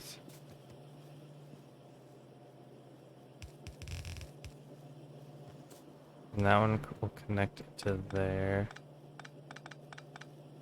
Shit.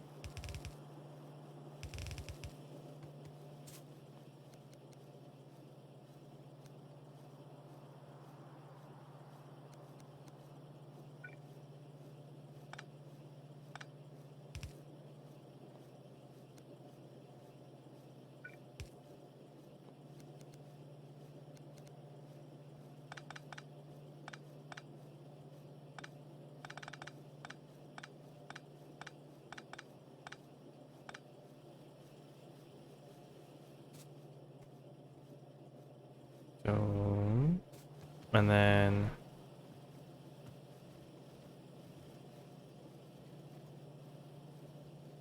you will just do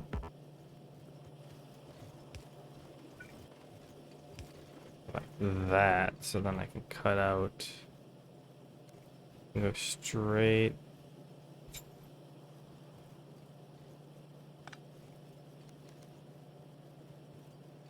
Wait, no. Yeah, like that. Then we have to figure out these bottom two, so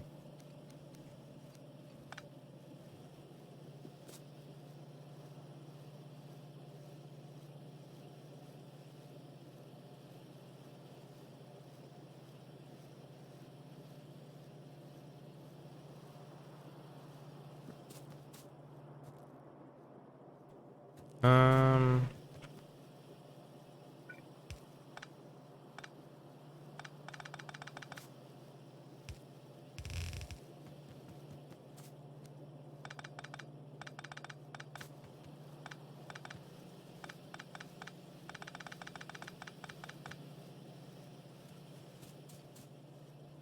into there, down to the bottom one. Just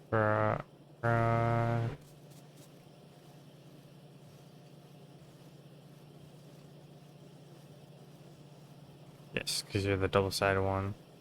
You cross over, hit that one. One, bam. Okay.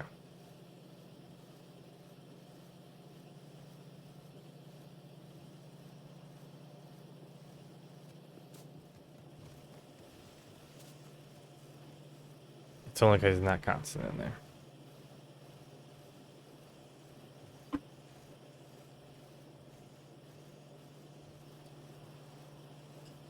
If this was a constant stream,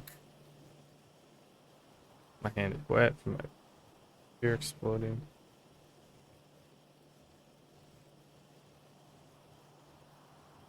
Yeah, copper was constant stream.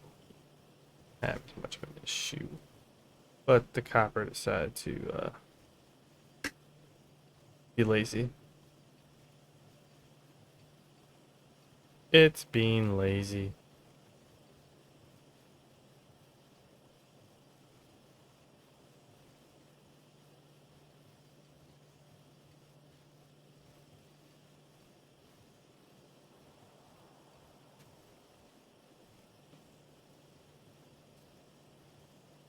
I have to say, if I wasn't doing the lazy bastard one,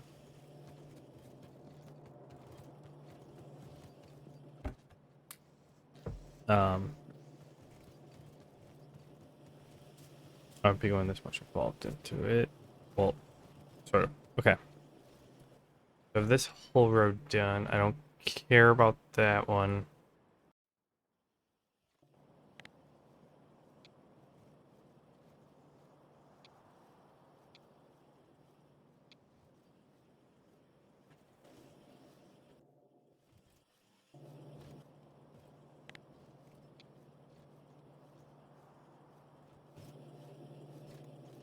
Much better.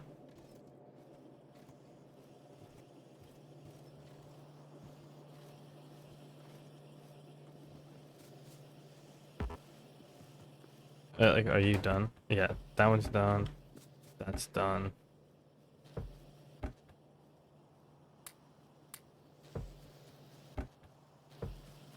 And these are just going. Like, we're finally on the power switches.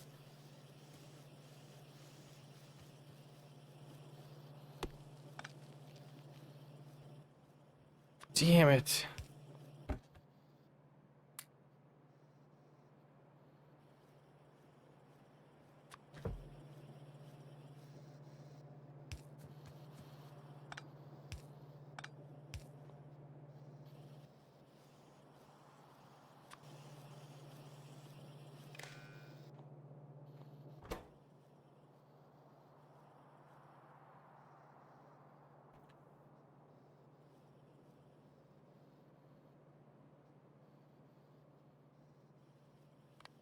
Oh.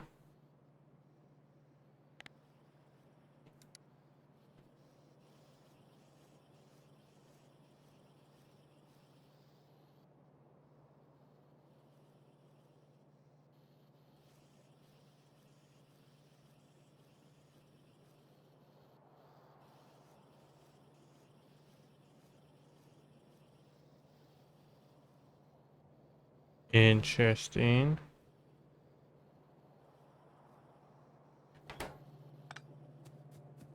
I am gonna implement that now.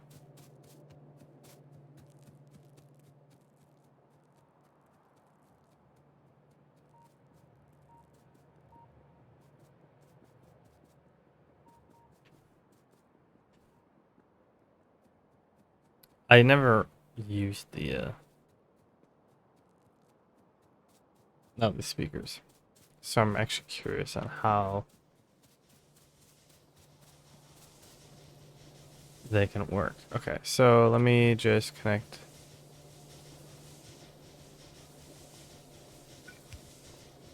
Wait, I can't connect it to the...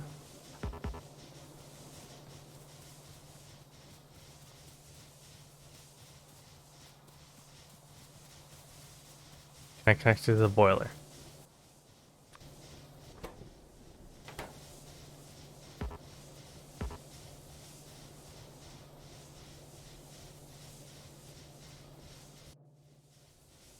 Can't connect to the pipe, can't connect to the boiler. Oh boy.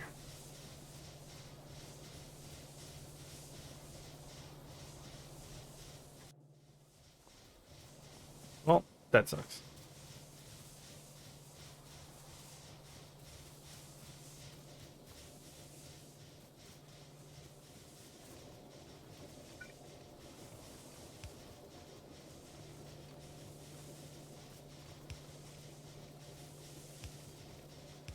What if I do this?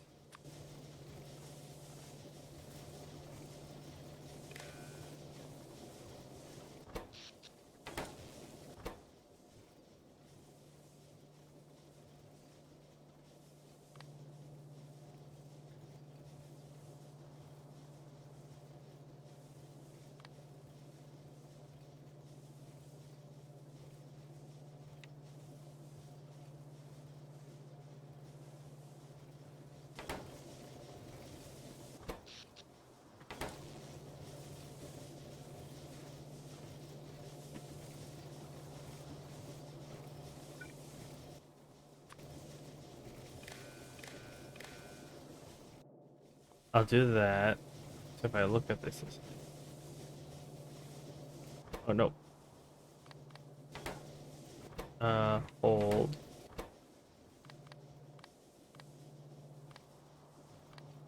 Hold.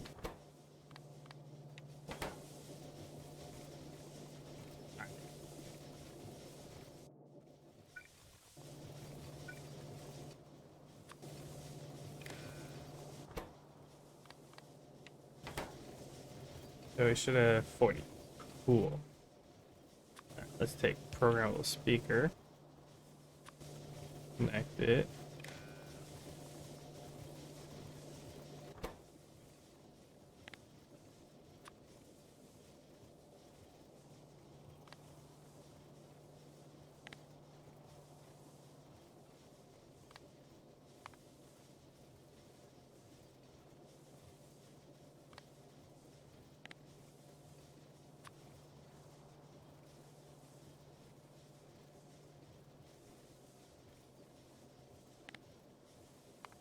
Um,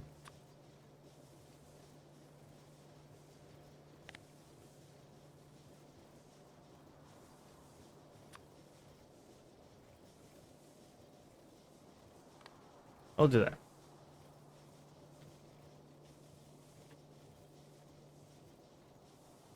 Alright. Hope I never have to hear about that, and if I do, it's probably gonna scare the ever-living shit out of me.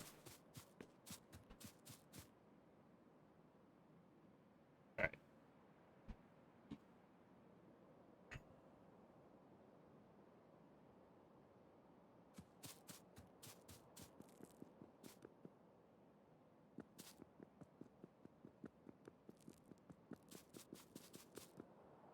Yeah, some of these are actually kind of dead. I mean, that says tree, it's not dead tree. So that's a good sign. They haven't quite collapsed it. Oh. Alright. Output is full. We have, I repeat, we have walls. I repeat, we have walls. So let's do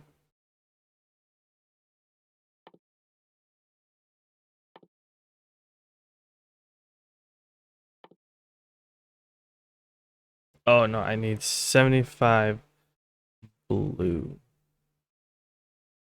That'll be the first thing I probably get. Everything in the front row here.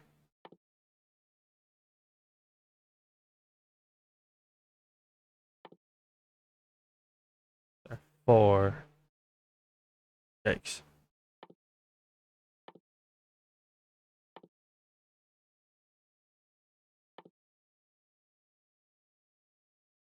Cluster grenade. Do I have cluster grenades?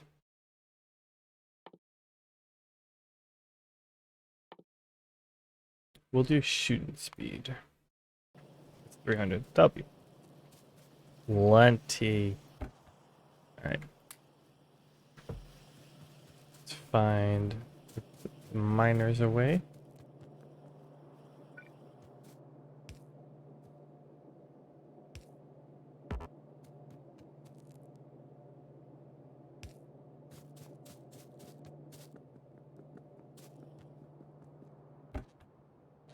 Nope, hang on. This chest. These go in that chest. Okay. I can make a rocket launcher, and I can make rocket. Oh, I need explosives. Well, that sucks. Flamethrower, I need crude oil. I can make defenders. Oh, I can make a mod. Oh, nope, I can't make that. And then all the personal battery, just take batteries, which still don't have. Gates. Whoa.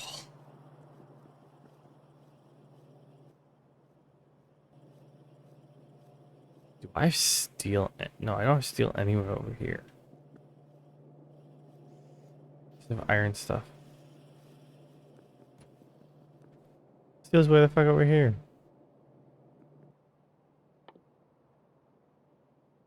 It's stealing stone. That's all I need.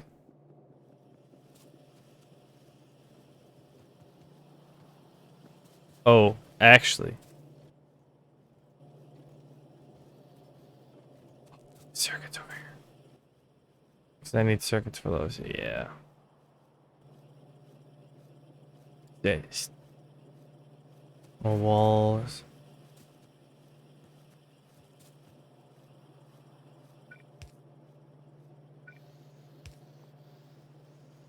Hmm.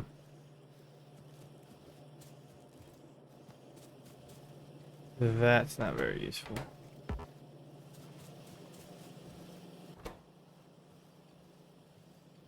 I mean, that's almost full, so it's going to stop pulling from there.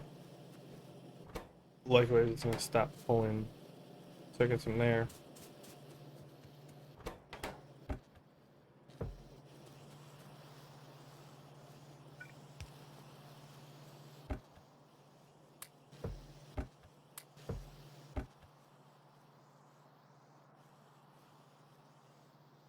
Well, that's now for every inventory. Okay, so yeah, that's full. That's halfway. That I just placed it, so that's gonna take a while. You or something. Okay, so what are we on next? We still haven't made these, and they take the same stuff. We do need pumps.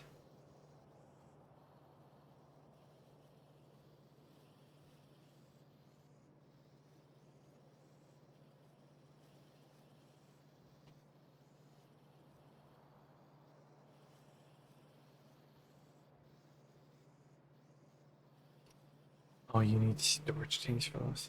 God, freaking A.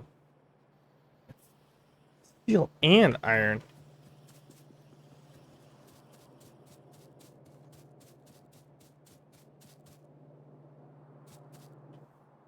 Should go over here. Well, maybe not the storage tanks, but the fluid wagons.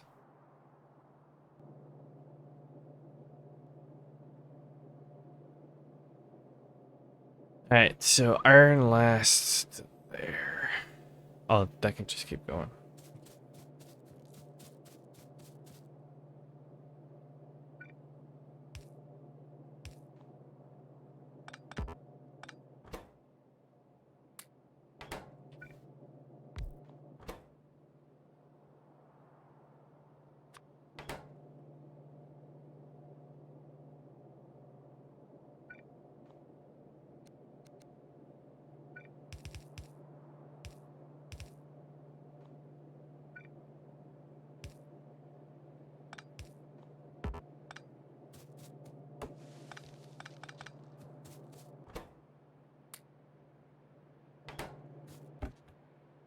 Hmm.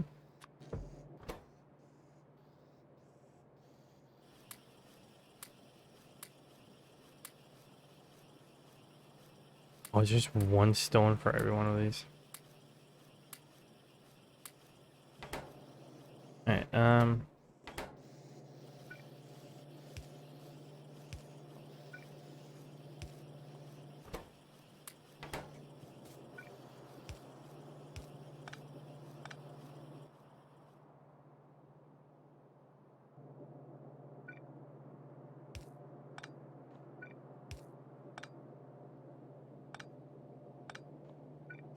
oh, you can extend you there, there. Alright, and then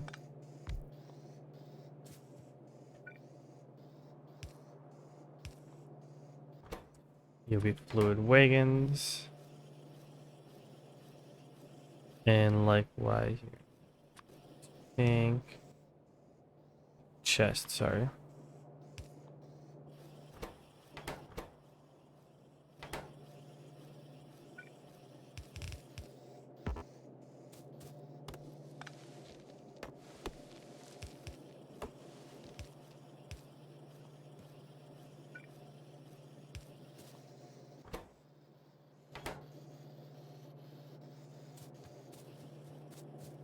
Pipes.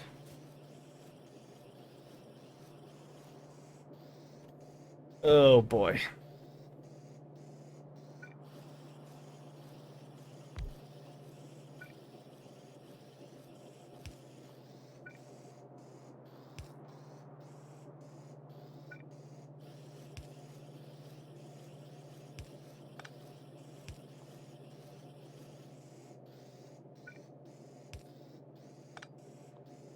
Um,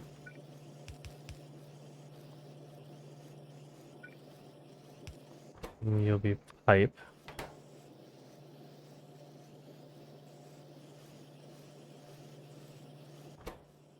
How many pipes do you need? 8.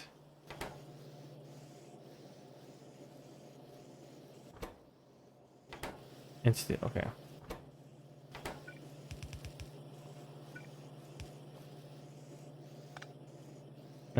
Yep, no, that is fine space for it.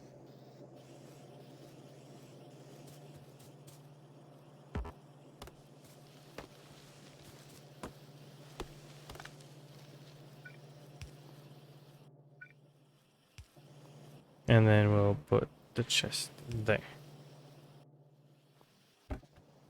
Fluid wagon.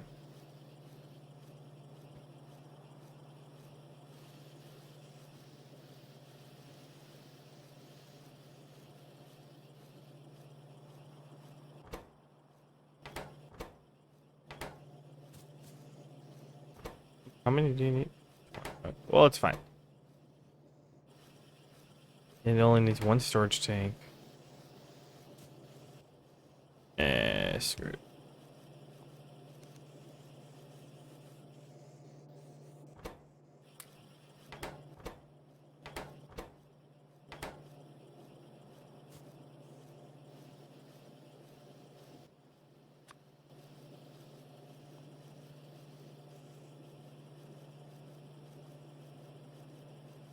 Okay, so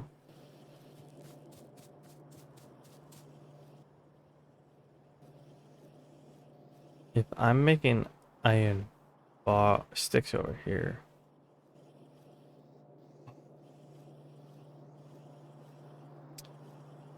steel has to be the fucking top there.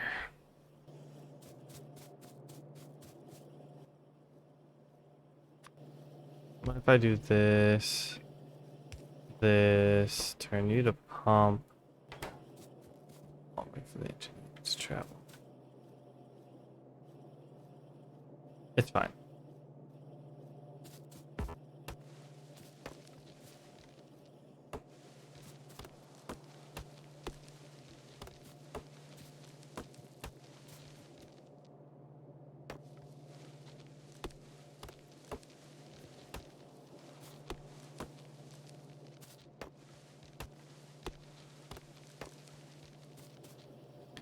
Okay, so we have the pumps there.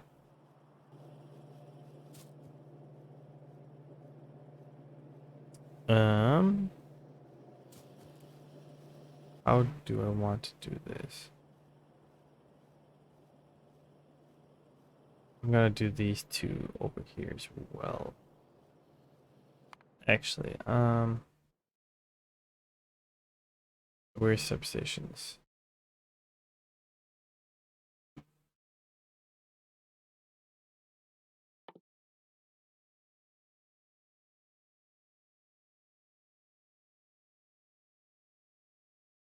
I can't see it.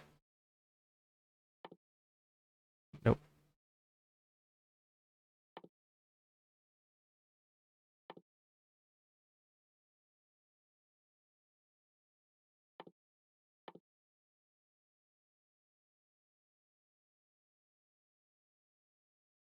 I never researched that one. Because you only need... I don't know.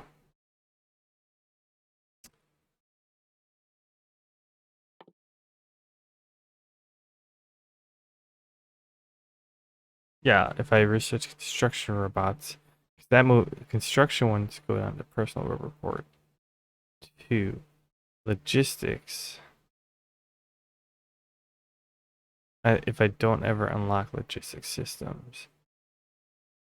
But I just have to not build the red one.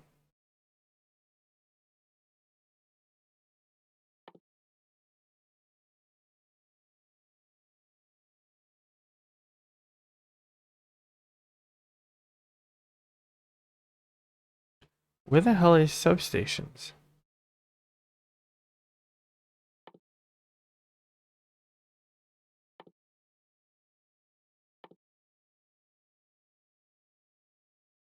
Oh, it's just copper steel advance. Okay, I don't care.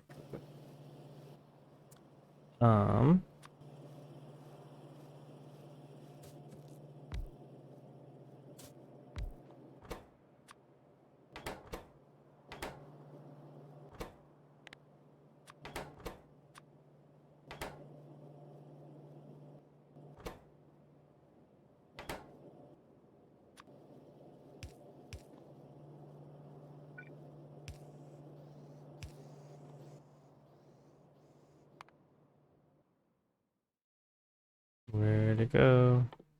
Damn it.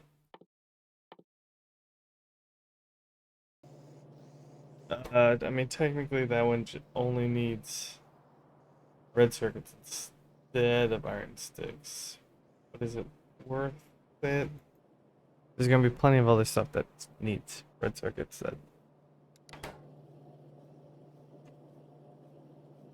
that need those materials.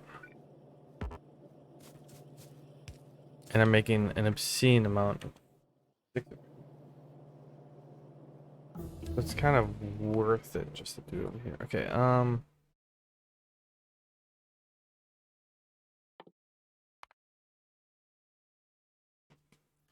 follow a robot, because I'm gonna need these when I go clear a nest again. Might not be for a minute.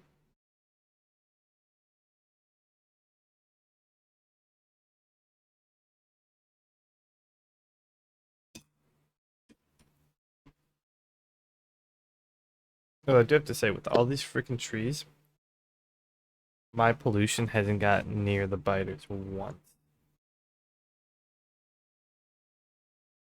Well, the high moisture and all the trees.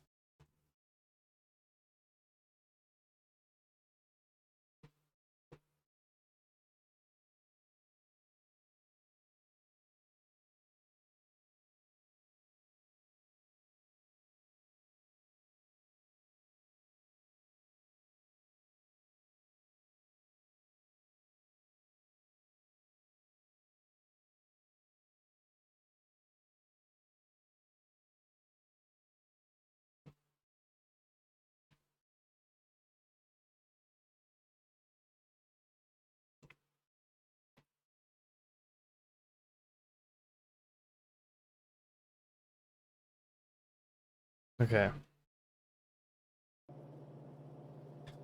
So I need copper and steel down here, right? Steel's up there.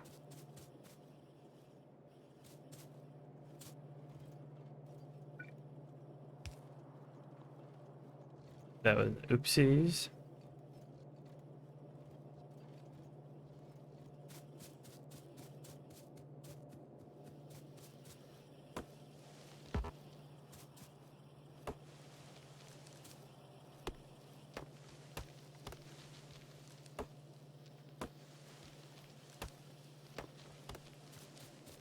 Okay, what about pump jacks? They also need pipes.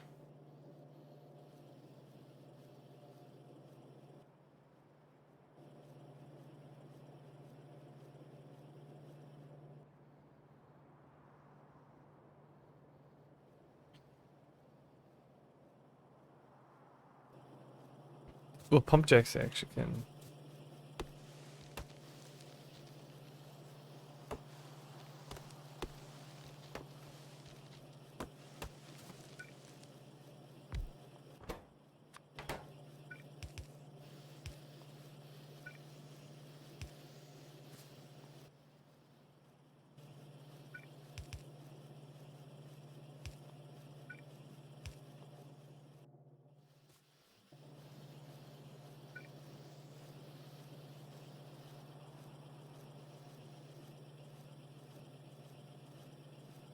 Um,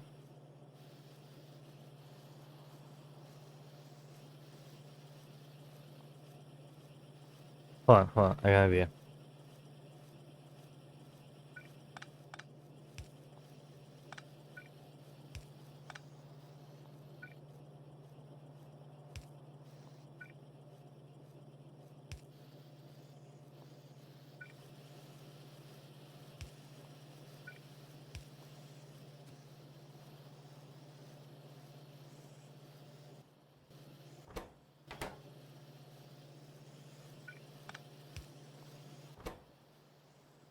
There we go.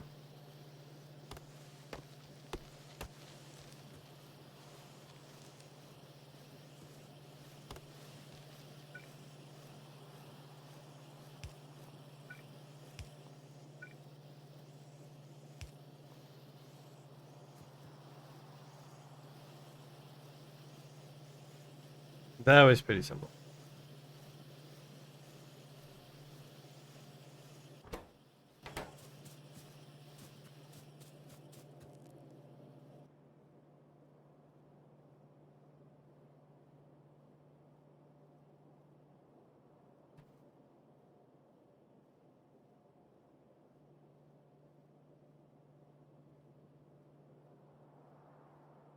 Ah, damn it.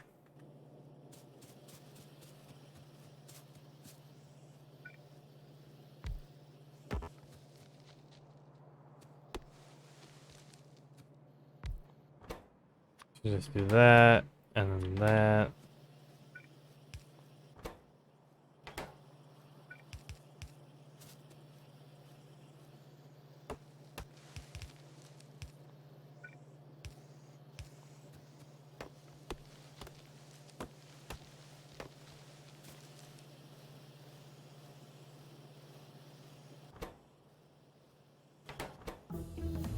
Although you need bricks.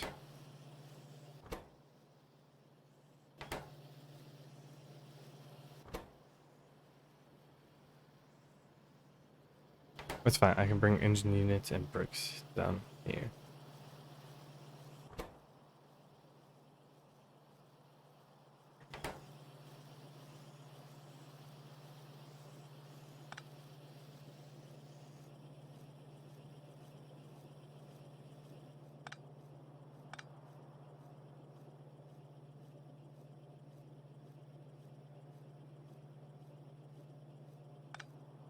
No, okay, that's just... um...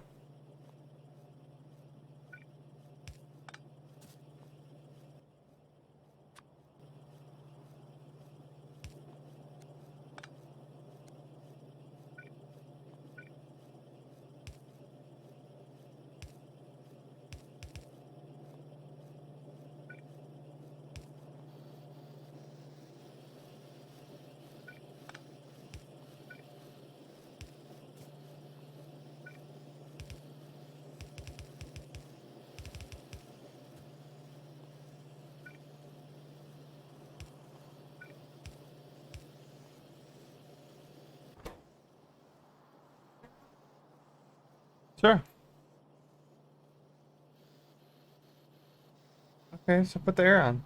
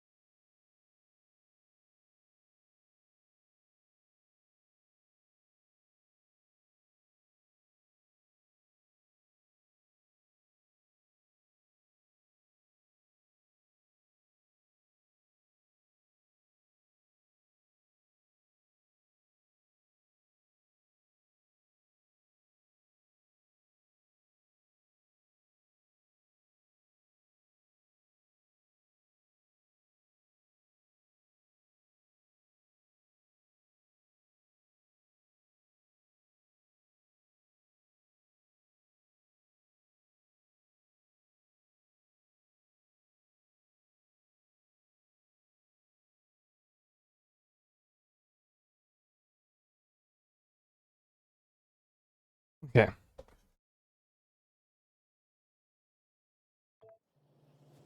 So the other thing this is missing is bricks. This.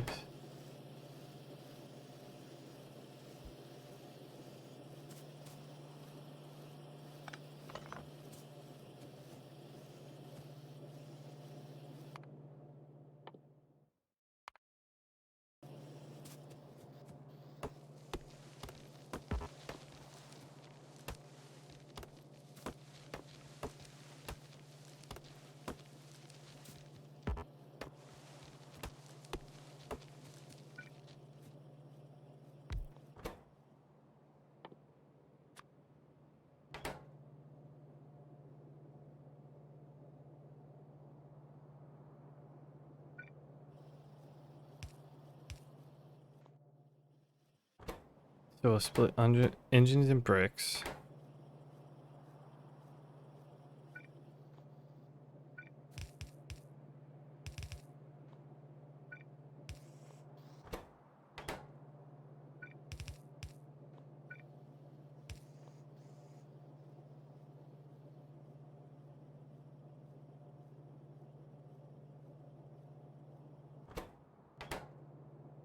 Okay, so you need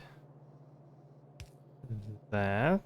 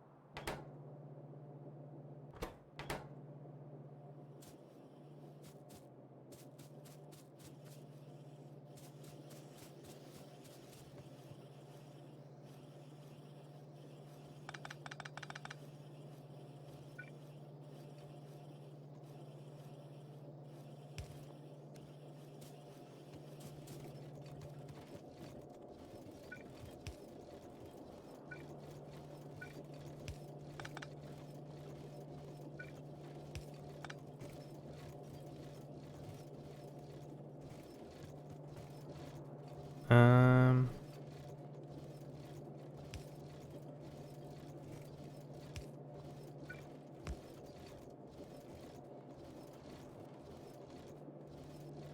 Actually, hang on.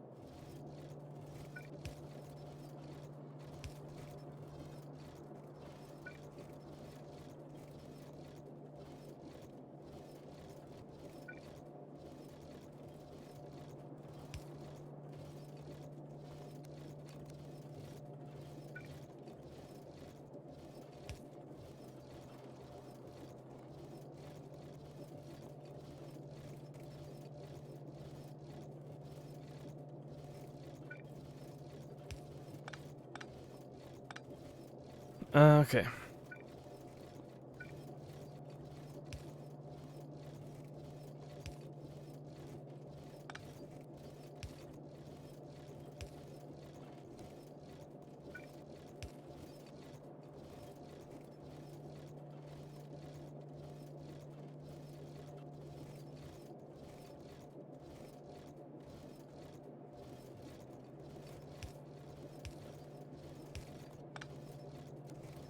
There. Not the cleanest, but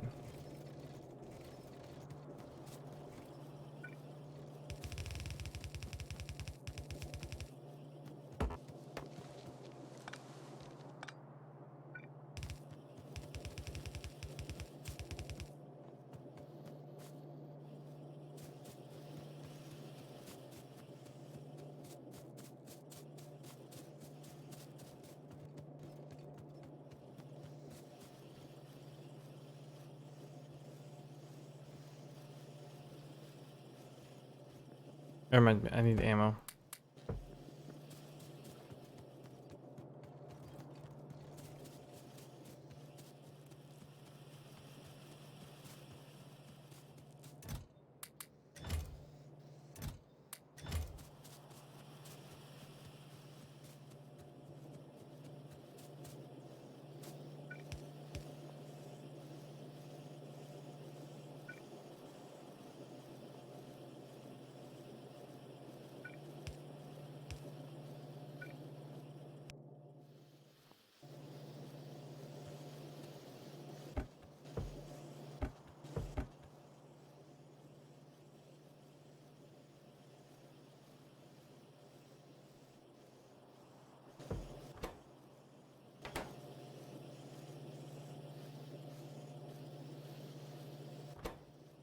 So engine doesn't need any of this stuff, so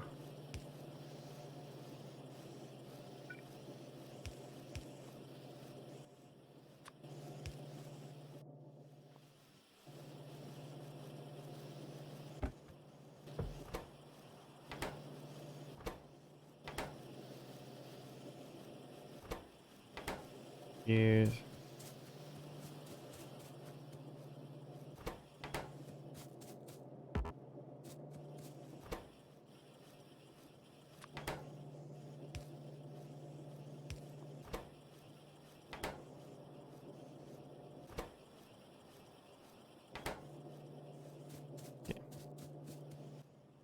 Be protection a little bit.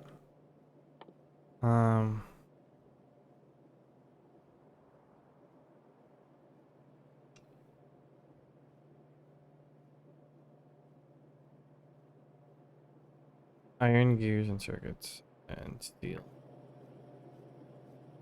Iron gears, circuits, and steel. I think I have one over here.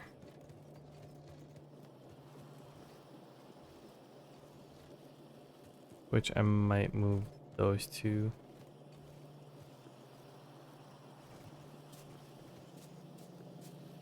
Don't want to pull from this line. Do I need copper, steel, and iron bars?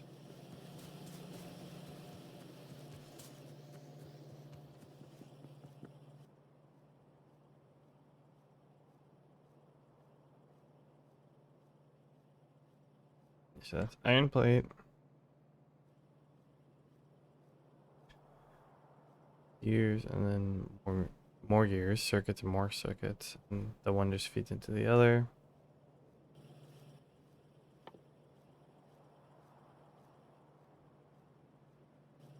That adds copper.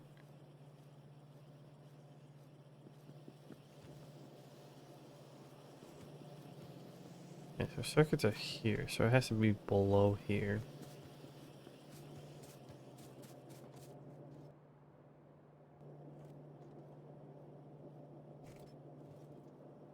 Iron, circuits, and steel, right? Yeah.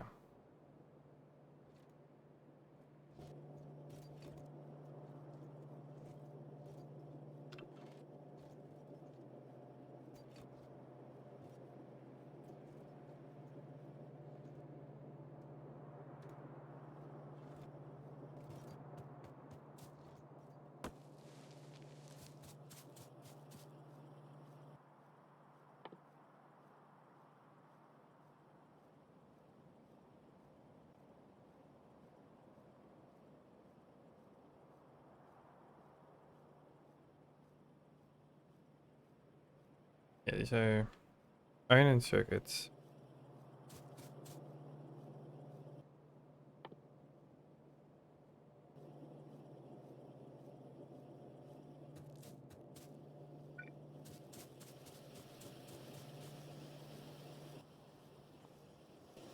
In reality, I would have it further up in the line here.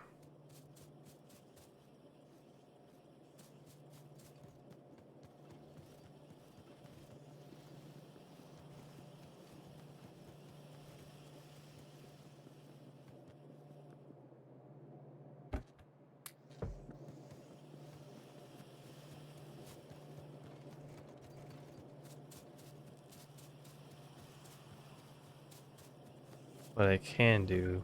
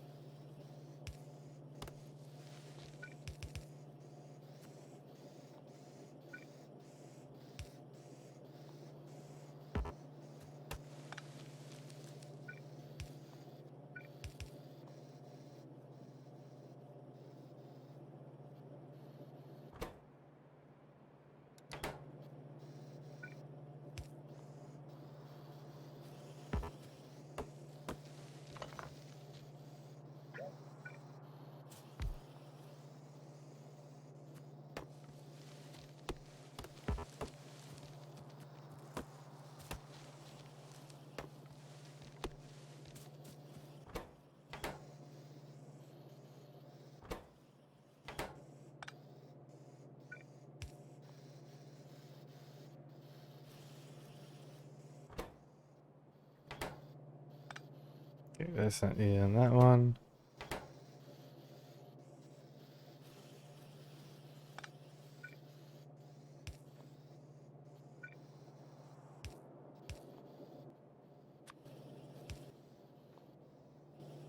Yeah, I'm all pretty much done with assembly machines.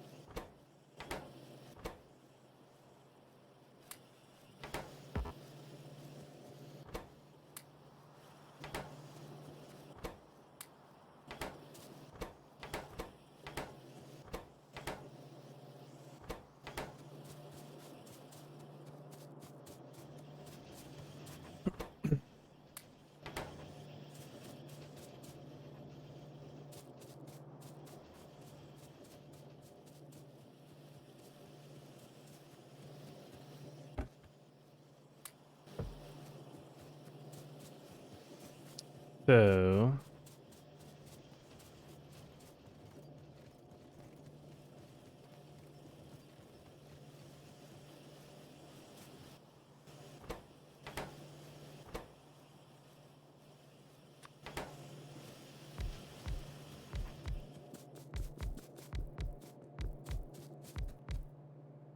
upgrade all these.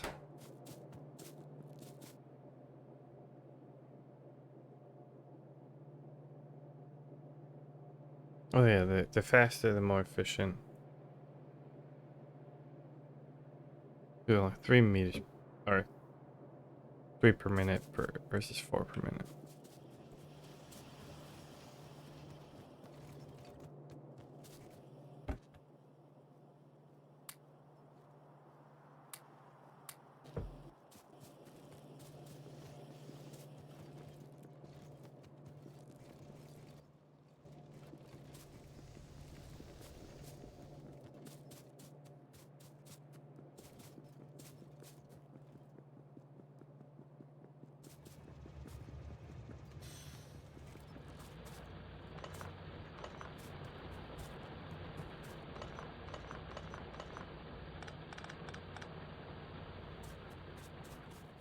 Well, looks like our copper is just about out.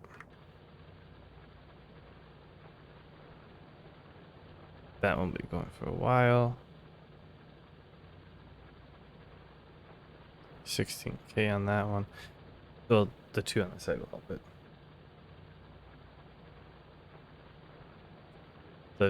The crosshair. Do some helping.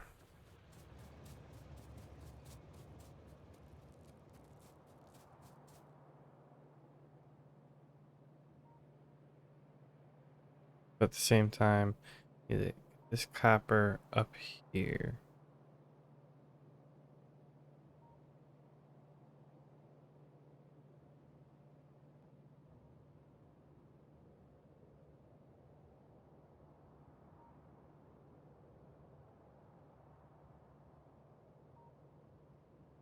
Or should I go this way? Oh, well, I'm up here actually.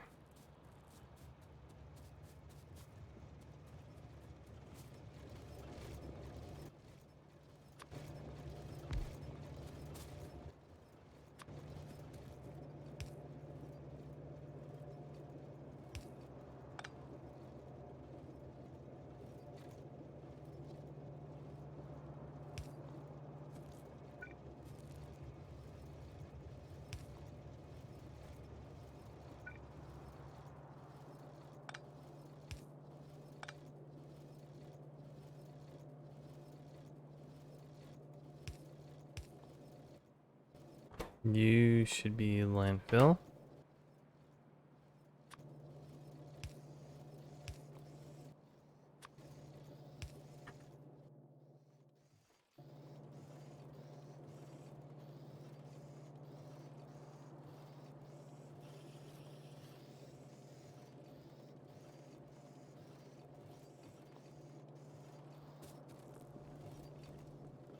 It's just 20, right? Alright. You can start working on that.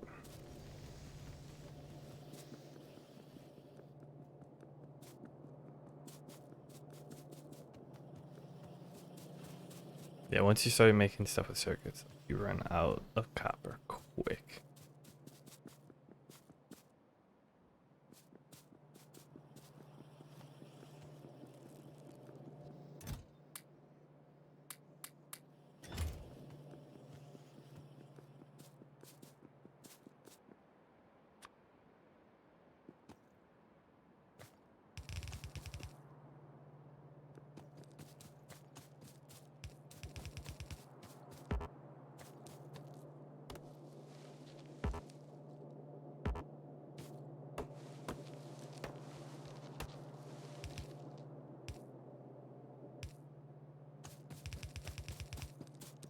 Yeah, that one.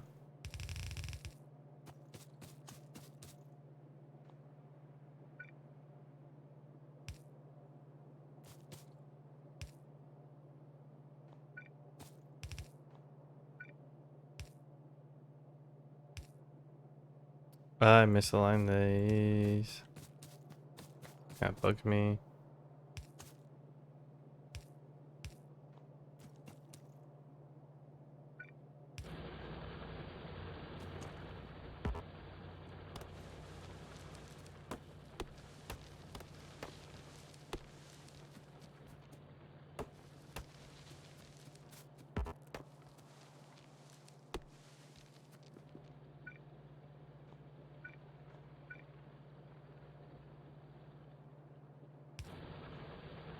Alright.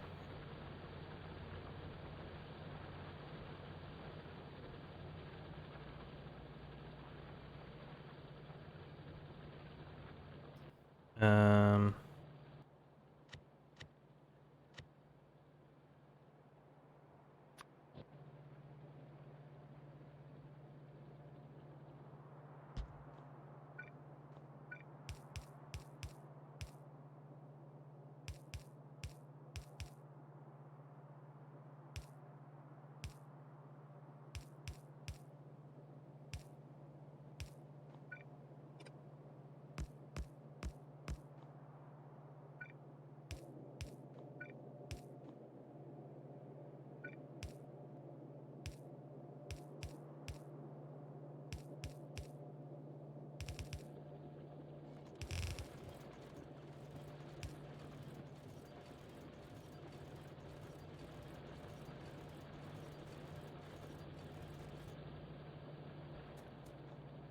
We do that.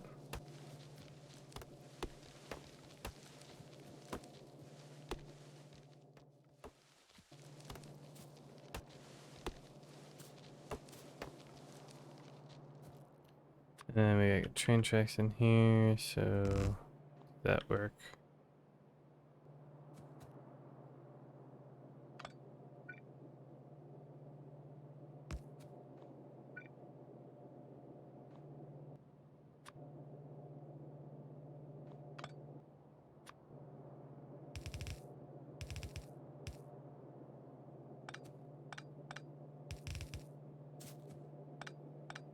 I don't know where it actually gonna line up.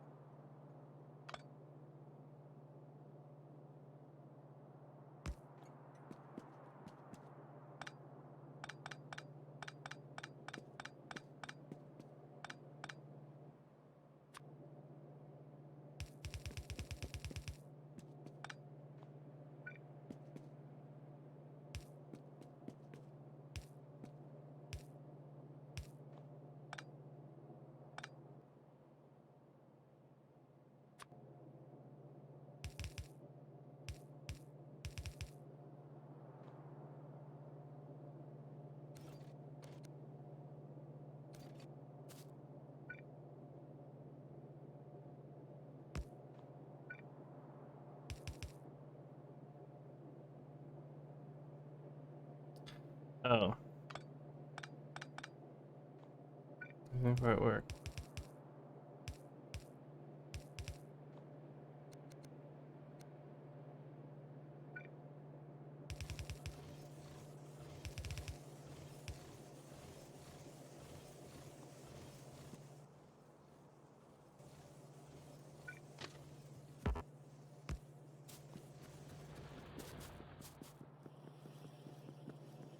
I'm gonna come over here.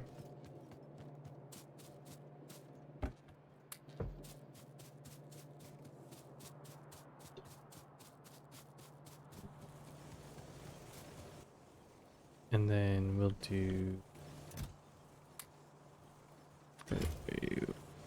there.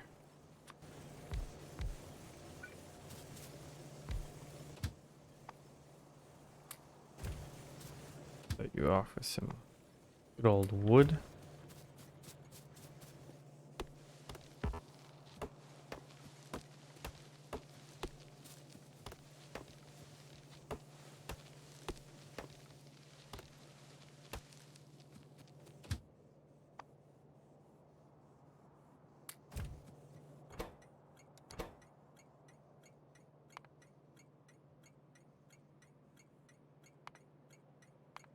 No, we'll do copper. Damn it.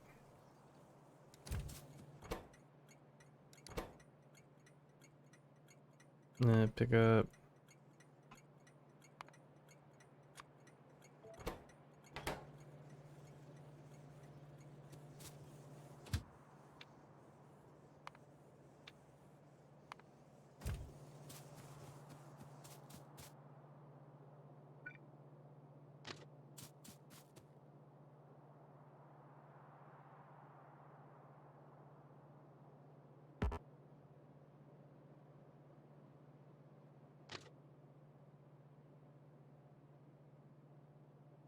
What?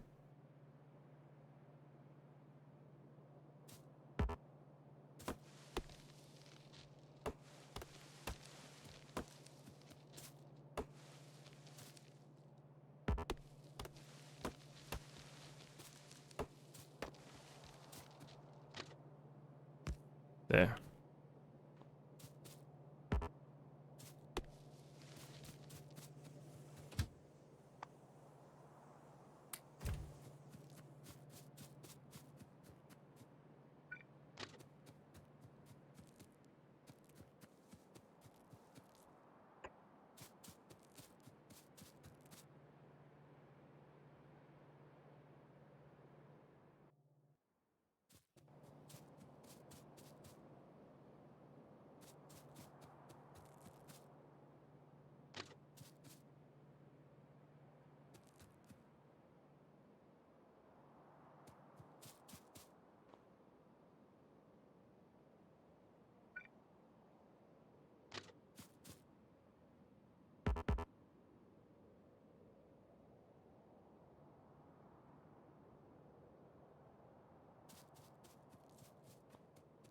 That is weird.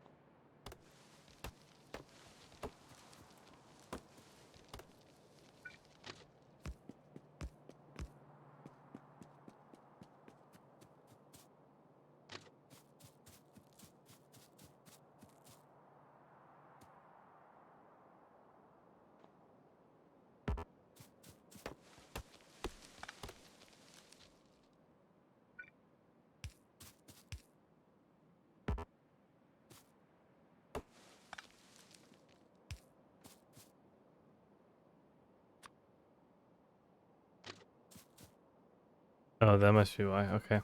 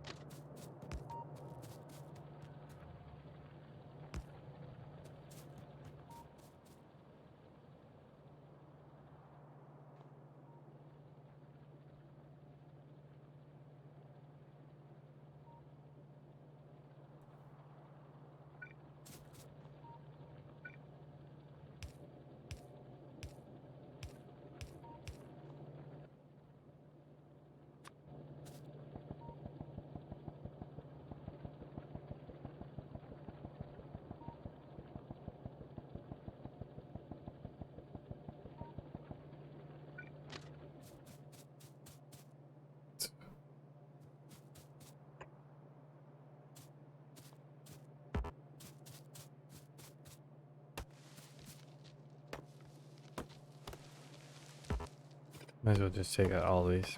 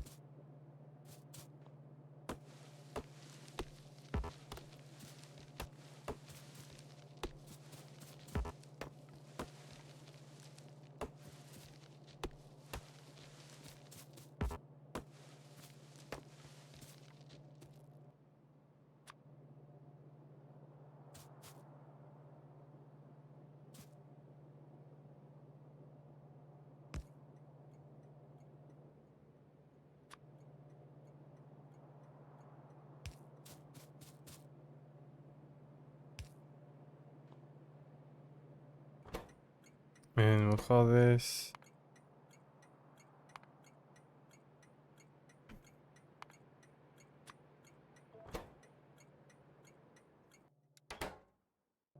Papa Drop Off.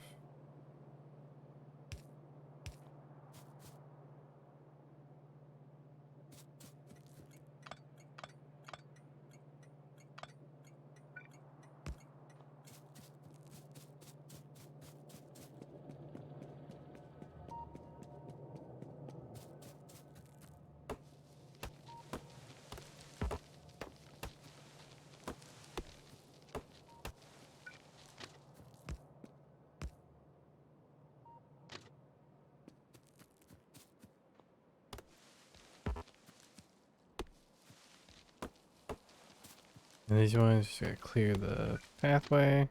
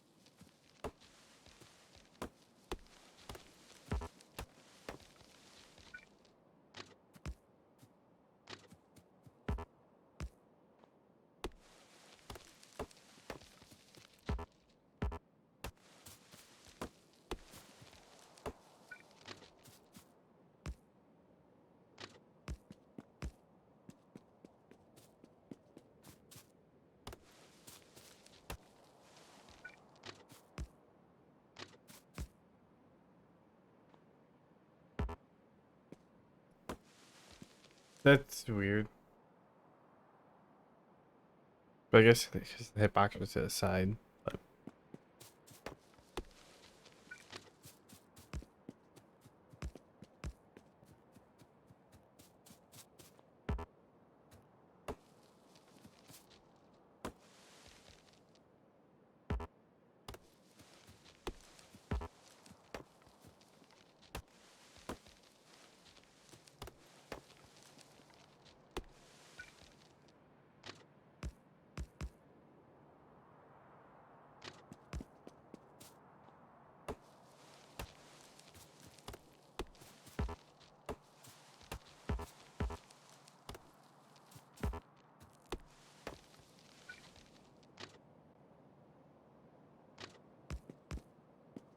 alright.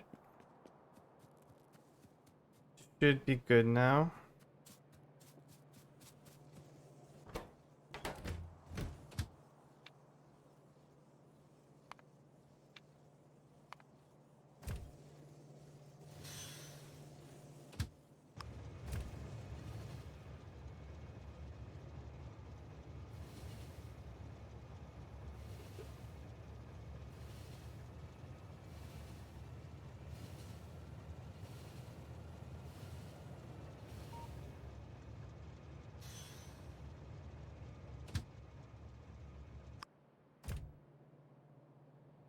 Okay.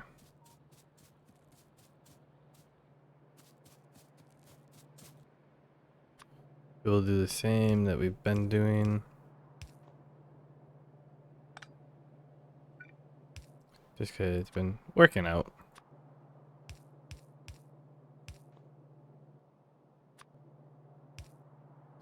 Like, we don't need mad efficiency right here.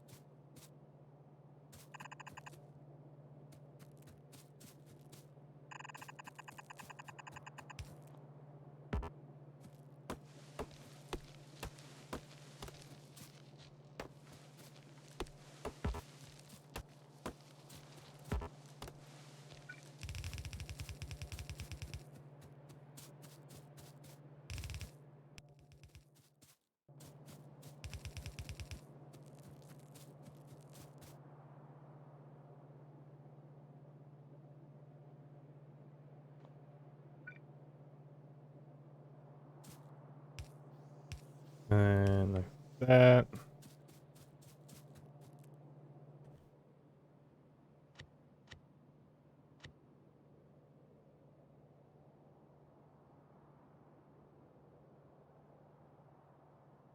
Might as well just close.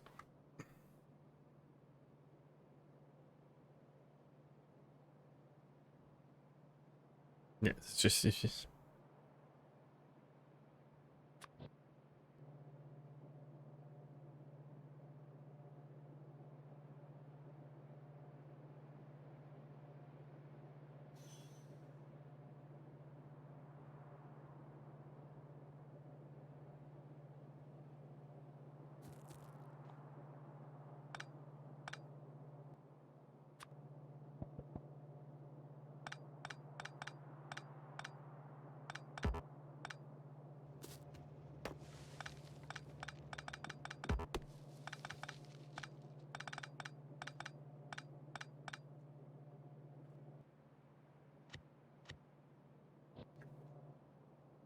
um.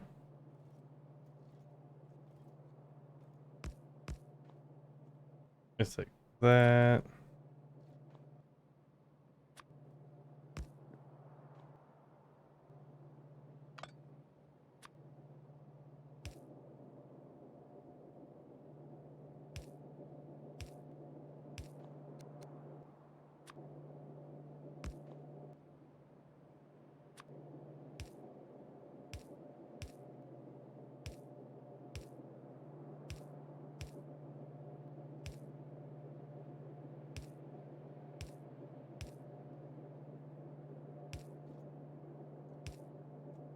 Okay.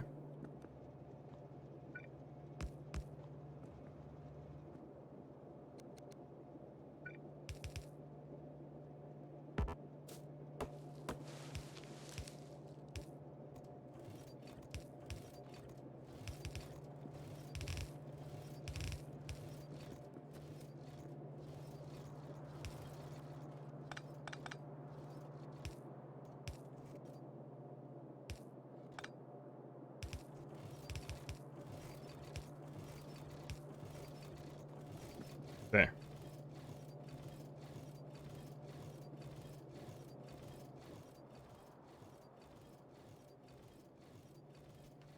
So in combination with what's currently being mined and the train,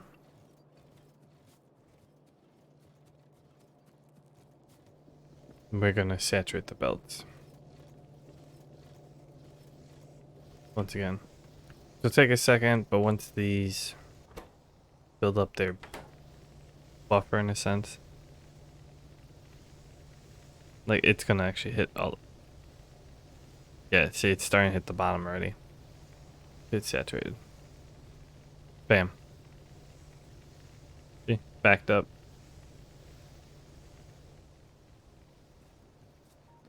And the reason why I'm doing it this way, so like this is not the most efficient way to unload a train, but like I want to exhaust this spot, so I want the output of them to be somewhat equal,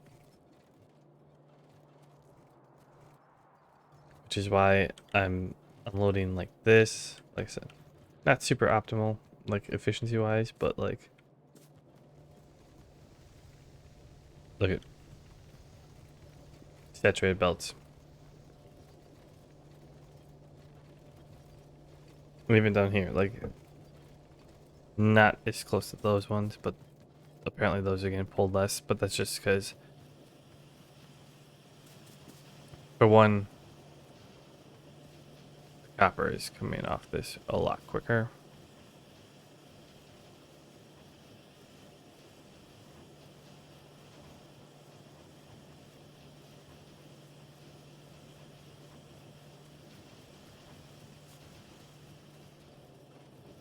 I might add that there.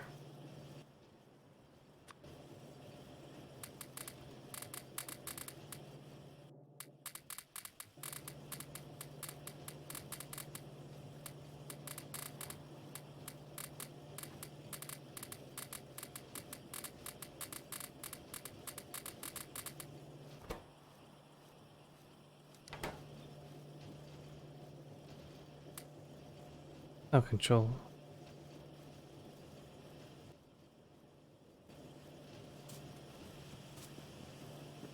So that's 1, 2, and it's ready. It's hitting the third module a little bit, but like the main thing is I I'm just pulling so many with building these. Still working on currently these. Yeah, that's only 800. That's 5 something.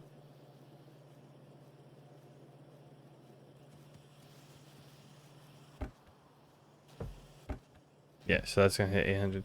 Once these fills up, they're not gonna be pulling green belts nearly at all.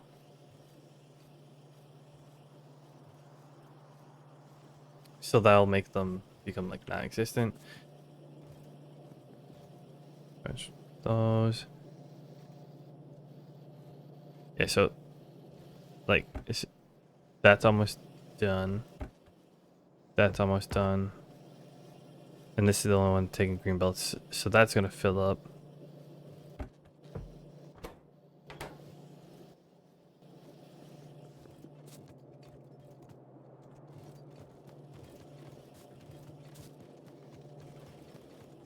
I can even speed this up by just going like that, and you're gonna see like this is gonna back up.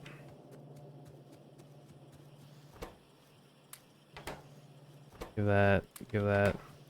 See, those are already backed up a little bit. That's backing up.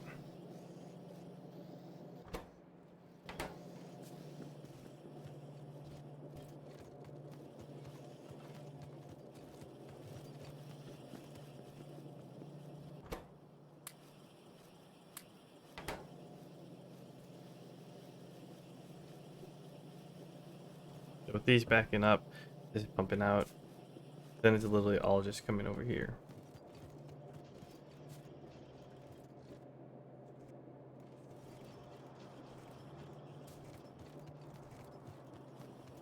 Which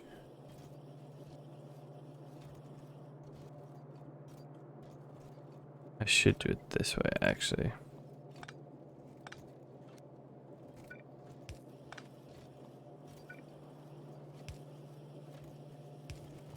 There you go. Now it's using both sides of the belt versus just the one. And yeah, a lot of it's this, like,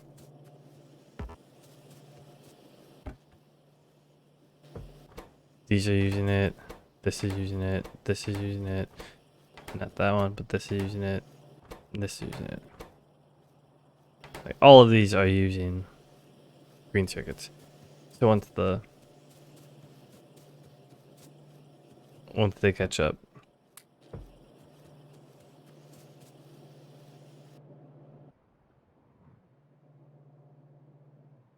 Nope, they decided to try to expand. First time in a while, actually.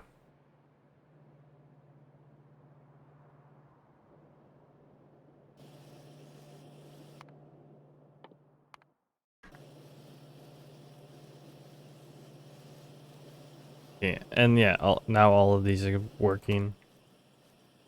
So, like, these are full, these are full. I'm gonna start getting bottlenecks once again, once I start building stuff, and it's gonna pull from these. That's not gonna be till like after I beat the game. But I just realized it's 1 o'clock. And I'm exhausted. I felt that I was exhausted. I'm tired. But no, I honestly feel exhausted, so I'm gonna call it there. Thanks for hanging out. Thanks for checking out D&D.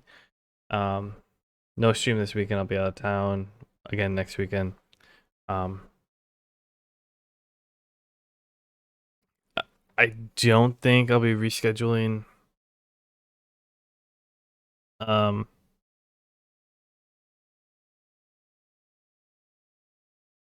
For my Minecraft and J Booty. I think we're just gonna be missing another week. So it's been a pleasure all, and see you next time.